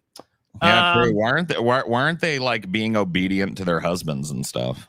Paul should be smooched tenderly but fiercely. Oh, yeah. Ooh, those are my favorite ones. The ones that are like not like you immediately ram your tongue down somebody's throat, but the ones that are like soft but insistent. There's that like need and desire behind them. Those are the best kisses, bro. Let's see what's going on here, I guess. Let's be real. Candace Owens has only become a 1488 Hitler soldier because she's trying to bleach her bloodline. If she can get her daughter a husband as Aryan as hers, her grandkids will probably have blue eyes. Not gonna lie, you got to respect the hustle. Yeah, that's her whole. Okay. That's her motivation in life. Imagine sacrificing your aristocratic Anglo bloodline to bleaching Candace Owens. My thoughts exactly when I found out who her husband was. Think of the Aryan kids he could have had. What the fuck are these weirdos even doing? Haven't seen enough videos of white boys bashing blacks on my timeline lately. We need to step up our game, lads. Elon Musk has really improved this website a lot. I'm glad we have this amazing free speech platform where people finally have the freedom to say. I mean, wasn't this shit I'm like freedom to be on a racist. Twitter anyway, though? No, I mean this used to get you fucking pretty easily banned on Twitter, but And now it's like just par now for the it's just course. pretty much rampant. I see. I was telling you not long ago that you would become a great leader in this movement. This is a step back. Go pick up some rubbish, you moderate. Is it though? They kind of need it. Your number one job as a Nazi is to be as cool, attractive, and interesting as possible. The more cool, attractive, interesting Nazis white people meet, the cooler they think Nazis are, and the more attracted to and interested in Nazis they'll be, and the closer we'll be to victory. Already on it, Chief. That bitch looks basic as fuck. I know. You're a gypsy / Turk. Only white people are allowed to be Nazis. Sorry. Women will never be funny. Go start a family with a white man if you want to help the cause. I'm sorry, but only white people can be Nazis. We have these Indians breeding 11 kids at a time. Probably the most annoying. Excuse me, I would like to be a Nazi. Oh, let me check. Unfortunately, only white people can join the Nazi party, but please get on this train. Probably the most annoying shit I have to deal with as I go about my daily business is non-whites trying to make awkward small talk with me. Sometimes I wish I had a giant swastika tattooed on my forehead or something so they know I'm racist and leave me alone. Why don't you get one then, bitch? Yeah, go do it, pussy. Dude, he needs the Inglorious Bastards treatment, dude. You gotta take that suit off. As a racist myself, I run into this problem often. One Indian lady on the bus would always try to smile and chat every morning. One day, I just kindly explained that I was a white supremacist and felt very uncomfortable with her friendly advances. I told her I had a taser. Friendship harassment is just as violating as sexual harassment, in my opinion. Friendship She was very understanding and respectful of my boundaries afterwards. Sometimes about communicating boundaries and leading with strength. As a racist myself, is this for real, dude? Is this guy actually like so? Some Indian lady is trying to talk to him. It's like, I've got a taser and I'm a white supremacist. Stay back. Stay back. No, it was very calm, Scotty. Well, actually, I am a white supremacist, and I hate your people and view you as inferior to me. And if you continue to speak to me, I will have to tase you. So I don't want to. I mean, unfortunately, we you're just need need to communicate. You're not these white, things. so I have to tase you. Study them harder. You can usually tell they're Asian due to high pitch and slightly robotic tone. Got heaps of them at my kids' school. They never assimilate, even when married to white men, and only hang out with other Asians. They aggressively compete with white women. Big problem. I agree, and my wife is Asian. Our biggest problem is the Indians, Hindus, and the entitlement, arrogance, bullying from brown kids, and eerie gang stalking from the brown girls. My daughter had brown kids circling her like sharks, knowing her name, and she didn't know them early on. You just created a child who is over 50% of the world mixed Asian, and you're worried about her place in a white country. LMFAO, why don't you relocate to that Asian country rather than producing more mongrel brown Asian kids in a white country? Good point. Why not? Yeah, excellent point. Oh, you see, you're racist if it's not good enough. You have to be as racist as I am. It's like Dude, I've got a better fucking idea. Why don't we kick them both out of the country and let them figure out somewhere else to be? Good idea. Because I highly doubt any of these foreign countries are going to want white American racists. Probably not. I doubt it. My mom used to call me Whitey and my brother Blackie. Your brother is half Arab. No, he is German and Swedish like me. No, he must be half Arab. Germanics don't have dark eyes. I guess you've never been to Bavaria near München or France, Holland. Statistics for a few of the those Europeans and Central Asian, blah, blah, blah. A bunch of racist shit. Mm-hmm. Oh shit, I think we actually had one more of those. No, that's it. That's it. So this is just, what is it? This is just examples of like racists trying to out racially pure each other. Well, it's like racists coming into race testing. It's like racists coming into racist spaces and expecting to be getting props, but they find out that the other people are even more racist and think they're a mongrel. Hey, what a crazy idea. Other racist or exclusionary fucks. Who thought? I mean, wow, mind blown. Believe the racist club is so intolerant. Why are you guys being so hateful? It's like, I'm racist too, you guys. Come on. Yeah. It's so ridiculous too. As a racist, it's like, really? Dude, I would love you. Everyone you meet, that's how you should open up so people can fucking judge you. Yes, hi, as a racist, it's like, what? Okay, I don't want to know you, sorry. Hey, I'm TJ Kirk, racist. What? No, what do you do for a living? Oh, I'm a racist. I'm a racist. Yeah, I'm a racist. Thanks, go over there. I don't want to You swastika on my head? I'm a racist. Look, just if you're wondering, racist here. Nome, who sent guard troops to Texas, resists using them for her own state's flooding. Too expensive. After ordering National Guard troops to the U.S.-Mexico border 3 times, Republican Governor Kristi Noem is defending her decision to avoid sending troops to flood-ravaged areas in South Dakota, saying that it would be extremely expensive and the Guard should only be used for a very crisis situation. Yeah, that's not a crisis. Those people losing their homes. So let's get this straight. Scotty, It is a crisis. Scotty, it is a crisis. The Mexican invasion or whatever, but you can't send them to a place in your own state to deal with flooding? Okay. It is a crisis, Scotty. It's just not very crisis. Oh, Yeah, like it's not very crisis though. it's crisis, but not very. So. It's like I'm a like little totally- crisis. I'm like totally okay, sad some poor about- people are drowning. Wow, wow, boo hoo. But really, the real problem is Mexicans. I'm really sad about the poor people that lost their like huts and stuff in the floods. But to be quite honest with you, like, why did you even build your house there? It's not that big of a crisis, you know. It's not very crisis. It's not very crisis to build You'll your be house there. fine. Go build like another hut. It'll take like How do you 10 begin minutes. to convince these people? At the end of a sword, the tip Yeah, of a well, bayonet. no, yeah, guillotine. Yeah, you know. it's like that. That's a very convincing piece of fucking hardware that you don't even really have to use. You just have to have the threat of it. Yeah, she spent since 2021 and through this May, Nome has spent a total of $2.7 million from the state's emergency and disaster fund on 3 National Guard deployments. She helped order to help Texas secure its border with Mexico. An additional and 2 additional border deployments were federally ordered and funded. The cost of one of Nome's deployments were partially offset by a $1 million donation from Tennessee billionaire Willis Johnson. Yeah, that's what the National Guard is for, dude. Taylor was in the National Guard. That's when they get sent out. Like she was in the National Guard in Louisiana. So anytime there's like a major flood, you get sent out. Gotta send them to Texas to stop Mexicans. Dr. Macy's crossing. I'm gonna tell you something, Scotty. The only flood I down and care out. about is the flood of Mexicans stealing our dirt. I was down and out, Scotty, in Tennessee. All right, I was down and out in the streets of Tennessee, Scotty.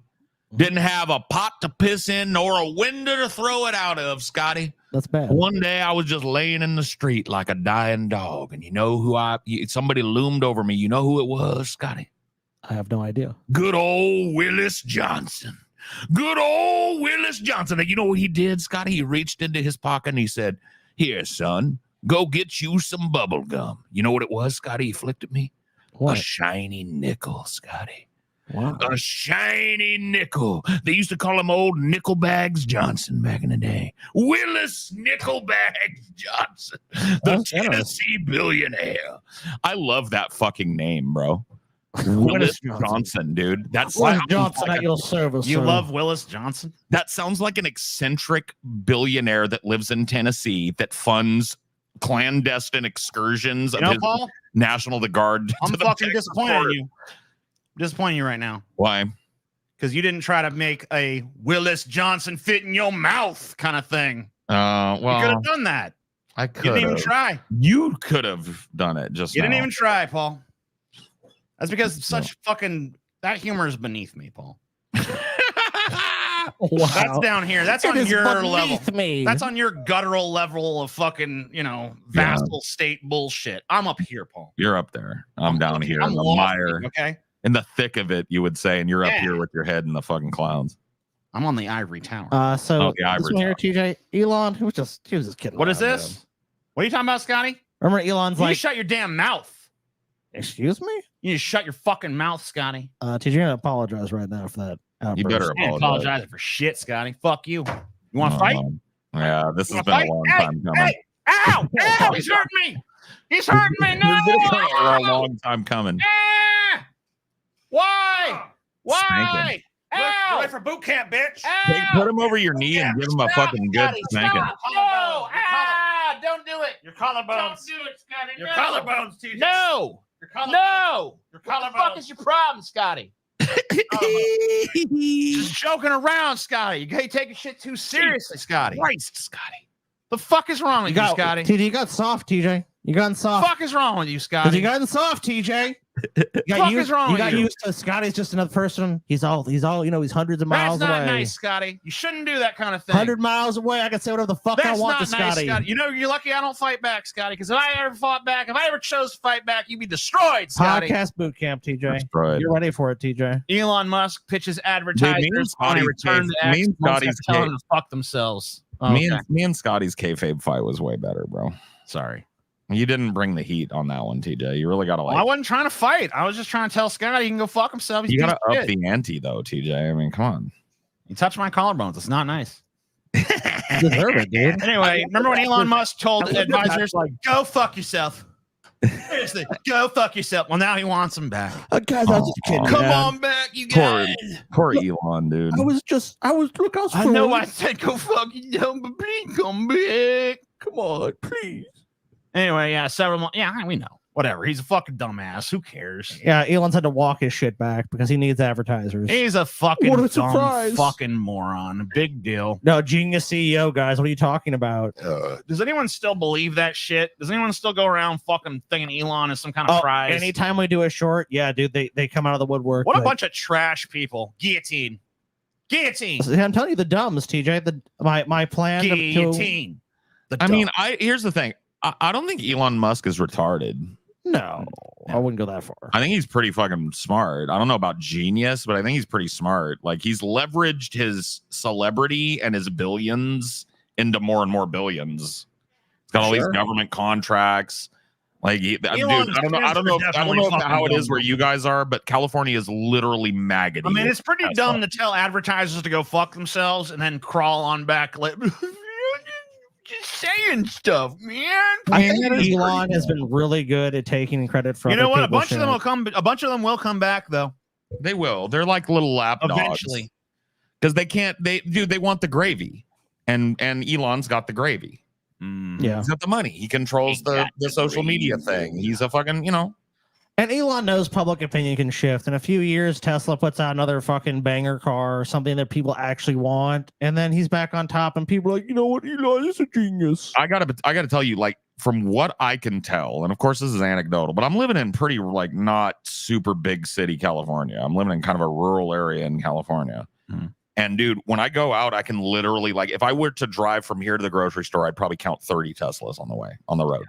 Yeah, they're easy to spot because they've got that no front grill thing, and they're. Yeah, I don't think that this area competes with that, but I mean, I mean, it's not uncommon to see them here. So this like blowback from the Cybertruck being a piece of shit is, I mean, I'm not gonna like try and twist it into great PR for Tesla, but I don't think it has hurt the average person that's going in to order a Tesla. From what I can tell, I think honestly with that, it's more price than anything. I agree with you. I mean, there's some people that are going to be like, fuck Elon, but I think you're right. As far as business, I mean, they have a huge first mover advantage as a company. They're the name that's known, and there is a status symbol associated with owning a Tesla.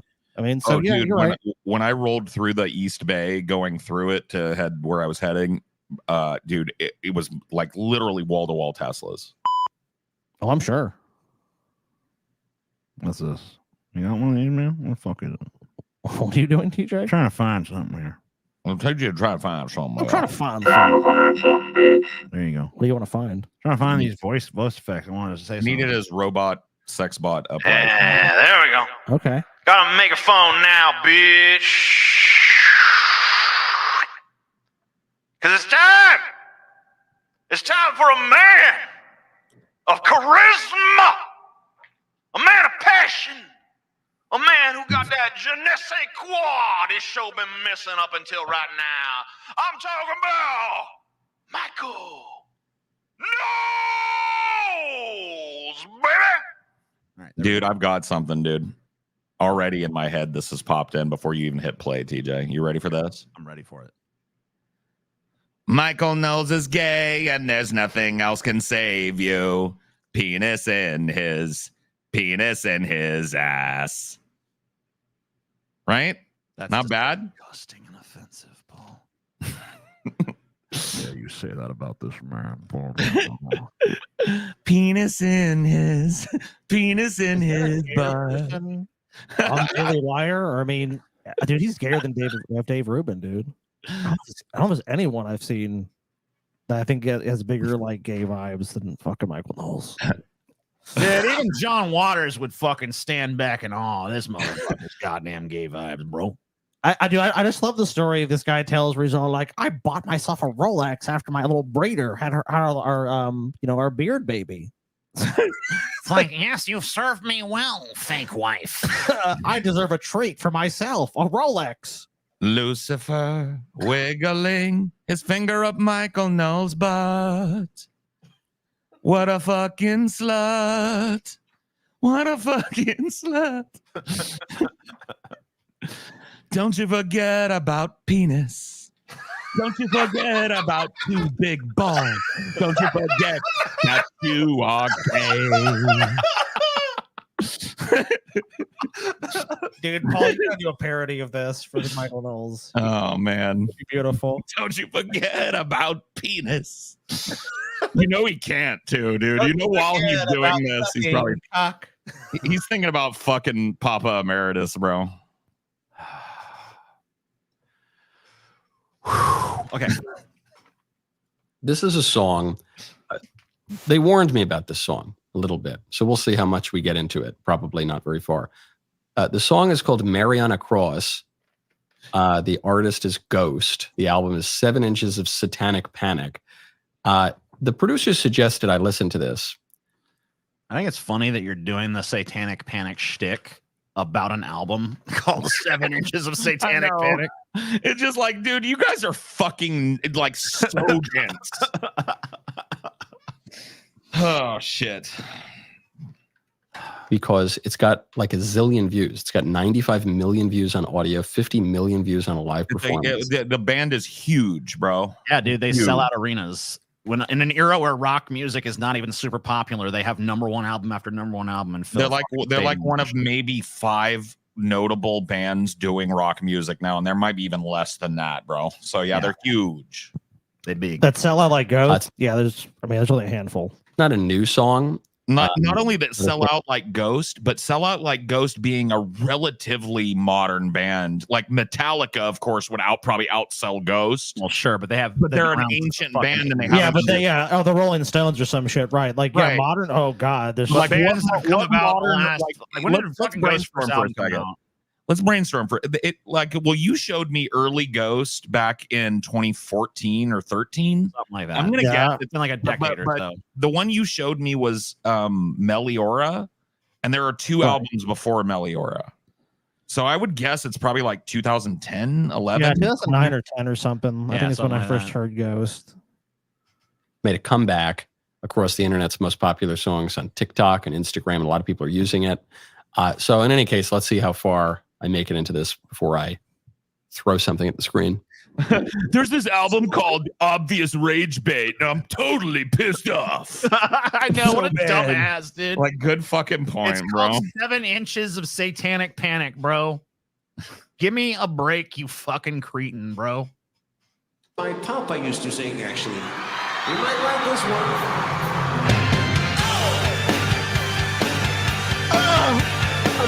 I'm just so pissed at this. Look at all these people at this arena having a good time. God, oh my God, human beings enjoying themselves. You know what in happened? A fun environment. You know what happened in this concert? People did drugs, they listened to evil rock and roll, and they probably went home after this and had sex, TJ.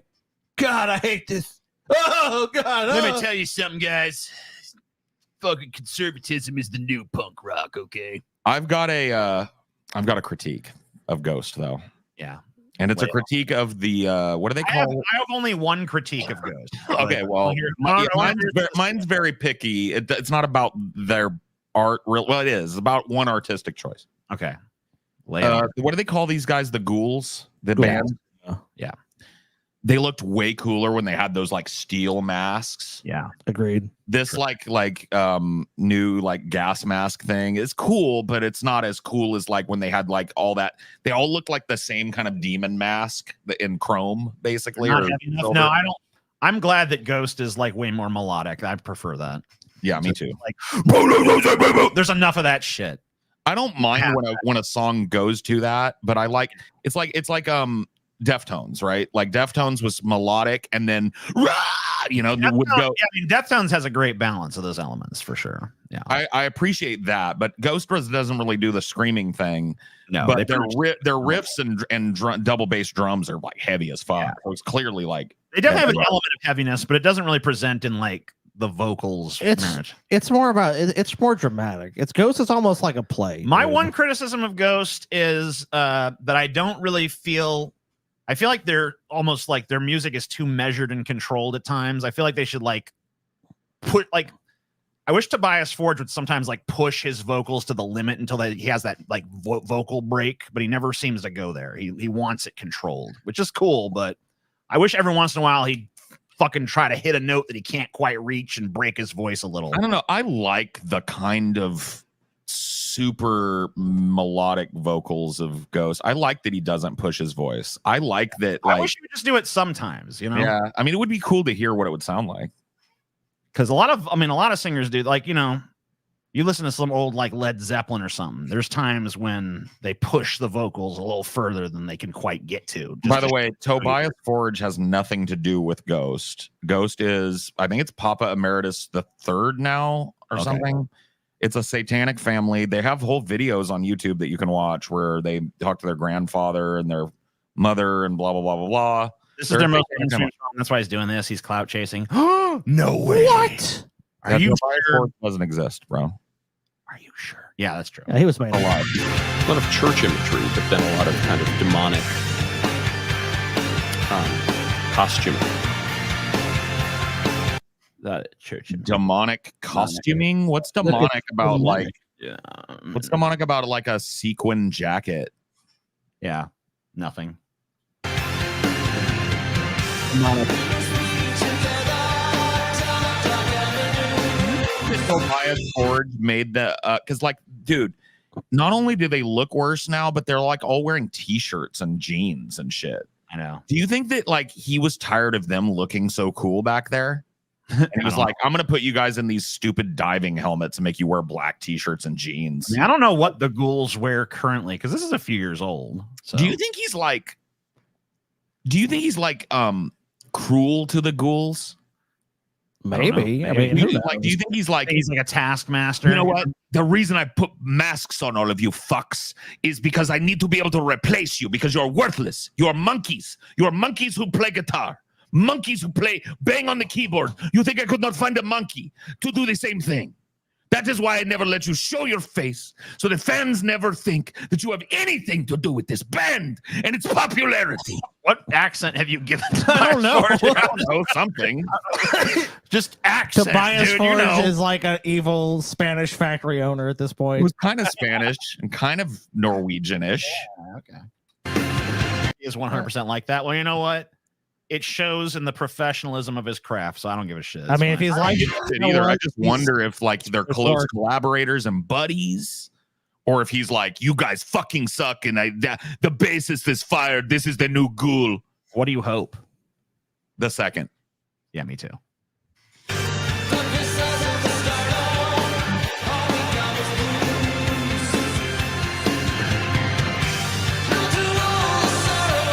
I don't mind the music part of it. I don't mind the music. Let's just be honest. If you have a band like this and you're in and like, look, you see where the lights are pointed? Yeah, that guy is a fucking taskmaster. That guy is 100% dominating every fucking thing.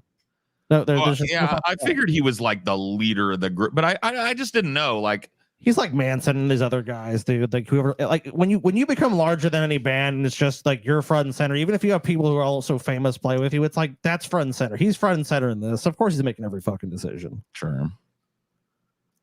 This is pop punk metal, man. It's too cute. Yeah, that stuff you're hearing, that's called a melody. And that not only that, but that stuff you're hearing sells out arenas, and your Grover metal doesn't. Feeling, you know, like. Go back to your dingy club where some fucking drunkard is going and go enjoy that horse shit on your own time. I'll tell you what, I don't care if you they can't do enjoy my fucking chat, bitch, because we ghost fans up in this bitch. Yeah. And we you don't like haters over here, bitch. And I don't care that you listen to your metal. I don't give a fuck at all. There's some metal that I like. But you know what? Banned from the fucking chat for disrespecting ghosts. People can enjoy whatever they want. Though. No, they can't. Fuck them. Die. Okay. Guillotine the fucking non-believers. That is true. Fuck you. Do you think Tobias Forge would put up with that shit? Fuck no, he wouldn't. Definitely not. Tobias Forge would murder that man where he fucking is. Oh shit, man. Dude, I love Ghost. I have to, dude. They never come through Fresno. I don't blame them, but a lot of big bands do. Like Tool came through Fresno a bunch, but I've never seen Ghost in Fresno yet. Since I've been here, but if I do, I'm gonna see them, bro. That's because they haven't deigned Fresno worthy. Fresno needs some tape. What? Fresno is in desperate need of Satan. Oh, 100% needs Satan. Somewhat lame. I And I'm so glad this dude is paid to provide commentary over things, you know. Somewhat of a lame melody. I know. I also think it's great that like shitbags like Michael Knowles on the Daily Wire get to play this entire fucking song unabated with barely any commentary over it. I don't mind the music. Oh shit! What the fuck? What the hell, I'm TJ? trying to skip forward. Garbage, man. I fucking hate this. I hate Michael Knowles. I think he's starting to pull ahead of like, because for a while my least favorite like right wing. This is a song. Identity politics grifter chud was who's that other dumb fuck that wrote the kids book and has a banjo behind him that he's never touched? Matt Walsh. Matt Walsh. Thank you. I forget his name. That guy's been my most hated one for a while, but I think Michael Knowles is starting to get up there because That's enough. That's enough. Cut it off. All right, now we're gonna hear his commentary. Mm-hmm. Insightful. No doubt. It was insightful fucking commentary. There we go. All right. I guess that's why it's considered sacrilegious and blasphemous, which it obviously is. So let me see. I'll scan the lyrics very quickly and just see if there's anything worth even talking about here. Holy Mary. I assume this would refer to Our Lady, the mother of God. This guy sucks ass at commentary, dude. Our Lady, the mother of God. Our Lady, Like, did he accidentally think he was Catholic for a second and then remember he wasn't? Oh yeah, sorry, I'm not Catholic. Oh shit. Okay. I don't know how to talk. He clearly doesn't know. Mary Magdalene is the name here. I don't know. It's crazy. I don't even know my own graph. Like Holy Mary, Mother of God, pray for us sinners now at the hour of our death. Amen. Mary on a cross. They're not talking about Mary, the mother of God. He's talking about Mary Magdalene, the whore that Jesus. Shit. Fuck. God damn. And then obviously there's this disgusting sexual lyric later, which means probably the earlier ones are somewhat sexual. Yeah, sexual. Yeah, Jesus had a somewhat sexual relationship with a woman named Mary Magdalene. There's some sexual stuff here, and How does this go on? He has clearly nothing to say at 3 minutes and 11 seconds in. How does this possibly go on for 9 minutes? Probably good, bro. This is what his like culture warrior people expect from him. That's all it is. Okay, so let's take a look at the lyrics. I hate drugs and I hate rock and roll. There appears to be some sex in the song, and we don't like that, and okay, all right. Repeat. Yeah. Okay, well, I guess that's pretty much it. So you wait. Wow. Hold on. What a fucking analysis! You got duped into doing a thing because the band has a history of being satanic, and then you basically picked one of the songs that has the least satanic imagery in it out of all of their popular songs. Thumb through it get mad about something, right? You didn't look at these lyrics before to see if anything was objectionable because you found literally nothing. No, you misquoted the song by attributing it to Mary, Mother of God, right? And then you completely misunderstood what the song is about. It's about Mary Magdalene being left behind when Jesus was supposed to be ascended. She has nothing left. There's no one left to save her. It was her that was crucified, right? Mary on a cross. That's what the song's about. Yeah. Okay. Yeah. Okay. Yeah. Not surprised. Depressed he should be. This is depressing, dude. What a lazy. Yeah, it's a lazy grift. Look, it's a fallen world. We're. Look, it's a fallen world, and everything's fucking domed and blah blah blah blah blah. I mean, they should have fucking. Are you bored of the grift, dude? Yeah. Throw this in the fucking trash bin. This sucks, dude. Where's the scintillation? Just like, low tier grifting, man. I mean, it's a fallen world, and everything's ruled by Satan. Or dude, even our grifters suck nowadays, dude. Back in the day, you had to be slick. Now you're is this just this? We live in a fallen world. Whatever happened to the art of the fucking grift, dude? I mean, I feel my wallet retreating now. Like, even if I'm someone that's like triggered by stuff, like, oh no, it's sacrilegious. Like, what? This isn't going to convince me. Yeah. Anyway, what am I pretending to be upset about today? This Okay. convinces me it's like no big deal. Like some band put on a skeleton makeup and fucking sang about Mary on the cross. So anyway, I'm upset because it's a fallen world. Send money. Thank you. That's been Michael Knowles. This is a world that is enthralled to principalities and spiritual wickedness in high places. That's great. So good stuff. The one we're really talking about, silver lining and a touch of gray here. Uh-huh. The one notable cultural development from this is the return of blasphemy and sacrilege as having cultural cachet. Probably this is because our culture is just enthralled once again to. Wake up, Scotty. Come on. Oh, is it over This yet? is no. How dare you not be scintillated by the amazing Michael Knowles? Okay. I'd like to talk to everyone today.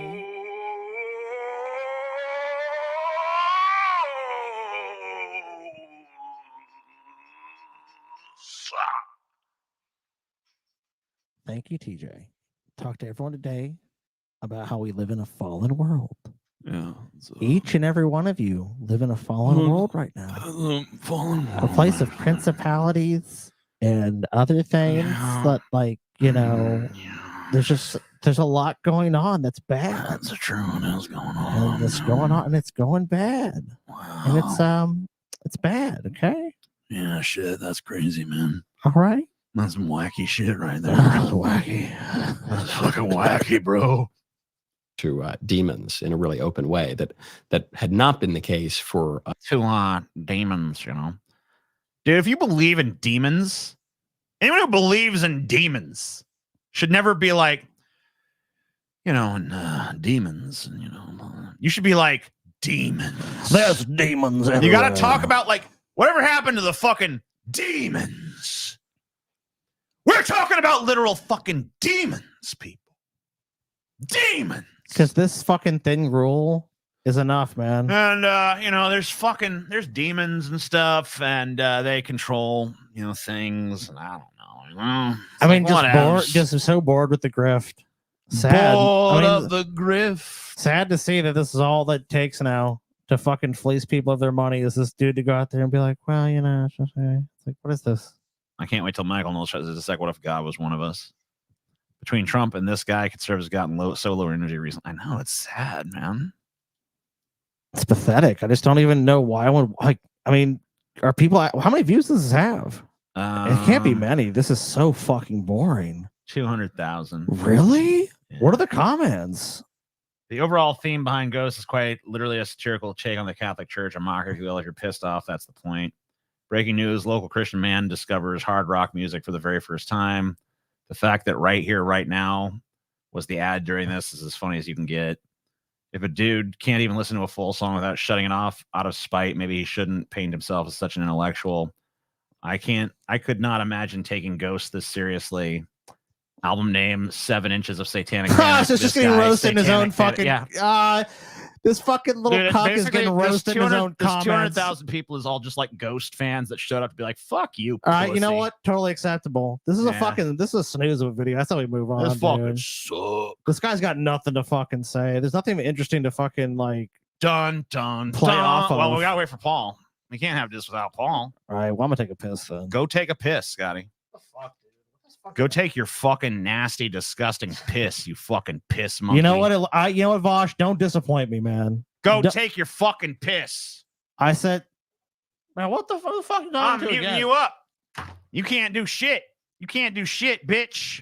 Okay, you muted. Looks, come right here, TJ. What's that? It's right here, TJ. Look. What's that? Get that out of here. Look, it's right here. I don't want that shit. What's he doing? What the fuck is wrong with him? Go take your fucking nasty piss, you disgusting fuck. Right in your fucking face, bitch. Punk ass bitch. Piss on your fucking You believe this punk ass motherfucker up in here? I'm gonna go take a fucking piss, man. I'm gonna take a piss, bro. Go take a piss. Go take your fucking piss, wuss.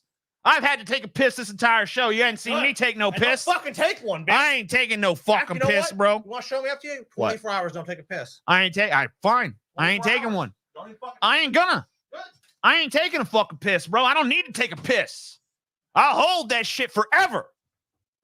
Forever. Just waiting for fucking Paul to get back, because this section's kind of built around Paul's VDS. You know what that is, right?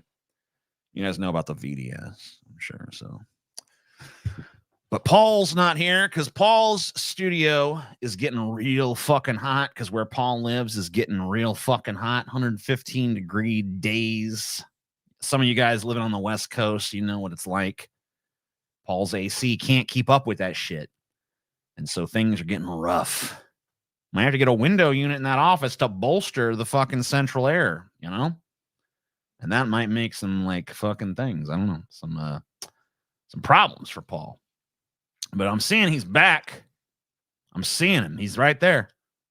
Look at his little punk ass coming back. Whoop. Paul, look at this. Dude, is this good? Hold on. Let me give it to you. Okay. All right. Whoop. Whoop. Whoop. Whoop. Whoop. Whoop. What are you doing? That's the sound Vosh made when he accidentally exposed his porn. Oh. Right before he cut the stream, he goes, whoop. I thought it was more like a Homer Simpson scream, but whatever. No. Dude, I'll find it for you. It's actually kind of funny. It must have changed in my brain. Whoop. Whoop. Whoop. Whoop.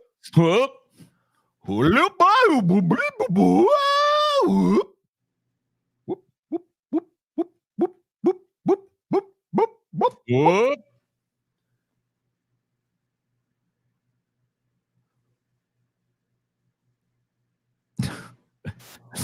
Vosh horse fantasy. Dude, this is such wild shit, bro, when you search Vosh. Oh, man. Sucks to be him. Vosh's horse fantasy. Fuck. How do I find this goddamn thing? Oh, there it is. There it is. Whoa. Yeah. Okay, I got it. Wait. No, dude. Fuck you, soundeffects.com. Get out of here. All right, let me take sound effect out of this. Whoa. Whoa. Dude, if that's not up as a video, so we just need to put it up. What happened? That fucking audio drop, dude. Vosh saying whoop, like there's nobody's just put that up like a 10-hour whoop. We're bringing fucking weird mosquitoes or something in here. Fucking hard. What the fuck is that? What? Get away from me. What are you talking about, TJ? You're bringing bugs up in here. No, I'm not, dude. Take your fucking weird. There wasn't no. I never seen a bug in here until you're at. Oh, it's landing on you. It's my friend, dude. You got fucking flies following you around. You smell like shit. Fucking sulfur smelling satanic fucking goblin. The fuck is going on You're here? very careful Oh, you're how giving you me a talk to me. fucking neck massage. Yeah, Huh? TJ, All be right, very cool. careful how you talk to me, TJ. Yeah. Oh, that feels good. Oh, yeah. Oh, Jesus. You're a tense motherfucker, dude. Oh, that was good. I need to get you to fucking massage me sometime, man. You're a fucking tense son of a bitch. That's TJ. legit. Damn, There you go. dude. Fuck. Can I get one of those, dude? I know. He's good. He's got strong hands, dude. Can I get one of those, though? Yeah, dude. It's pretty dope. All right, time for Vosh. Watch the Hold on, I'm trying to find the woke, dude. Hold up. What was the thing you were showing before? Is that like a hate subreddit? Yeah. Oh, really? We got a hate subreddit now? Yeah. I feel like I've Okay, come here up it with is. one. Well, I mean, like, it's at the All right, beginning. you're muted, I guess. Sorry. Diego There you might go. be reacting to this Biden shit Plays right from the beginning. Oop. in relation to Vosh. You guys Hold don't know how bad it is. hold People on. send me messages. He's been like, Whores. What? I'm gonna give you something quick before we do this, because I want to hear the whoop, dude. People don't know what the whoop is, bro. You didn't even know what the whoop was, bro. It's right at the beginning of this, and then we can move on, okay? But like, it's my VDS. Okay. right. Fair enough. Okay, I know how to manage this is an this example disease, of and I kind of need a whoop. All right. Okay. Here you go. What? that I'm referring to. We've all jerked it to Lolly at some point or another. We have at some point in our lives been going. Dude, where's the actual sound? Because it slowed it down. That's stupid. Look over our history chat, and we. Yeah, they ruined it. They fucking slowed it down to. Whoa. Yeah, it's better. The original is better. Where it's like, whoop. Where is it? And then I clicked the wrong fucking thing. God damn. Closed the wrong window and fucking impotent rage. Never mind. I guess I gotta go into this VDS without my whoop inoculation. There you go. Like apparently non-Biden shit in relation to Vosh. You guys don't know how bad it is. People send me messages. He's been like apparently non-stop rambling about me on his stream because he thinks there's a contradiction between me saying it's better for Biden to win than Trump and me now saying Biden is like decrepit and should be replaced with someone else. There's not a connection. No. Okay, wait, buddy. Hold on, buddy. Hold on, buddy. VDS incoming. It's a bloody buddy. Okay, listen, buddy. The problem I had with you was that you called me a fascist to my face because I said that Biden was incapable of beating Trump and that Biden should be replaced and that Biden should never have been the presumptive candidate this time around anyway. You said I was basically doing a fascism by not implicitly supporting Donald Trump, but tacitly supporting Donald Trump. And you told your fans to go and call me a de facto fascist. And a lot of them did it. You got a big fan base, bro. So a lot of people came over and called me a fascist. Now all those little fucking flying monkeys are super quiet.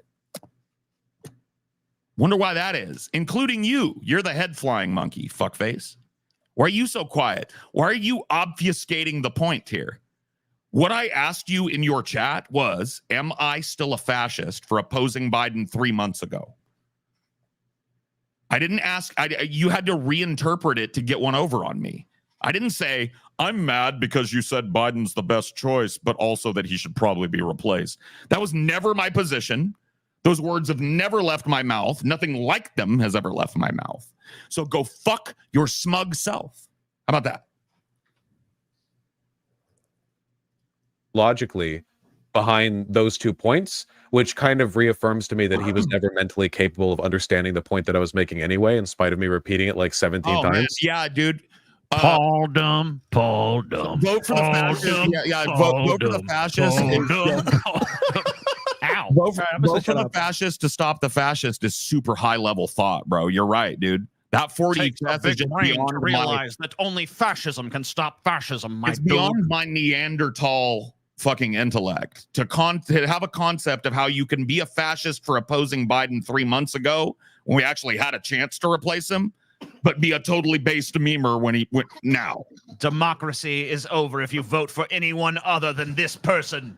I mean, also you can see with these two, I mean, it's totally personal. I mean, Vosh is literally just smiling like, yeah, Paul's just not smart enough. It's like, okay, yeah, dude, he's terrified of me, bro. He's banned me from every one of his fucking communities. He's terrified. Like, yeah. Oh, you're banned from everything. So Vosh dude, I went on Reddit to argue with people who were misrepresenting my position, as I think it's my right to do. I would think in a Reddit, right? I went on there, hey, I'm Paul's ego. I didn't say that. And I got banned from there, right? Okay. Got shit canned from there. Then he banned me this day when I went into his chat. It was right before the show. And I went like, hey, dude, am I still a fascist or whatever? And he was like, you're banned. And then I went in. Fuck. Okay, damn. I was still in his Vosh.Discord thing or whatever, right? So I went in there and I popped into like a voice or like a text chat. And I was like, hey, dude, Vosh just banned me for asking a question. What do you guys think? You know, and then like he was like, I think it'll happen in this. Somebody told him like he's coping in the Discord right now. And he's like, oh, well, let me take care of that. Obviously, we still vote for Biden, whoever the Democrat nominee is, because they will be better than Trump. They'd have to nominate someone pretty crazy to be worse than Trump. It's a hypocrisy argument, but it's from someone too stupid to know what the points are, so they don't know what the hypocrisy is. It's like, you know, how can you say vote for Biden, but you still Paul dumb. Yeah, Paul dude. dumb. Can I ask you a question? Paul Are you the name Hillary Clinton has been on your lips quite a bit lately? Are you a ghost from a haunted house, my guy? Yeah, is that ancient? Why you bring my up invocation of Hillary Clinton 3 months ago cringed, but your constant running commentary on how she fucked us now super based? Still think Biden's bad? Really? Are we still on this, man? You were still on that bullshit 3 months ago. For some reason, you had to see the dude die for 90 minutes in a row. He's bragging your Discord about being banned on stream. That's so... Isn't he like 40? Isn't he like old and stuff? He's not too old. He should know better. Decrepit guy or whatever. Isn't he like some kind of old grandpa? Isn't this the dude? Aren't you the dude simping for a fucking 90-year-old to be president, even though you know he's a genocidal lunatic? But he's our genocidal lunatic. But you got something against a 40-year-old? So, I mean, I don't know. Well, because with Paul, it's personal. You know, so it doesn't really matter if Isn't he real like personal. 40 or something? Oh my God, what's he I've doing in just my been Discord admitting when it he's for longer than he 40? has. Like, I've been admitting the personal nature of my arguments against him for way How? longer than he has. Why is a 40-year-old doing that? What do you imagine all pettiness will leave your Evaporate? being when you turn 40, Vosh? Yeah, Vosh, when you're the same age as Paul, you're going to be just as petty as you are now. Trust me, maybe even worse. You might Not be only worse. In that, fact, I yeah, can pettiness a lot of guarantee you- times exacerbates with age. I can guarantee you when by the time of Vosh is 40, he's going to be existing almost entirely on whatever it is that replaces Discord. So this idea that like at 40 years old, you stop doing social media or whatever, even if you work a job that requires you to do social media, he's a fucking retard. And his little fucking sycophants lap this up. Oh yeah, he dumb. Dude, it's really easy to make somebody look to make somebody look dumb when you get to decide what their argument is, right? That's called setting up a straw man. I never said I had a fucking problem with you for saying that Joe Biden is probably better than Donald Trump in a lot of ways. Excuse me, what are you talking about, old? Shut your old mouth, old. Oh, yeah, sorry. Why is my old ass even talking? You're old and you're dumb and you didn't know nothing about nothing. You don't even understand my arguments. They're so powerful you can't even get them. Now he's ageist. Yeah, that's my point, dude. If I were to say about Vosh, I think he's fucking about 20 years from being able to have an objective viewpoint on this because he's really slow on the uptake and he doesn't have enough fucking cycles under his belt caring about politics. He'd be like, oh, age gating. Oh, age gating. Oh, just because you're old. Oh, age gate. Oh. You know what I mean? He'd be all offended by that. But he gets to dismiss me because I'm 40. Does that make me wrong? So the question still stands at this point. Am I a fascist? Or am I not? Yes. Yes. Okay. Yes, you're You're a fascist, clearly. Yes, correct. Yes. This might be all he has. This is all you have, Paul. Yeah, dude. Fucking man. All you Dude, I'm have in hanging by life. one thread, and that thread is Vosh, bro. Paul wakes up. It's like, where's Vosh? The sun, like, the little Vosh comes over the horizon. Oh, it's Vosh. Oh, yes, I can breathe. I wake up to the sound of whinnying horses and giggling lollies. You know what I mean? It's very strange. Where is my Vosh? Bring it to me. Oh, what a garbage truck Amelia's check like, that do you is. think you can get out of bed on your own today, babe? And I'm like, no. Put Vosh on the big screen and turn it up loud. It's the only Vosh. It's the only thing I have. The only thing I've got. I think, yes, it's all that's left. Yes. All right, I'm going to take it away. There we go. I'm gonna take away his last ability to respond to any of the bullshit fucking shit that I say about him. Cool, bud. Yeah. By the way, you're not banned on any of our social media. Feel free to respond on those if you like. From unbanning him. There's nothing that I hate more than lil cows who want attention. The proper place of a lil cow is like blissfully unaware of the attention they receive. If they're desperate for it, it's much less fun. Yeah, aren't you 40? Dude, where's your wife, man? Go home. Go spend time with your kids. You know you can use Discord from home. You can. Crazily enough, that actually works that way. Yeah, dude. My wife was sitting in the next room when I was typing in your chat. Paul, you're simply too old to understand these things. You just need to go find a hobby, Paul. It's just like, Woodworking he plays to the basest. He plays to the basest instincts of his stupid, overly young audience. Like, look at that guy. He's old, and like instead of just like going like, yeah, you know what? His age doesn't matter though. The fact he's retarded is what matters. He goes like, he doesn't even have the like instincts to not give in to the mongs in his chat, bro. The fucking idiots in his chat. The absolute apes in his chat.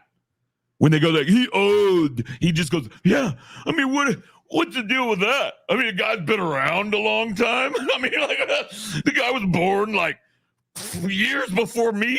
But Paul, you're incapable of understanding the argument. You're a fool. The guy's got have you guys seen the guy? He's got like gray hairs. Like, what are you even doing, bro? You spent 3 seconds trolling me into this fucking meltdown on my stream, and like, did you have a wife? Couldn't you have been chilling with your wife in the 3 seconds it took you to type, am I still a fascist in my chat, bro? What the fuck, bro? This is the most fun. This is the heaviest cope ever, because this motherfucker is sitting on a fucking saddle horse right now with a blade instead of a board. He's like fucking got one foot in the Biden's the only way to save democracy camp, and the other foot in the Biden's a fucking nightmare and can never save democracy. And he doesn't know how to fucking meld that together yet and make himself right, even though he was wrong. And so the sacrificial lamb is Paul's ego. The guy that told you this shit 3 fucking months ago that you pretended to get a dunk on in your community because it's a bunch of 10-year-olds. Dude, if they told you you pwned somebody, it wouldn't matter if that dude spit in your face and jerked off in your fucking hair. They'd be like, dude, the way you took that load was actually kind of giga-based, my guy. You don't understand that you whipping up your chat and giggling with them when they say, he old, makes you look like a salty cunt? But you know what, Paul? Yourself, you little bitch. You ban-happy little bitch that can't handle one piece of criticism, even though my name's in your fucking mouth half as much as mine is in yours. Paul, listen, Paul. You're fucking 40, bro. You need to stop. Paul, maybe you should go home, Paul. I mean, technically, Paul's like, what are you, 42? Spend some time with your wife, Paul. Look, I don't know. 44. Maybe, Paul, maybe do some painting. You're a watercolor painting, man. I mean, it's really maybe some yoga, de-stress. I do yoga 3 times a day. Well, that's good. Maybe some more yoga then. I've lost 56 pounds in the last 5 months. Good for you. You're just old. I've got nothing going on in my life though. I did it on the Vosh only diet. I think he's kind of emotionally trapped. What's the ninjutsu technique in Naruto where you get trapped fighting? What's the ninjutsu technique in Naruto? I love how the fucking immediately after he's like, this guy really needs to get a life. What's that ninjutsu technique in Naruto where it's like, what the fuck? Bruh. It just pwns itself. Vosh, aren't you like 40, bro? Yeah, dude, aren't you like 40? Why are you quoting Naruto? Bro? That's so old. Why are you talking about Naruto in front of your fucking tween audience for a living, bro? Aren't you like 40 or some shit? Isn't he like 40? Like, isn't it time to get offline and get a real job, fucking Vosh? Dude, I don't mean to be rude or nothing, but does Vosh have like a gray hair right there? It looks it's starting to look like there's a look right there. I don't know. It looks weird around the temples too. Yeah, it's starting to look right near the front. He is like 40, dude. He is like pushing 40 out of you by 50 of Sasuke's older brother. What's that? The Genjutsu? Yeah, he's never. Oh man, I've never been so pwned in my life, dude. I'm like Sasuke's older brother, the Genjutsu. That's me, bro. Roasted. I will never fucking recover. Hold up, guys. I gotta log off, bro.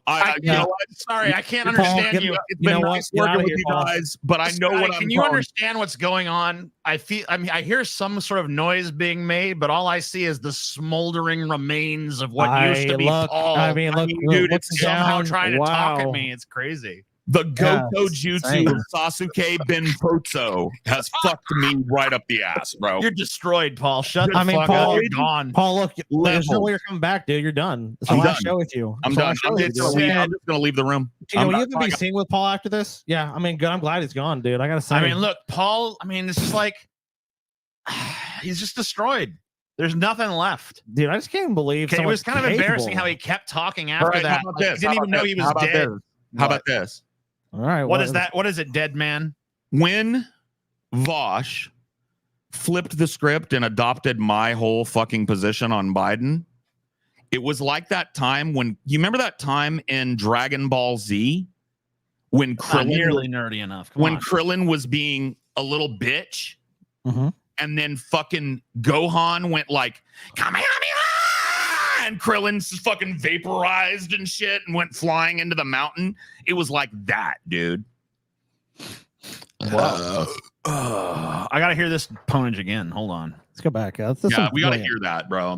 Dude, this is the fucking. This is the most epic. Everyone, shut the fuck up. I'm gonna put him This full is the screen for new. this. This is the new standard. This is the new top. muting This up. deserves full fucking Yeah, screen. this is right top, here. guys. So just you want to hear what the top is? No, not us. Yeah, not us. This. This is the top in ponage right here. You are about to get a fucking master class in fucking ponage right now. Damn it. Come on. You got to own this. Let's go, TJ. I think he's kind of emotionally trapped. What's the ninjutsu technique in Naruto where you get trapped fighting, like getting the shit beaten out of you by 50 of Sasuke's older brother? What's that? The Genjutsu? Yeah, he's never left that debate, man. Bum, bum, bum. Shit.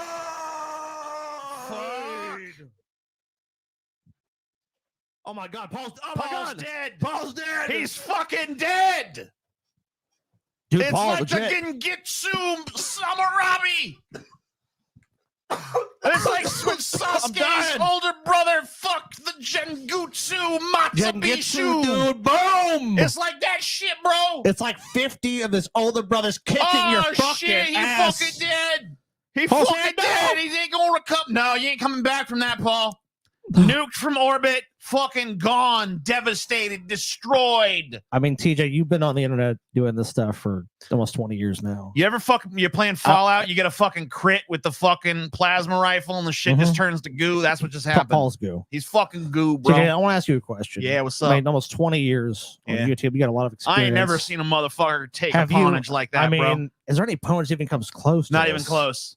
Not even Wow. fucking close. I mean, it's the most epic Paul's ponage dead. possible. I mean, like, dude, even when back when like they had the ponage Olympics and shit, people were trying to pone as hard as they could. No. No one's ever poned this No hard. one has ever reached the levels that Vosh has I here. mean, just really mad respect for Vosh right now. This is just His- crazy. I mean, like, it takes a fucking real high fucking intellect to realize I mean, that do Paul we- is like the Genjutsu I from mean, I don't want. fucking Look, Naruto, there's very few bro. people I throw out around the the G word with, but I mean, Yeah. I think right now, guys, we have to admit it right now. Vosh is wrong. Is a genius. He's still wrong. Vosh is wrong. I'm still there. There's 50 Vosh. God, it's 2018. It's tragic. Oh, he pwned me. Look, he's but he didn't pwn me. I'm still here. Look how Genjutsu. mentally Fuck, unstable dude. Paul is. I'm like Sasuke. No. Sasuke's Everything- older brother Genjutsu. Everything Vosh said was right about you, Paul. Brutal. All right. Please I'm stop. I'm done Please pretending.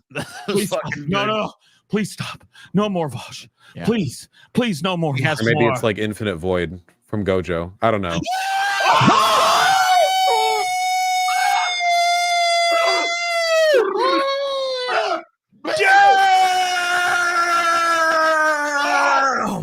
Oh, fuck. Shit.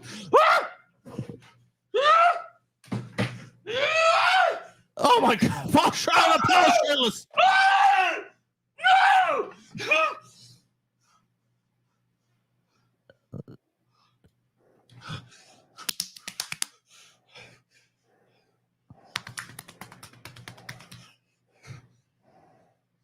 Mind broken.